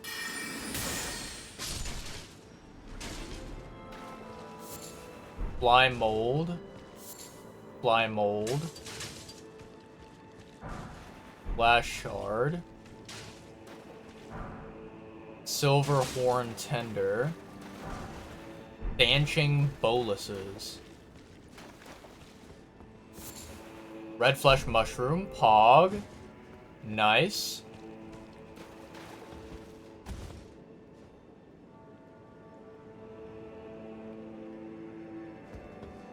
Wait, so just now I picked up 8 of the mushrooms, and supposedly there's supposed to be 4 more as well.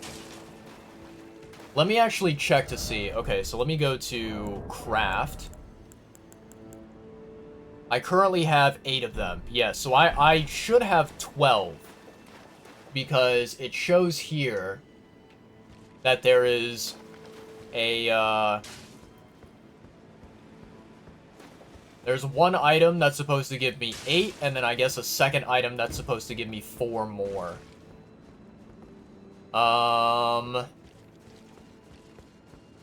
Let's take another look around, chat, see if we find anything glowing.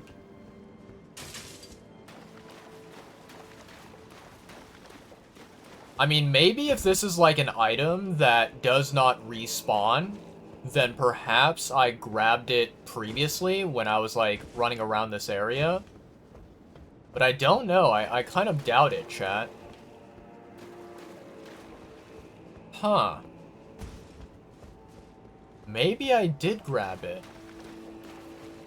Because I am legitimately not seeing anything glowing, chat.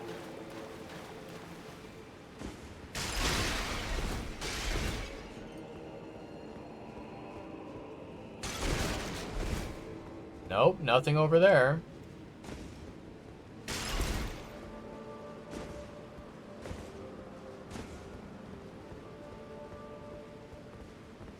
You know what I should do, chat? Let me see here. Messages.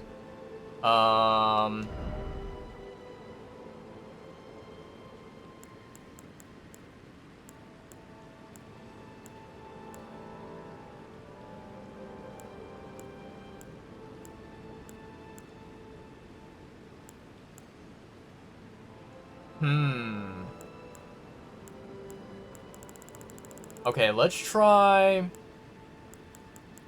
this message. And then...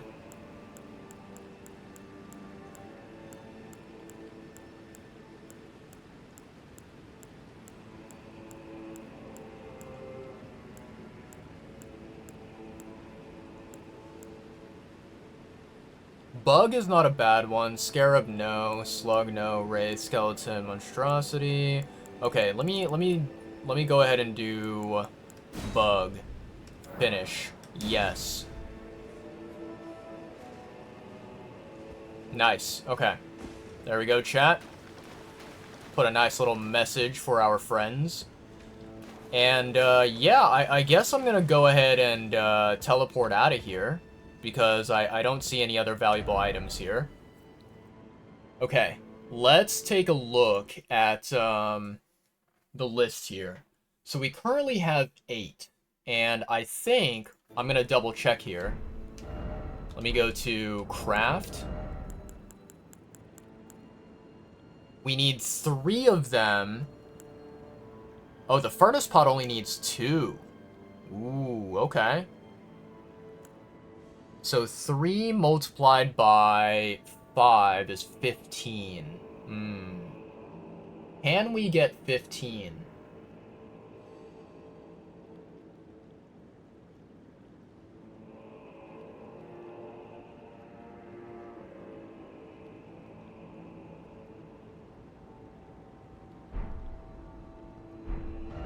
Alright, let's see here, chat.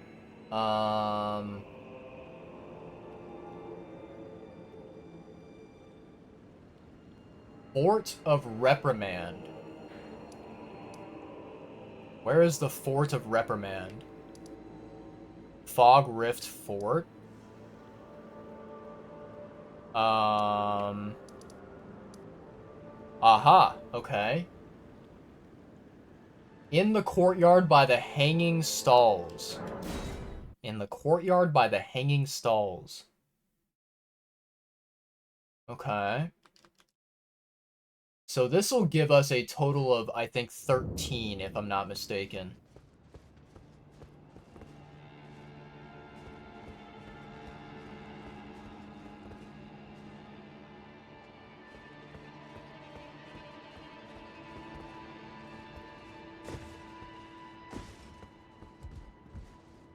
Oh, I'm an idiot.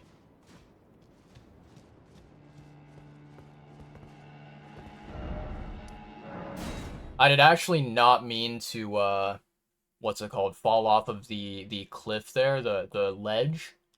I was literally just trying to jump onto the ledge there. And that did not work out.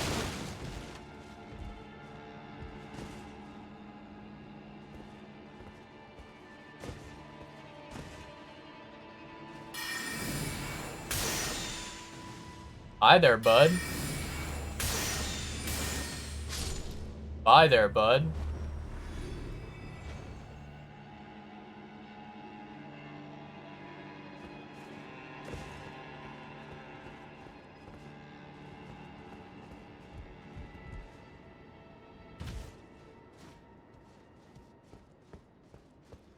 So apparently there's supposed to be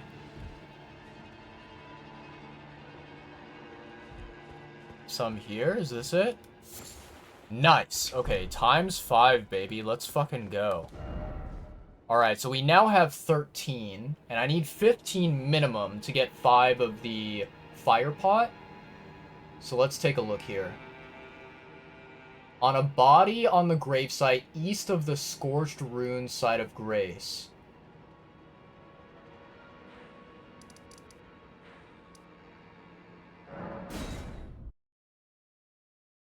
Okay.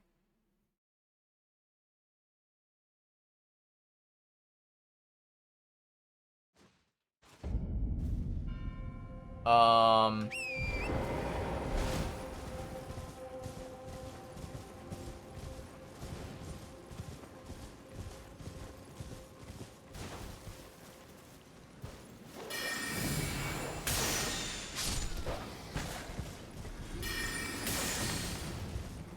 Stupid ass fucking dog. Go away.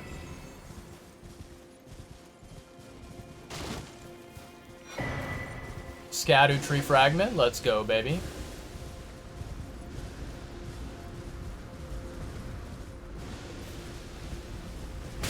Ow. God damn it.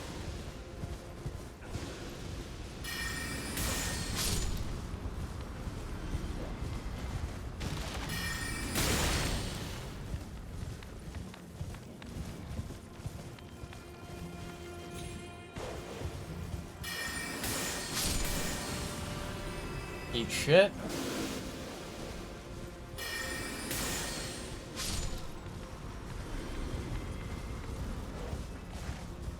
How did that dog come back to life?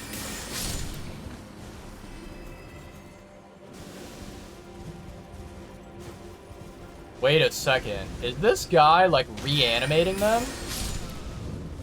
I think he is.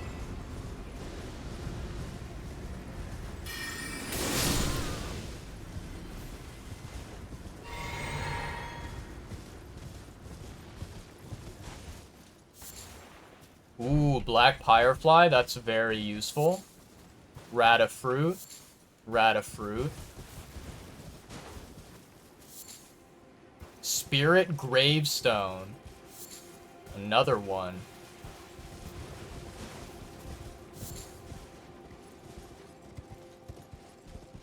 Chat, I don't think I picked up any mushroom. There's one that I picked up just now. But I'm supposed to be able to pick up, like, multiple of them.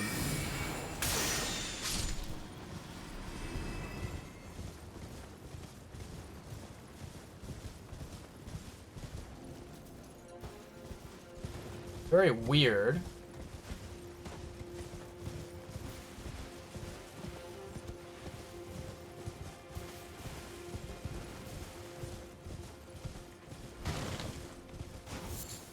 Not resin.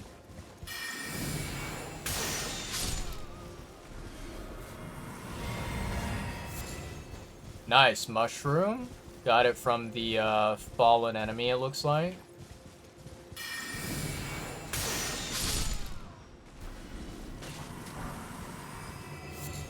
Ratafruit, okay. I think that's all that we can find in this, like, small vicinity over here. Okay, chat, let's see here. 6 can be found scattered on a small plateau northwest of the Great Bridge North.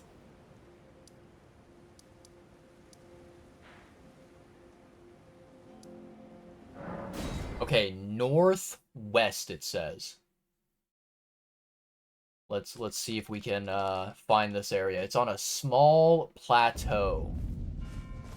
I'm going to change the time of day so that it is morning. Perfect.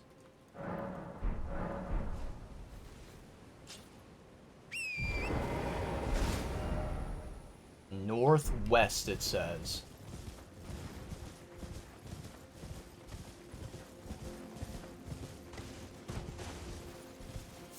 One, 2,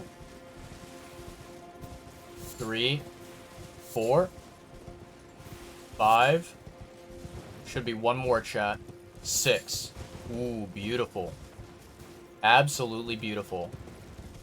I wonder if, like, if you can reset the area and then re-farm these. Because if you can, this is like a perfect place.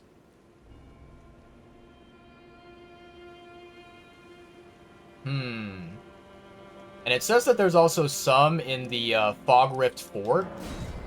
Let's see. Past the group of soldiers inside the first small tower, where there are explosive barrels and 2 enemies. Okay. So, I don't remember exactly how, but we need to get down there.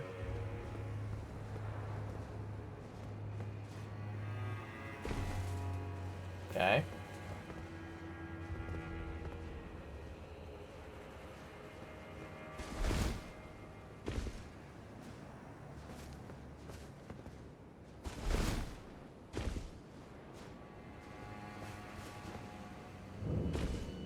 Nice.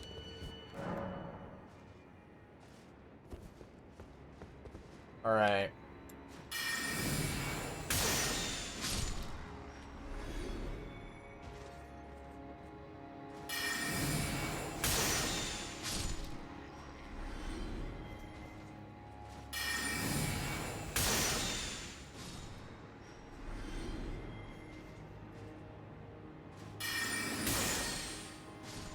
Nice.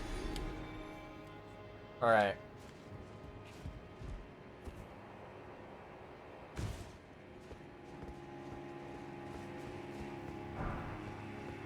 Smithing stone. Shield that I don't need or care about.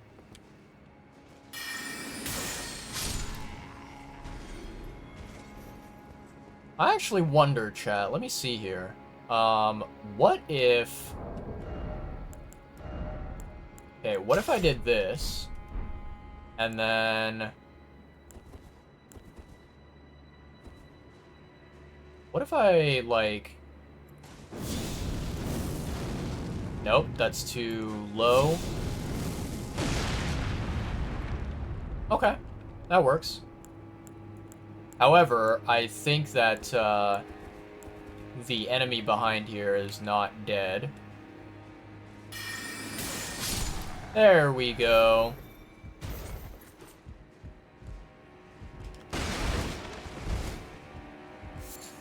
Black Pyrefly, Pog.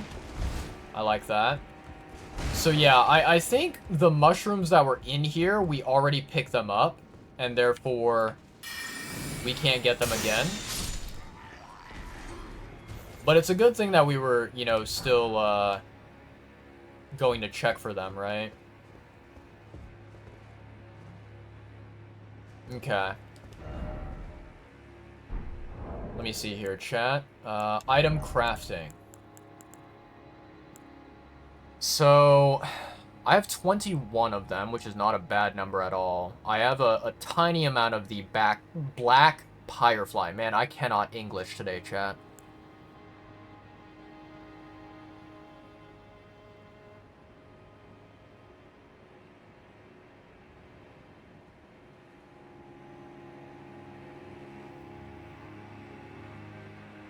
Okay.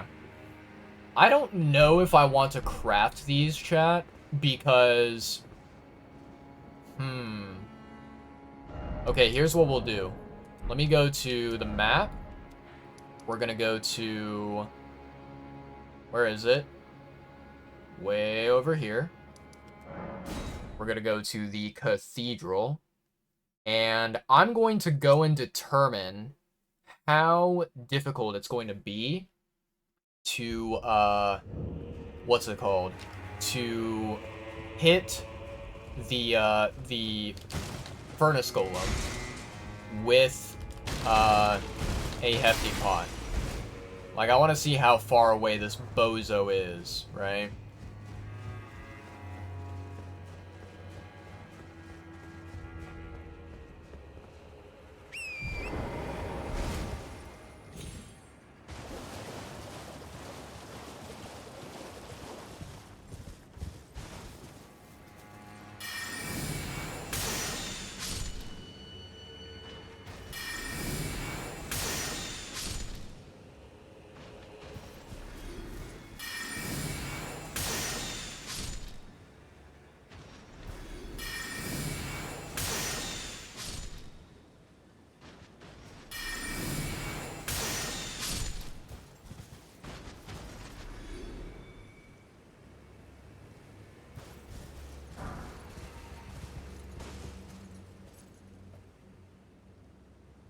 These enemies, I am not a fan of them.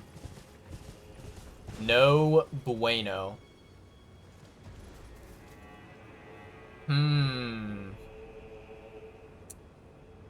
Chat, this looks a little bit risky. Looks a little bit dangerous. I do not know if we even have the range here. Because I feel like if I throw one, it'll possibly despawn and disappear. You know what I mean?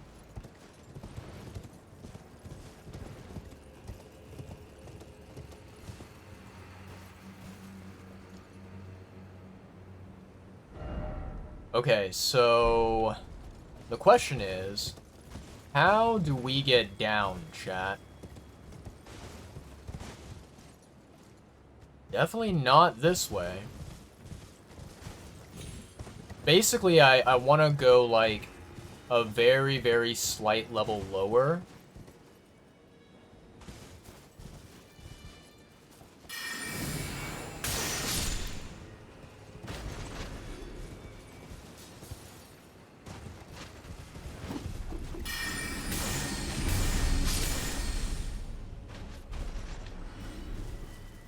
Okay. Ooh, that looks like a little bit too far of a jump, chat. Let's keep going lower, shall we?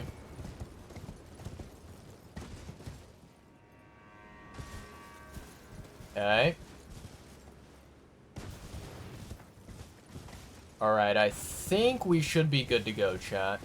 I think.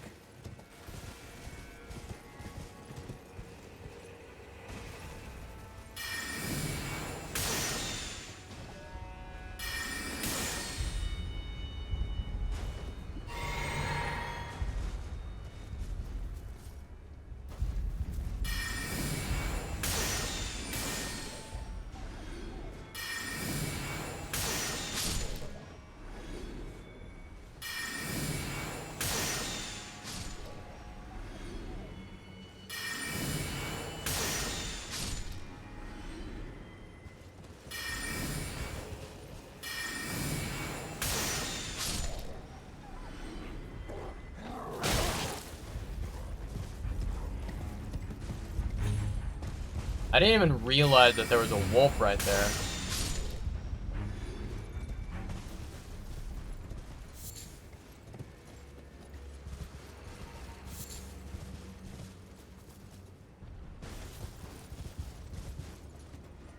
Okay.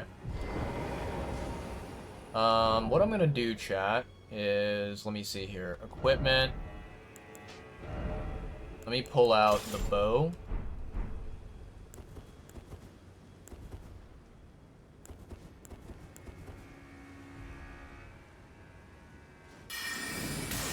Damn it. I didn't mean to do that. Hold on.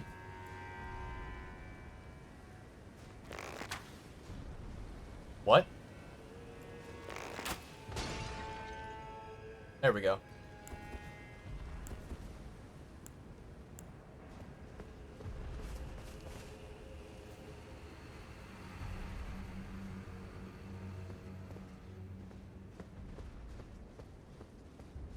I think we are in a very rough position here.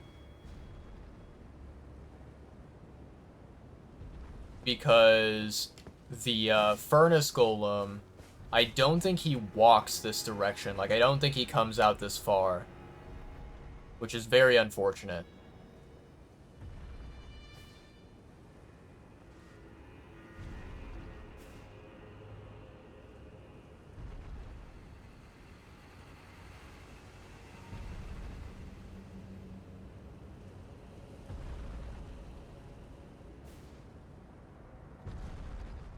Yeah.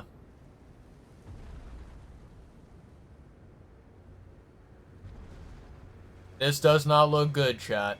This does not look great.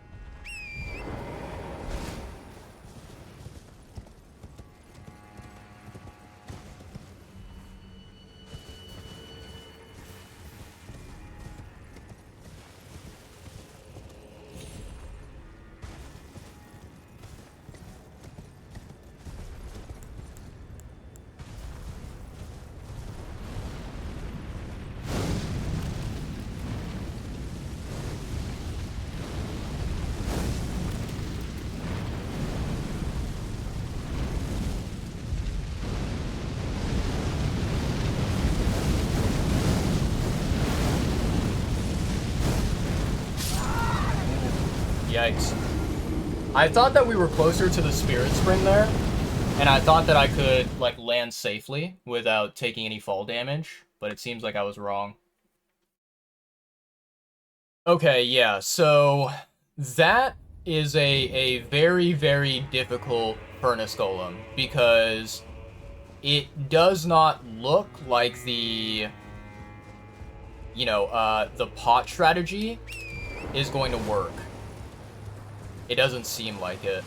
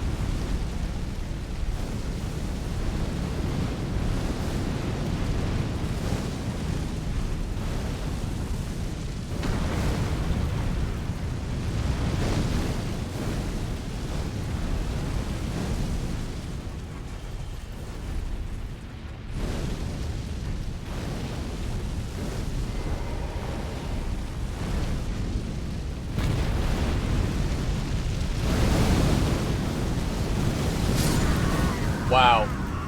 So, this guy basically, he does not, he does not do any ground damage. He does not, like, stomp or try to, like, swing at you with his arms. He kind of just, I don't know, he shoots fireballs and that's it. I wonder if, like, the only way to kill that guy is by literally just throwing pots, from above. Because if so, I think that is kind of a really shitty design for that enemy, because, like, that basically forces players to go out and, obtain the materials required to craft the Hefty Pot. And it restricts the players so that they only have a singular, they only have, like, a singular, like, strategy, right? To fight the boss, And it just, like, yeah, it just feels way too annoyingly restrictive to a point that I don't really love it,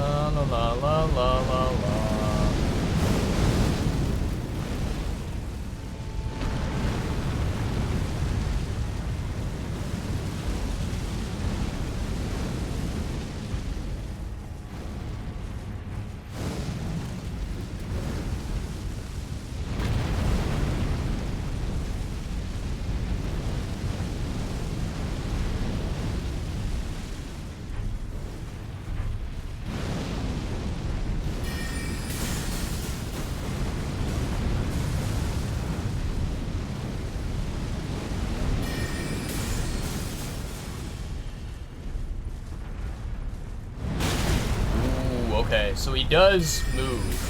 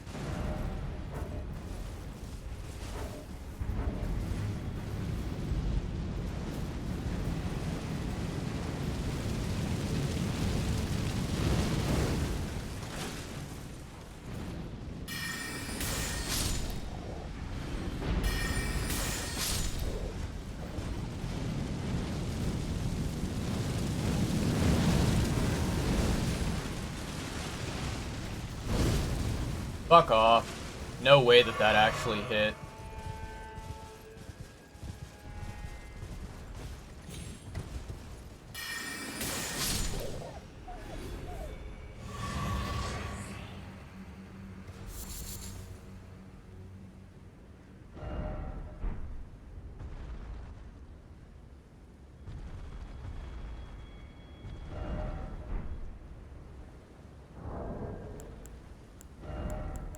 Alright, chat, let's see here.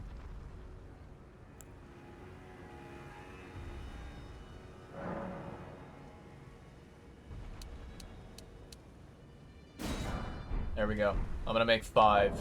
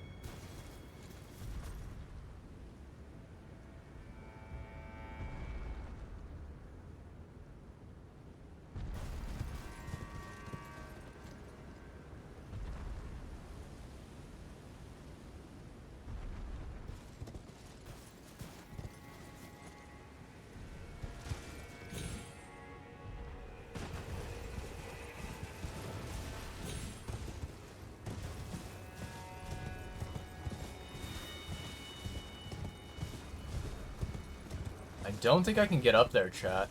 I think we're blocked. Potentially.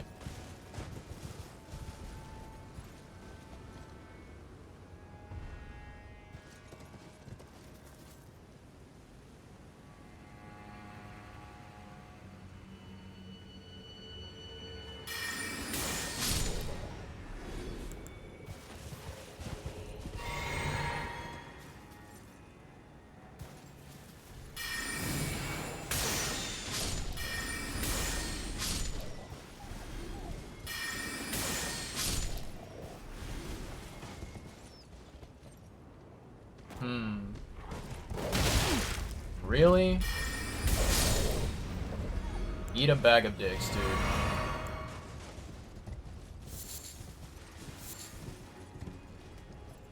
Friggin' stupid wolves.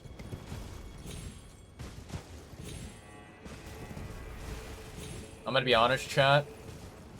I think, like, you know, the wolves in the game, they're supposed to be these creatures that, you know, are not really, what's it called? They're not really, like, aggressive. They're not really, like, evil, right? They don't really, I guess, like, they don't really hunt you down and chase after you unless you anger them, right? And I think, like, a lot of the time, people can end up feeling like sorry for them, right? And feeling like, oh man, you know, I don't really love killing the wolves and hurting them, right? In my personal opinion, I don't really give a crap about the wolves because, I mean, even if you think about, like, the real world, wolves are, like, wolves are natural predators, you know? They are creatures that, hunt, you know?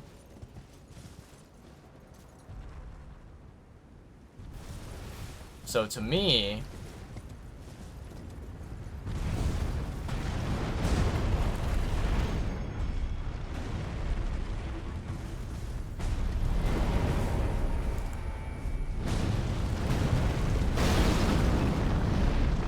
I missed one.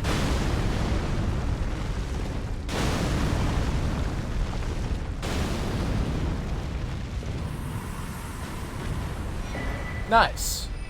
Cerulean Sapping Cracked Tear. Okay, very cool. Furnace Visage, hell yeah. Alright, very nice, chat. So let's go ahead and mark this one as completed.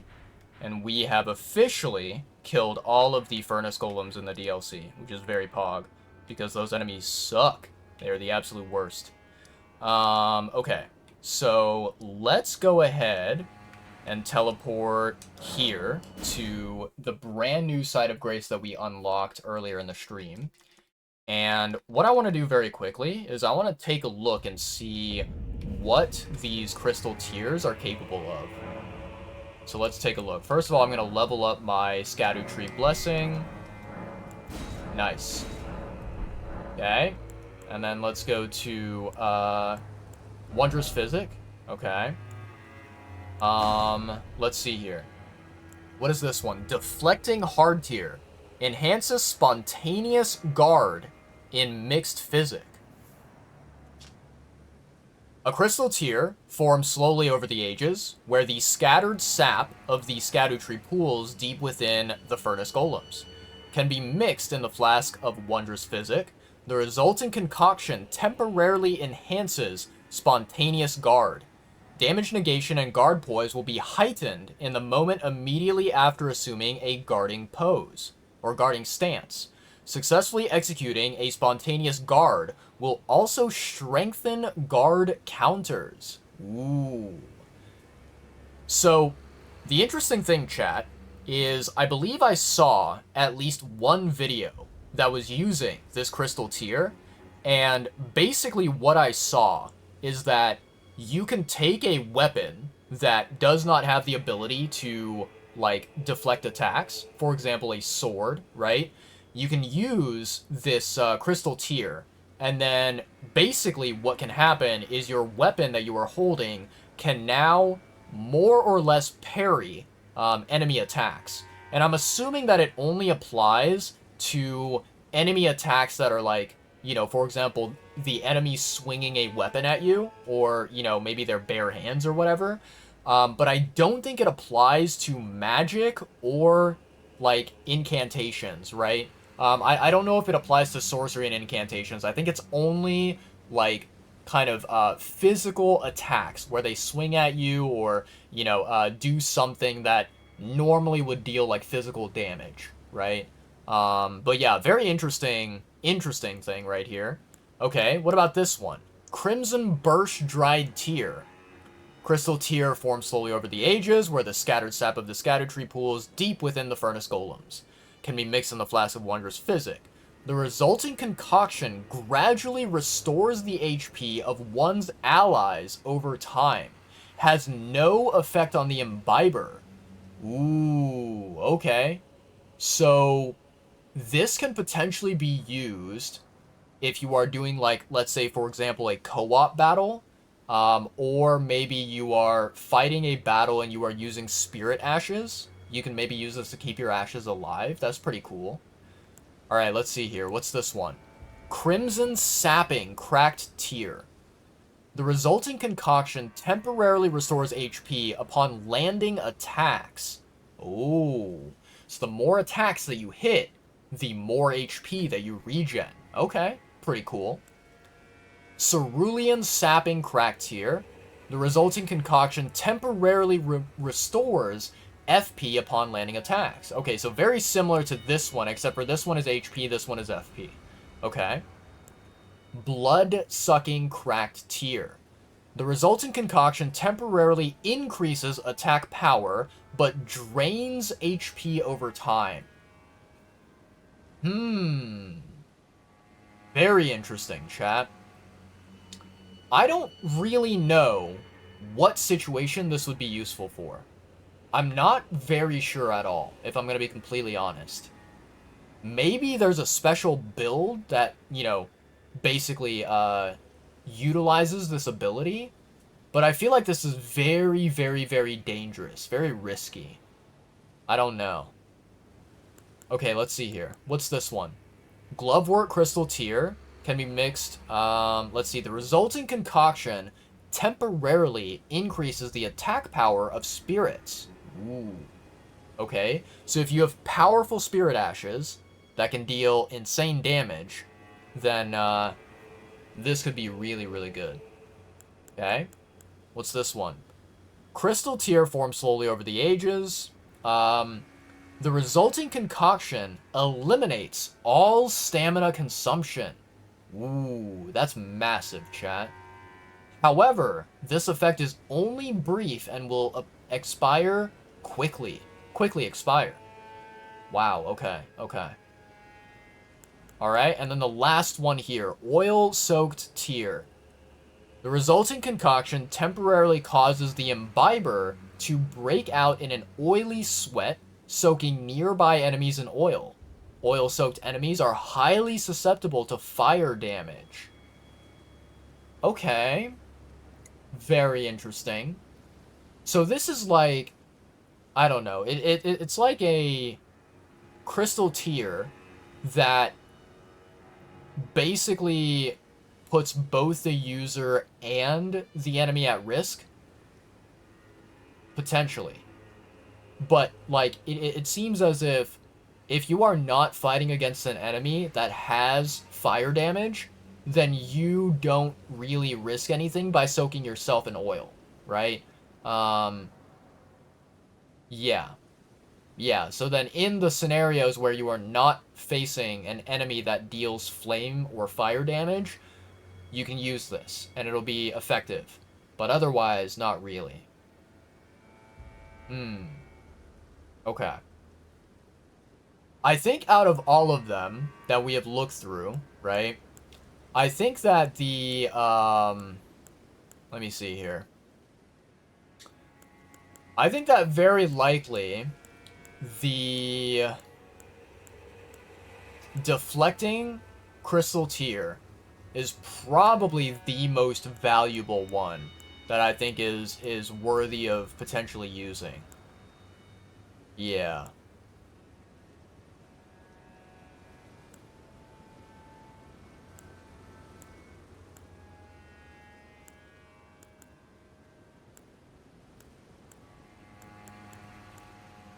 Very interesting indeed. Okay. How many do I have total? Let me see here. 1, 2, 3, 4, 5, 6, 7, 8, 9, 10. So there's 10, and then there's 1, 2, 3, 4. 40 of them total. Let me just, like, triple check the Wikipedia page just to see what it says here. Let's go to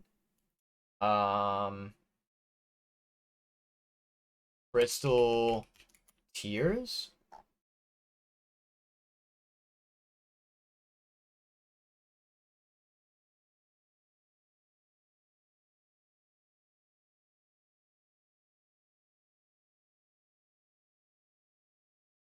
There are a total of 40 crystal tears that can be found in game. Okay. So yeah, it looks like we found all of them, chat. Pretty freaking dope. Pretty dope indeed. Very nice. Okay, that's very pog. Um,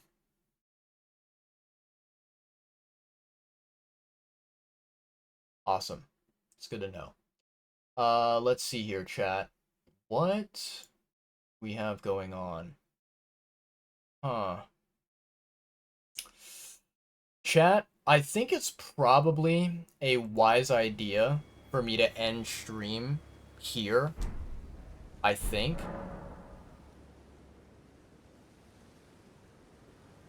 Just because, today is Wednesday, and, tomorrow I have school.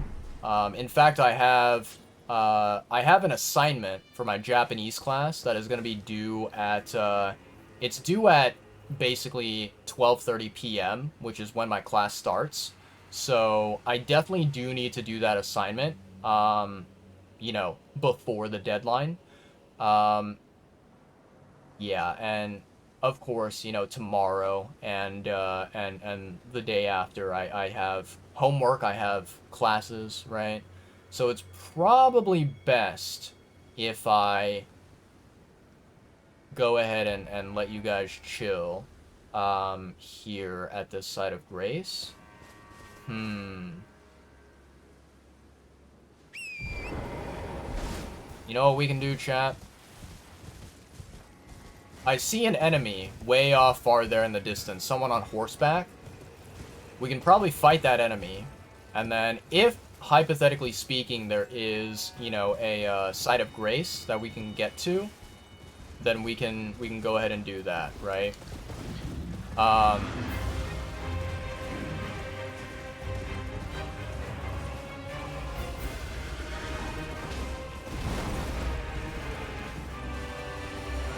If, however, there's no site of grace, then we'll just kill this enemy and move on, and we'll reset there.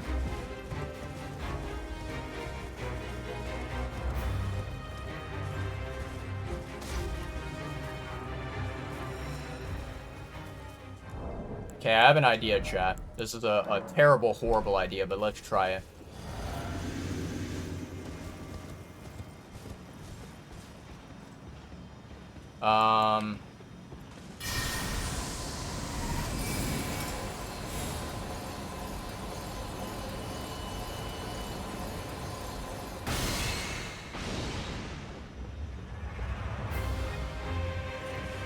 Sir?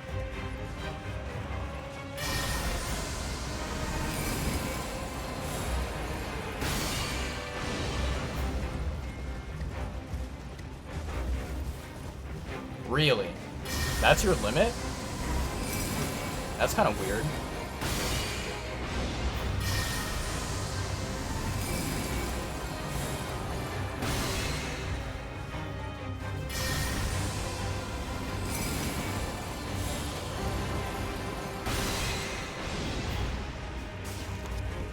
What's up, dude? I think he's, like, scared of moving further.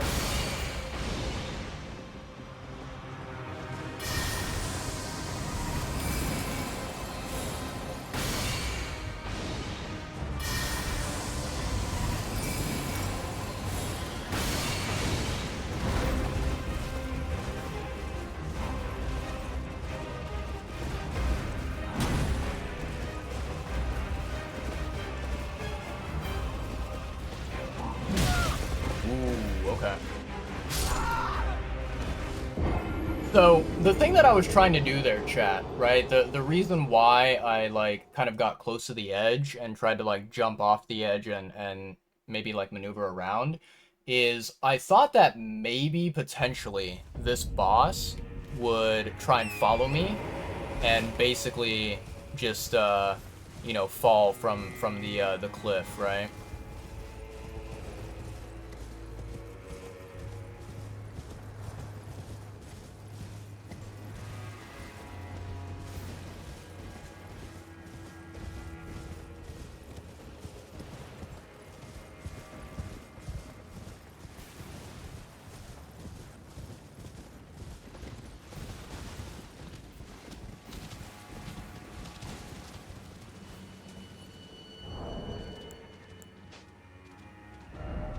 Give me a second, chat.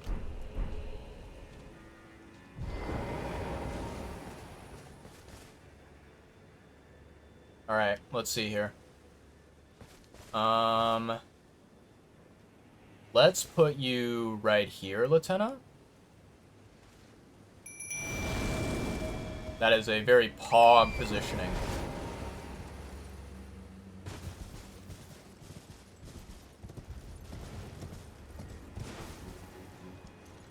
Ooh, I can't hit him from here. Like, I'm not able to lock onto him.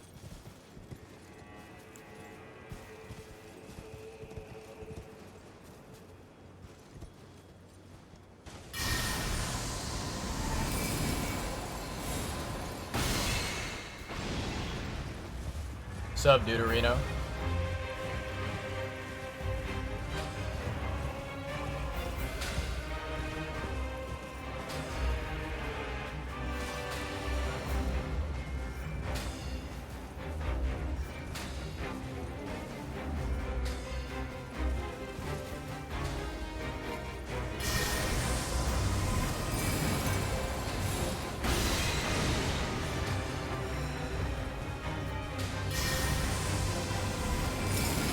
This is kind of a funny cheese, I'm gonna be honest.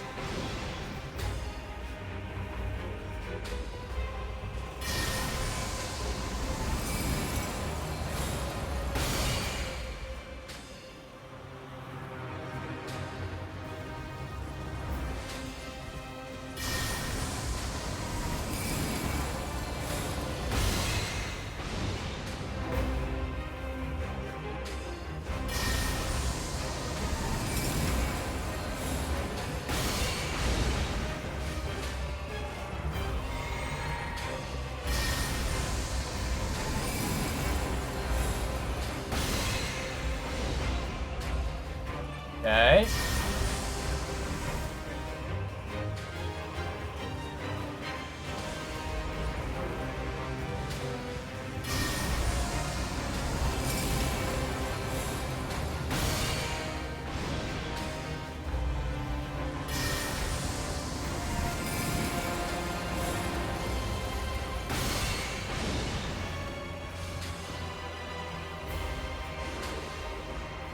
Wow. That was very, very, very, yeah. Blessing of America. Pretty pog. Okay. Don't know what that item does, but I'll take it. Thank you, Lieutenant, for your assistance.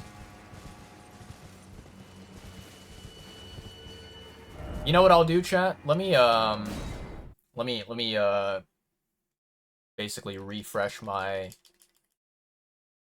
good old resources here, because I want to basically make it to where, in case I need to summon Lieutenant again in a different location, I can. Because if I move forward now, I think that Lieutenant would stay behind, and I could not, you know, re-summon her in the future.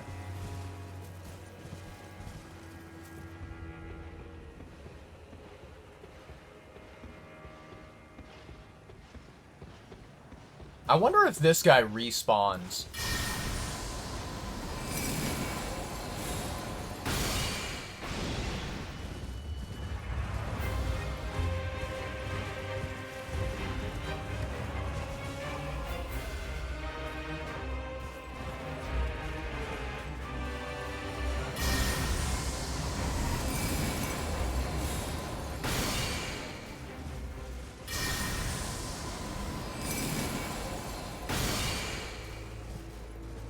Okay.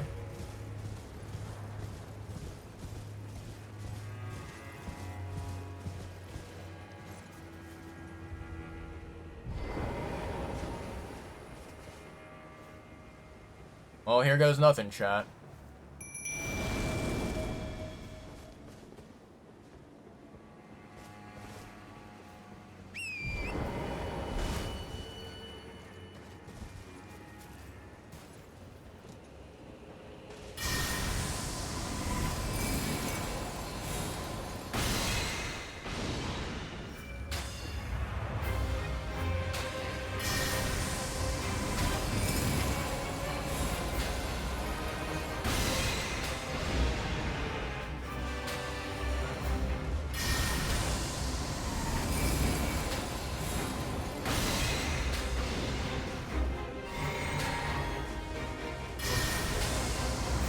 I'm gonna be honest, chat, this is very satisfying because I get to shit on this enemy that I find to be very, very annoying.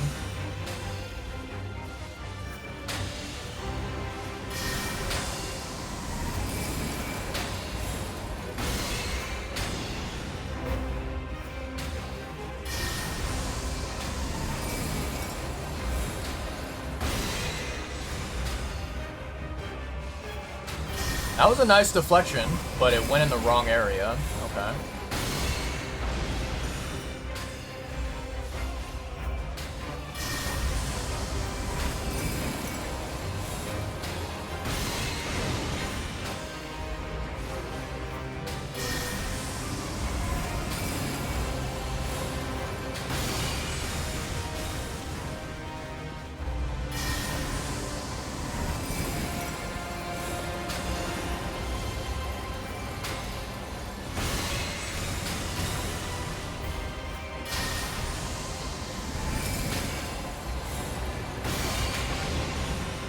Nice.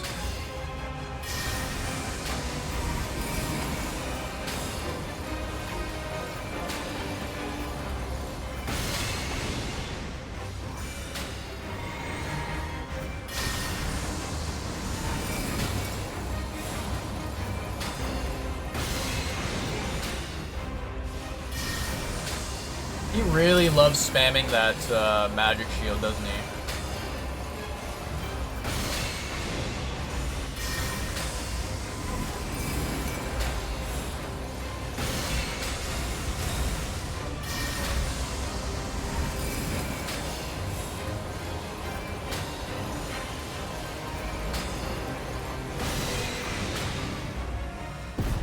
Nice! Good job, Latenna.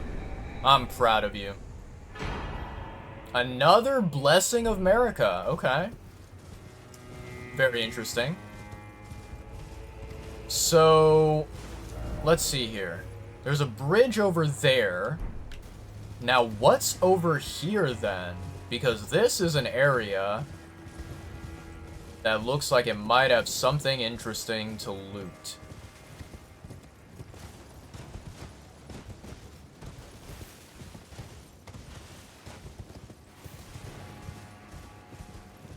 Well, chat, I am not currently seeing anything.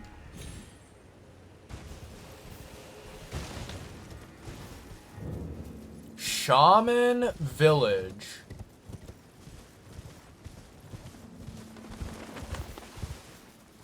Ooh. Okay, I thought that was an enemy for a second. Almost got, totally scared. Minor Erdtree. What is this? Is this an incantation? So is this thing right here, this tiny little sprout of a tree, is that the Minor Erdtree? That is very fascinating.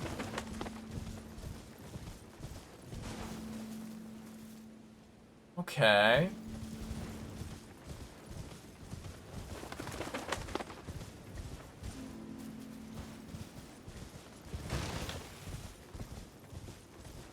I mean, the Field of Flowers looks very, very beautiful. Very pretty. But honestly, like, this place looks so empty. You know, this place looks like there's nothing happening here. Seems like everything is abandoned, maybe?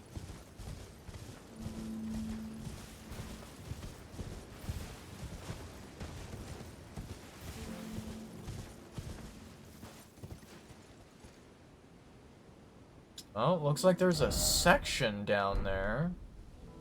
I don't see any valuable items, though. So I don't think it's worth jumping, chat.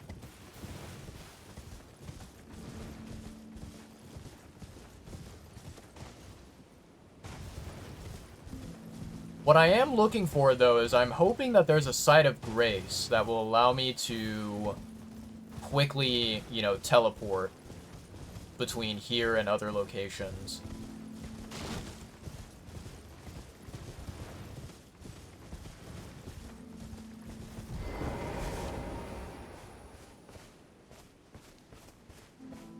Okay, there's no way to interact with this tree.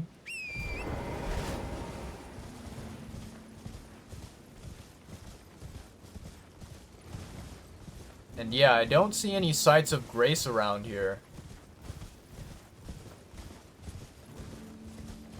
I wonder what the lore explanation is, you know, behind the village, right?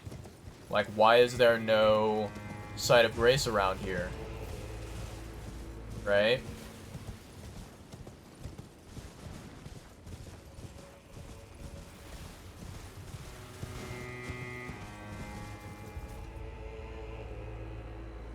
Okay, we've got the bridge. Oh, there's another guy down there? No way. Is this dude another boss?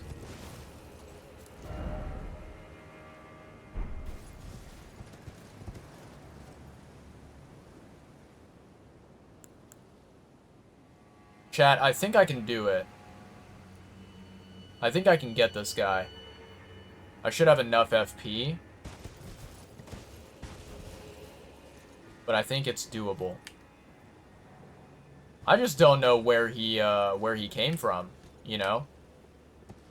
Like, was he always spawned in? Or did he just appear randomly, you know? After I obliterated the others.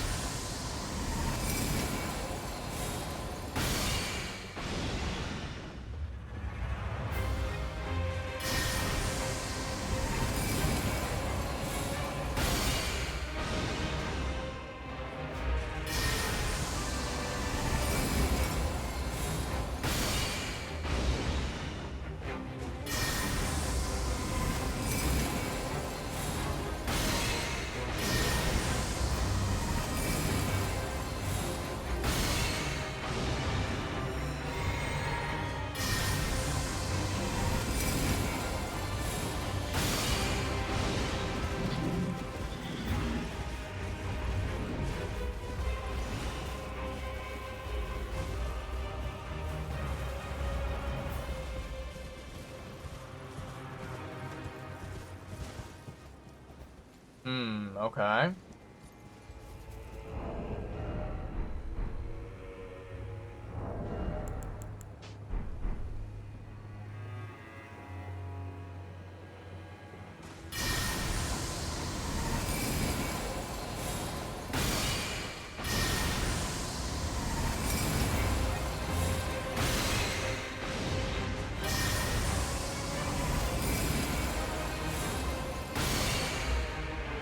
Oof, too far.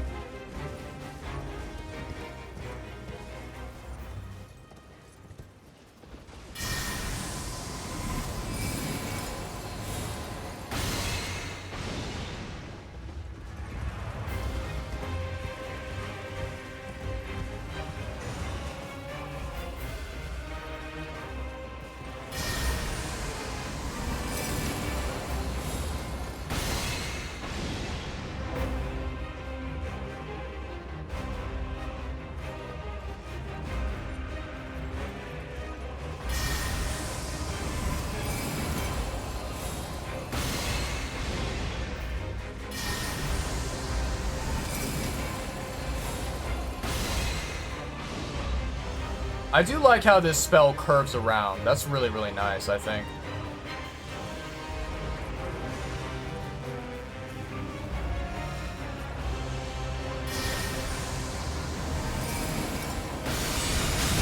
Ooh. Nice one. He actually hit me.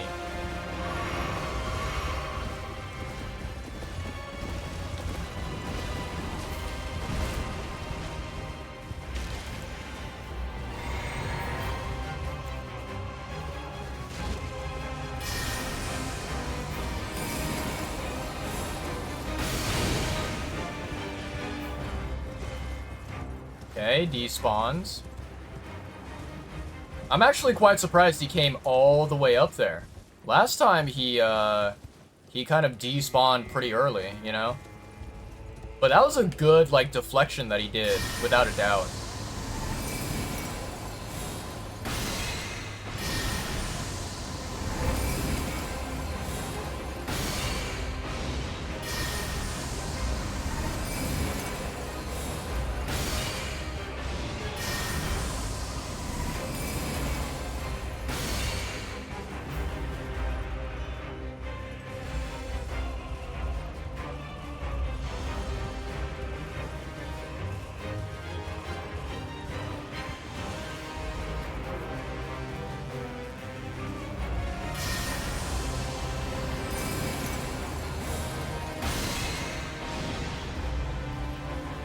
Okay, despawning again.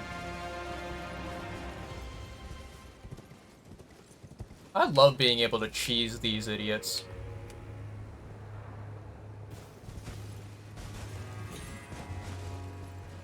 It just feels... It feels, satisfying. It feels balanced, you know?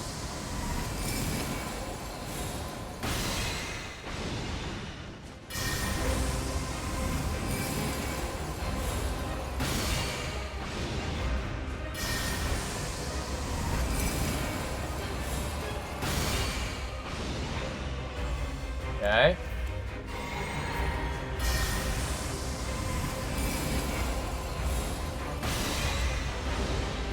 There we go.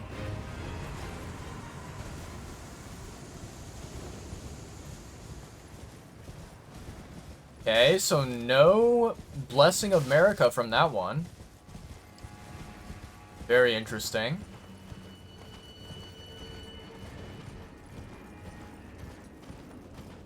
Oh, Side of Grace. Let's fucking go.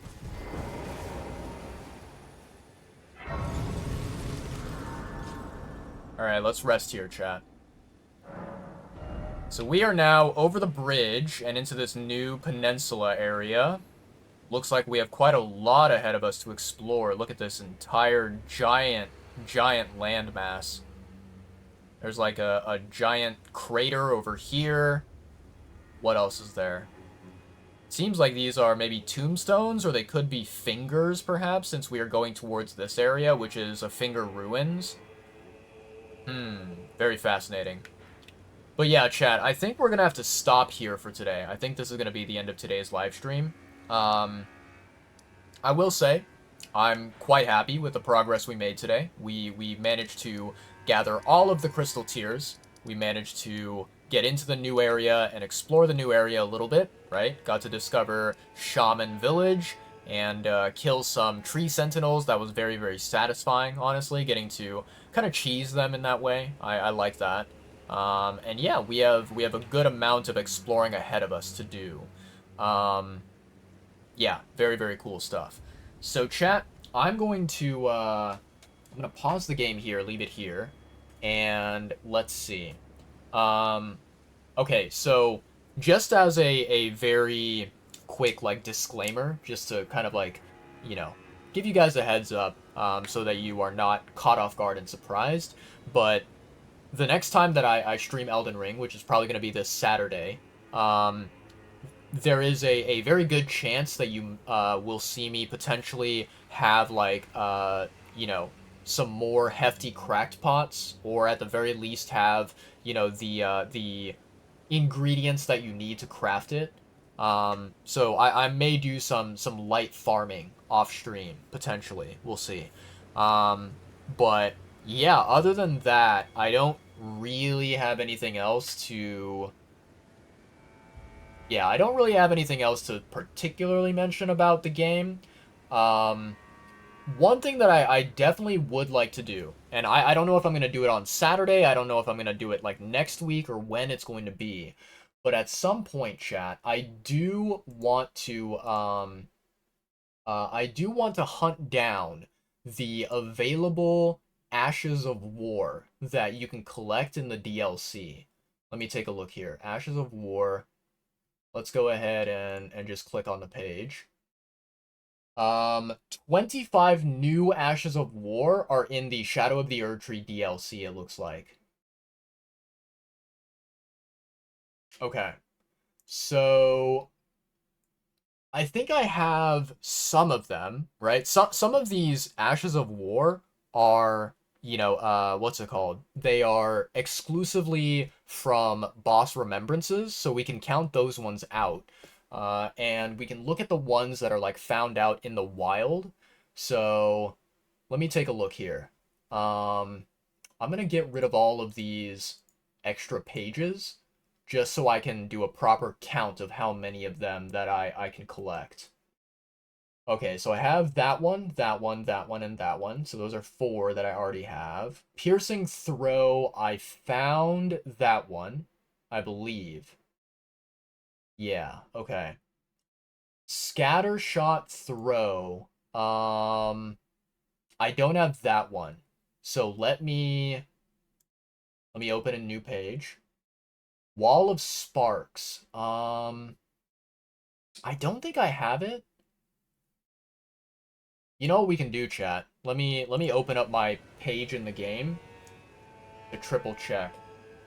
So let's go to nope. Sword chest.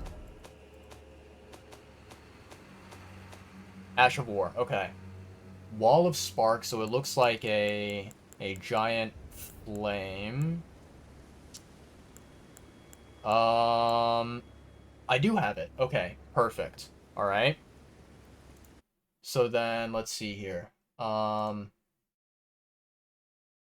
War no, wait, Rolling Sparks, Rolling Sparks. I don't think I have this one. Okay. Raging Beast. I think I do have this one. Let me see here, chat.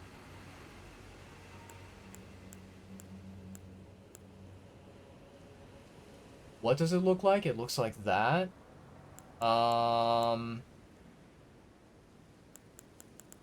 Yes, okay. I do have it. Savage Claws.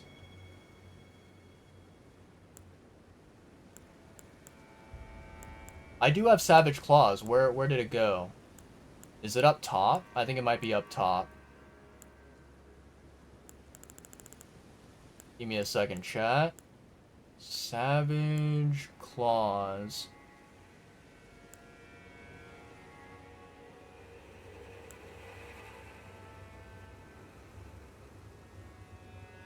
I swear I have that one.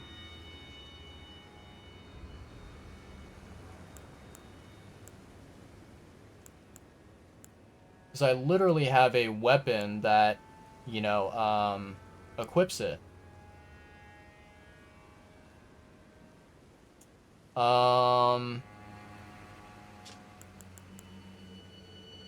Sword Dance.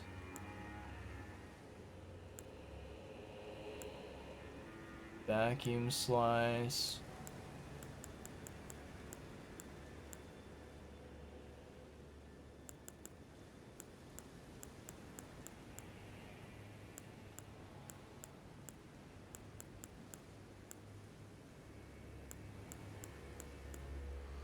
Surely there's no way I got rid of it.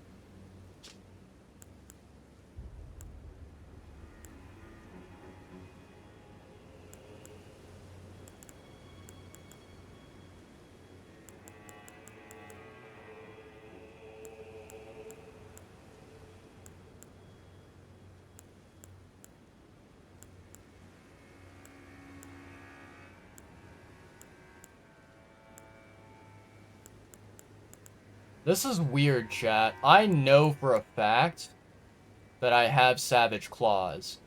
Because I killed the NPC, right? I killed the NPC that gives it, And also, on top of that, um, I got the weapon, right? Yeah.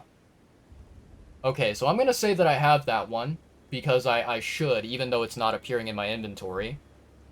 Um, let's keep looking here. Blind Spot, I have that one. Swift Slash. I think I have this one.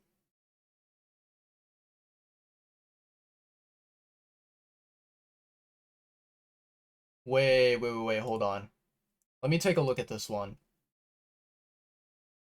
Hmm.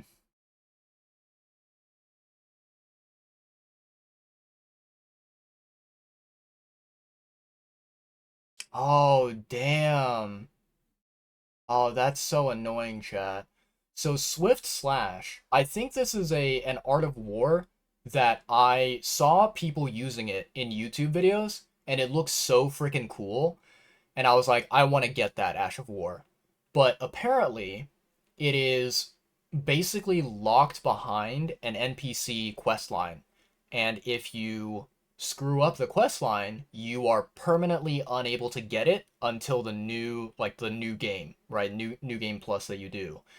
So I am unable to get this Ash of War, even though, I don't have it and I really want to get my hands on it. I am locked out of getting it. Um, Let me see here. Wing Stance. I don't have that one. Okay. Blink Bolt, I have that one. Flame Skewer, I have that one. Savage Lion's Claw. I don't think I have this one, chat. Let me triple check. Savage Lion's Claw.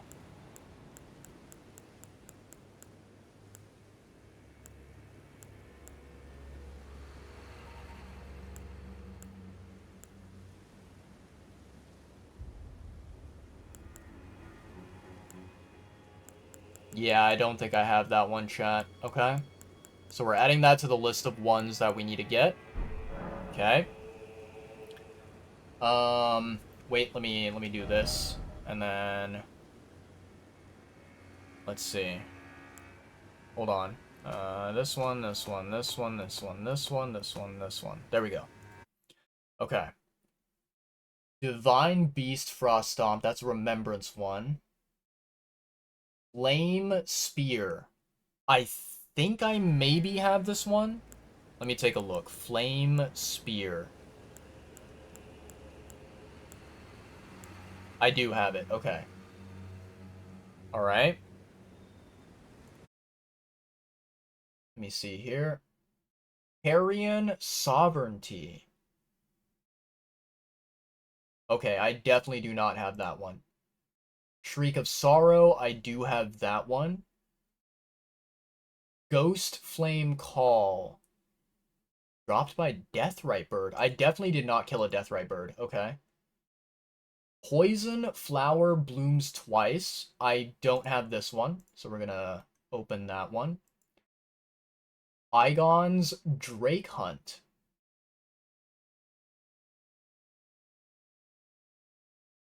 Oh, okay. Okay. So interesting. So basically, this is a part of the NPC quest line for the NPC by the name of Igon, who is related to the dreaded dragon known as Bale. So we'll get that later. Shield Strike, found on Dueling Shield and Carrion Thrusting Shield. I don't have that one. Honestly, I don't really need that one, I think, because I rarely ever use shields. But it'll be nice to collect it. Okay, so I think looking at the ones that we can find out in the open, right, that are not like remembrance ones and ones that are like locked behind a quest, we have, let's see, one, two, 3, 4, 5, 6, 7, and 8. Okay, so there's 8 total Ashes of War that we can unlock from the DLC that we do not already have, which we can like go and find out in the open world. And so I think what I'm gonna do, chat, is after my stream is over with, right? After I call it for today, tomorrow and the day after tomorrow, whatever, right? I'm going to try and log in, to the game, and I will try to mark the location of each of these Ashes of War on my map, just so, by the time that Sunday comes around, we can have, a task to do. Um, but yeah, I think that is basically it. Um, the other thing that we can like go and search for, that we can hunt down, is actually let me see if I can pull it up here. The let's see, equipment. Let's go to weapons.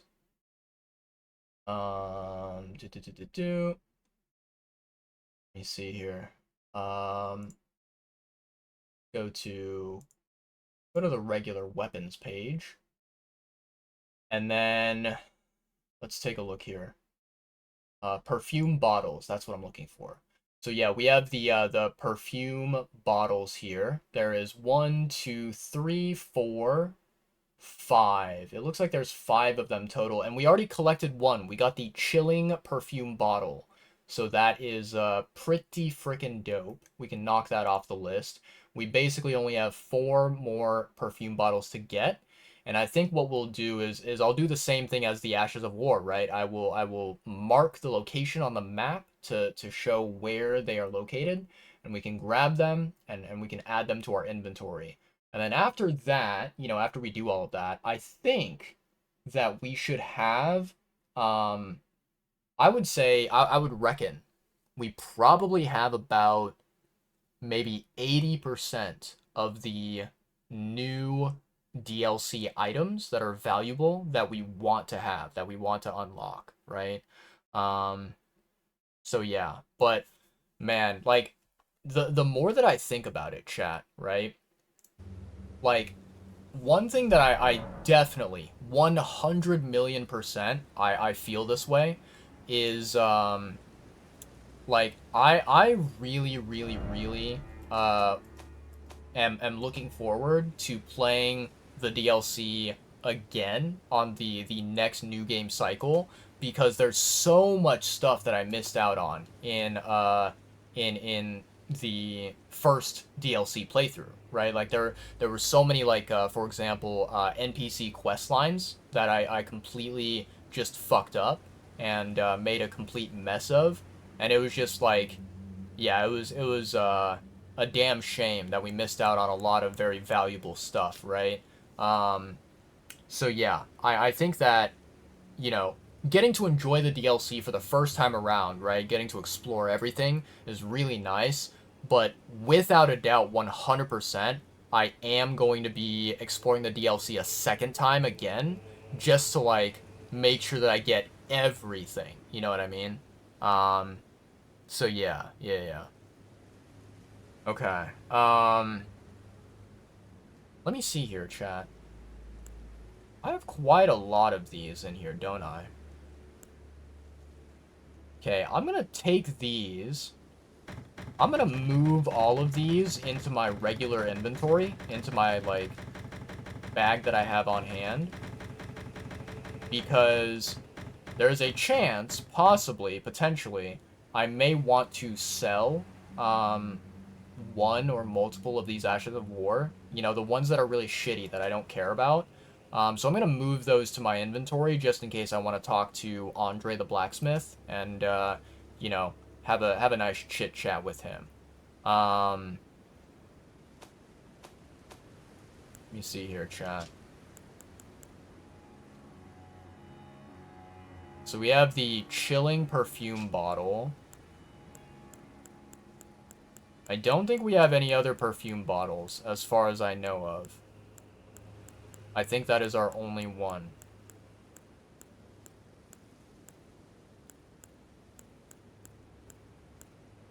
All right, very cool. Very cool indeed. Um, yeah, chat, that's gonna do it for our live stream today. I had a lot of fun. I'm very glad I got to boot up Elden Ring and play Elden Ring for you guys. Yeah, I think it would have been not as much of a an enjoyable stream for me personally.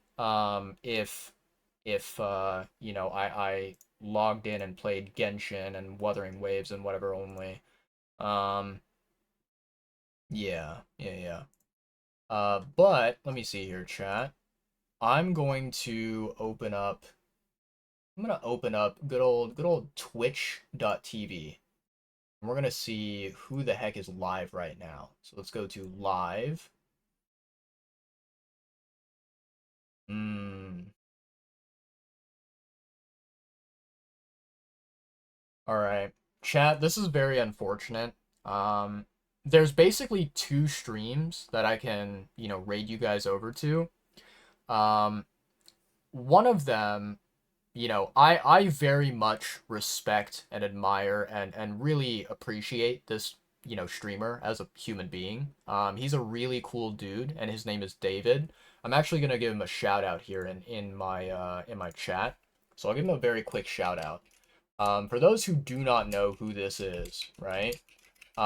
This guy is actually a businessman, right? He is a person that is an entrepreneur, right? He has his own business, and what he does is he partners with a very high quality, incredible artist. Who, by the way, this artist they are the person that I commissioned to draw my emotes for my channel, right? By the name of MT Sugar. Um, so David, Wo Wong, he partners with this artist, and the artist creates these like cute products and merchandise for him. And David goes around to different like anime conventions and different events that are similar, right? It doesn't have to be an anime convention. It can be any convention whatsoever that happens, across. It could happen on the West Coast, on the East Coast. I think maybe potentially he's done international events as well. I'm not entirely sure, but he goes to these events and he tries to sell his merchandise to people, right? David is a really cool human being. I have nothing but positive things to say about him. But one thing that the reason why I'm not going to be rating him tonight is because I think that while David is a very cool person, I think that his interests in video games and entertainment stuff is quite vastly different from my own. And like we don't really play any games in common, me and him. And another thing about David, which I'm not saying that this is a bad thing, in terms of being a streamer. I'm mainly saying that like this is something that I personally do not um I do not look at this as, a good um how do I say this? Like I guess a good strategy, so to speak. Um for me personally. Like basically I'm saying that if what David is doing was possible for me to do, and maybe potentially it is currently possible, I have no idea. But if it were possible for me to do and I had the choice to do it, I very likely would not do it, right? And again, I want to emphasize that this is not something that I am saying, man, David is a terrible person because he's doing this. I'm simply just saying that like I would do things completely differently than the way that he's doing it, right? Um, so the thing about David and his live streams, his content that he does, first of all, his streams are very enjoyable, very fun, very relaxing, right? So I definitely do recommend you guys check out his streams.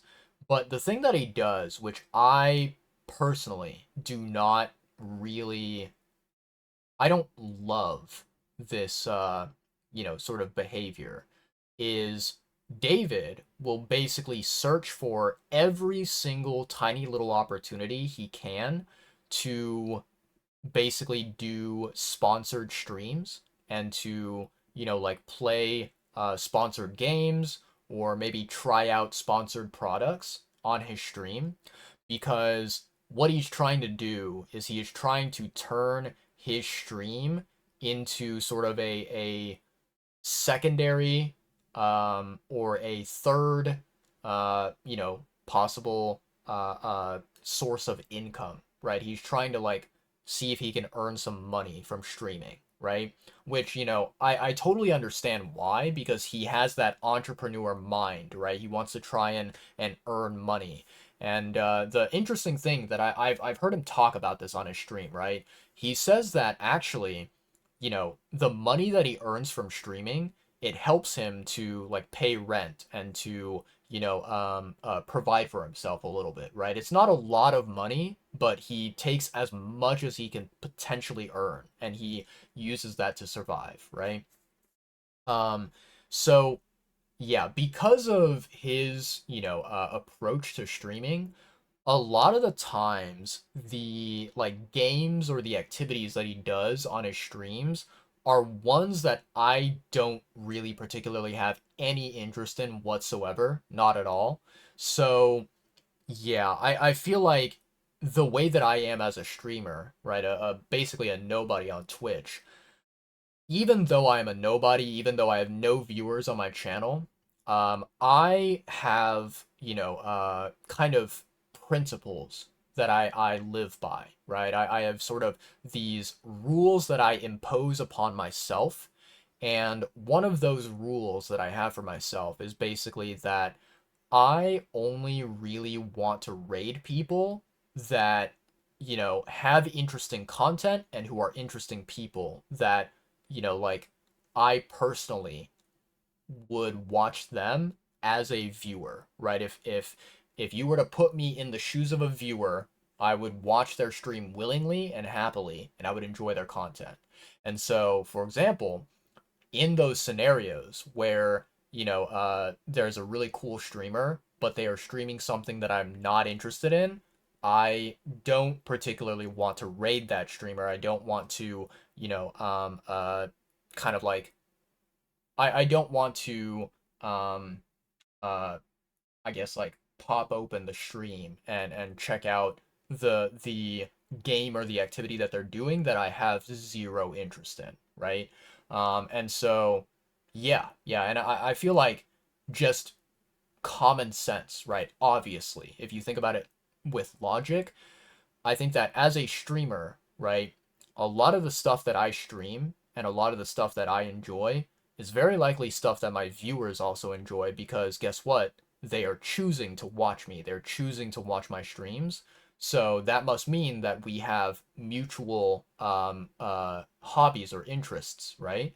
Therefore, I would ideally rather send my viewers to another streamer who is playing the same game or a game that is in the same genre. You get the idea, right?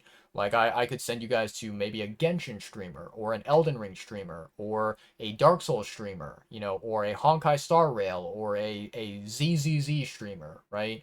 Any of that sort of stuff. But, as I mentioned, David does not really play those games, so I don't really feel very motivated to raid over to him, but I'm more than happy to give him a shout out in my chat because he's an amazing human being, right? So we're not going to be raiding David. And with that, with that choice being removed from the options, right? We basically only have one channel. And the reason why is because the other channel that is live right now, it is Rob CD, who is a massive, massive, massive IRL streamer who lives in Japan. He has 3,400 viewers right now, so he's a celebrity. And unfortunately, he has his stream settings put to where, like, you have to have a minimum amount of viewers in order to raid him. Otherwise, like he just blocks all raids from smaller streamers. and it's basically just a method to avoid getting bot attacks in his chat. Which I'm gonna be honest, I feel like, I feel like with Rob's, community, with his stream, and with, like, the moderators that he has for his channel, I feel like the risk of dealing with like a bot attack from a channel, like let's say that a bot, attack happens, and in this scenario, hypothetically, this bot would raid over with like one person, right? Because it's a small stream, right? Um, in this case, right, Rob's settings have it to where it'll block that raid from happening and the bot cannot do a bot attack.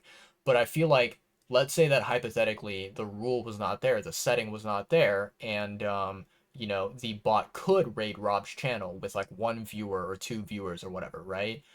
In that scenario, I feel like Rob's moderation team should easily be able to handle a bot attack. Like it would be like, kind of taking a fly swatter and just absolutely demolishing a pesky little fly that comes into the home, right? Um, it does not feel like it should be a big deal, but Rob has his settings, blocking small raids, so I unfortunately can't raid him. So I think today I'm going to send you guys over to the ferret stream, as I've done in the past. Get to watch some very cute, adorable ferrets. Let me actually see what is going on right now. Is it? Okay, so it looks like it might potentially be playtime a little bit, except for there's one ferret who's kind of just sleeping very adorably on a pillow right now. Um, yeah, yeah. So not really too much happening on the ferret stream right now, but you get to see one very adorable, cute ferret lying on a pillow, sleeping, and then potentially there might be more ferrets that come out and move around in the stream. But yeah, that's what we're gonna be doing today, right? We're gonna be raiding over to that channel. So let me go to let's go to, first of all, I'm gonna pull up my raid messages. Raid. There we go. And then what we're gonna do is do this, and then we're gonna do ferret software. Perfect. Awesome. And then let me go ahead and get out my where is it? Get out my outro song here, chat.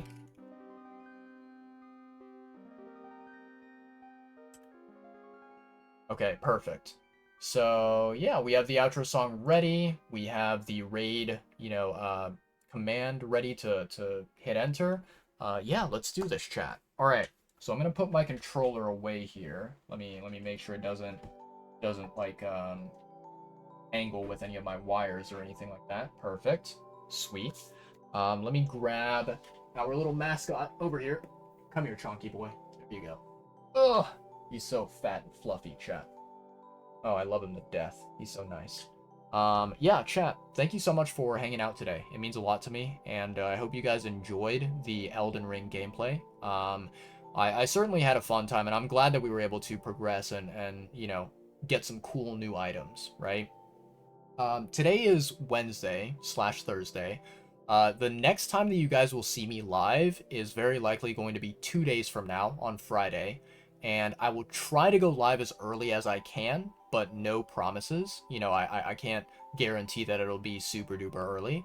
On Friday, very likely it's going to be Genshin gameplay, and I don't know if there's a lot to do in Genshin, but if there's not a lot to do, we could potentially play some Elden Ring, right? Potentially.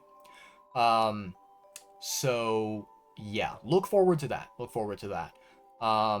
And then Saturday we have our Elden Ring, 100% guaranteed to happen stream. That is our Elden Ring day, so to speak, that we have every week. So we have Elden Ring on Saturday, and then on Sunday we should be doing Genshin and maybe potentially more Elden Ring, but no guarantees on Sunday, right? Yeah. Yeah. I'm trying to think, am I forgetting to say anything? No, I think that's basically it, chat. I had a great time today. Again, I do want to apologize for last Sunday. I wish I could have gone live and streamed, but, circumstances did not allow me to. And Sunday was not a good day last week, and I'm gonna try this week to make sure that it's completely different, where I'm gonna try my hardest to ensure that on Sunday I don't have any garbage, shitty, disgusting homework assignments that I need to do before midnight, and that, ruin my ability to stream. But yeah, with that being said, chat, I'm gonna go ahead and say farewell to you guys. So yeah, let's do this. Cool. To all of you out there, all you lovely, amazing human beings, whether you were watching the stream, you currently are watching the stream, or you will be watching the VOD in the future, thank you so much. It means a lot to me. I appreciate you guys very, very much so. Yeah, I want all of you out there to stay safe, stay happy, stay healthy, eat lots of yummy, delicious food. Make sure you guys drink plenty of water. Always, always, always stay hydrated. Bottom line, take care of yourselves out there, right? Stay comfy, stay cozy, and yeah, I hope to see you guys again very soon, in about 2 days from now. And we'll be back with some more Elden Ring, more Genshin content, all that fun stuff. Yeah, that's basically it. All right, thank you guys a lot. Hope you have a wonderful, amazing rest of the day or night, wherever in the world that you're located. And let's get on out of here, shall we? So I'm gonna go ahead and we're gonna swap over to the ending screen, and I'll start the outro song. Once the song ends, the raid will automatically begin, so do stick around for that. Alright. Much love, everyone. Peace out. Bye-bye. I'll see you guys later. Bye. It was nice hanging out. Love you all. Bye.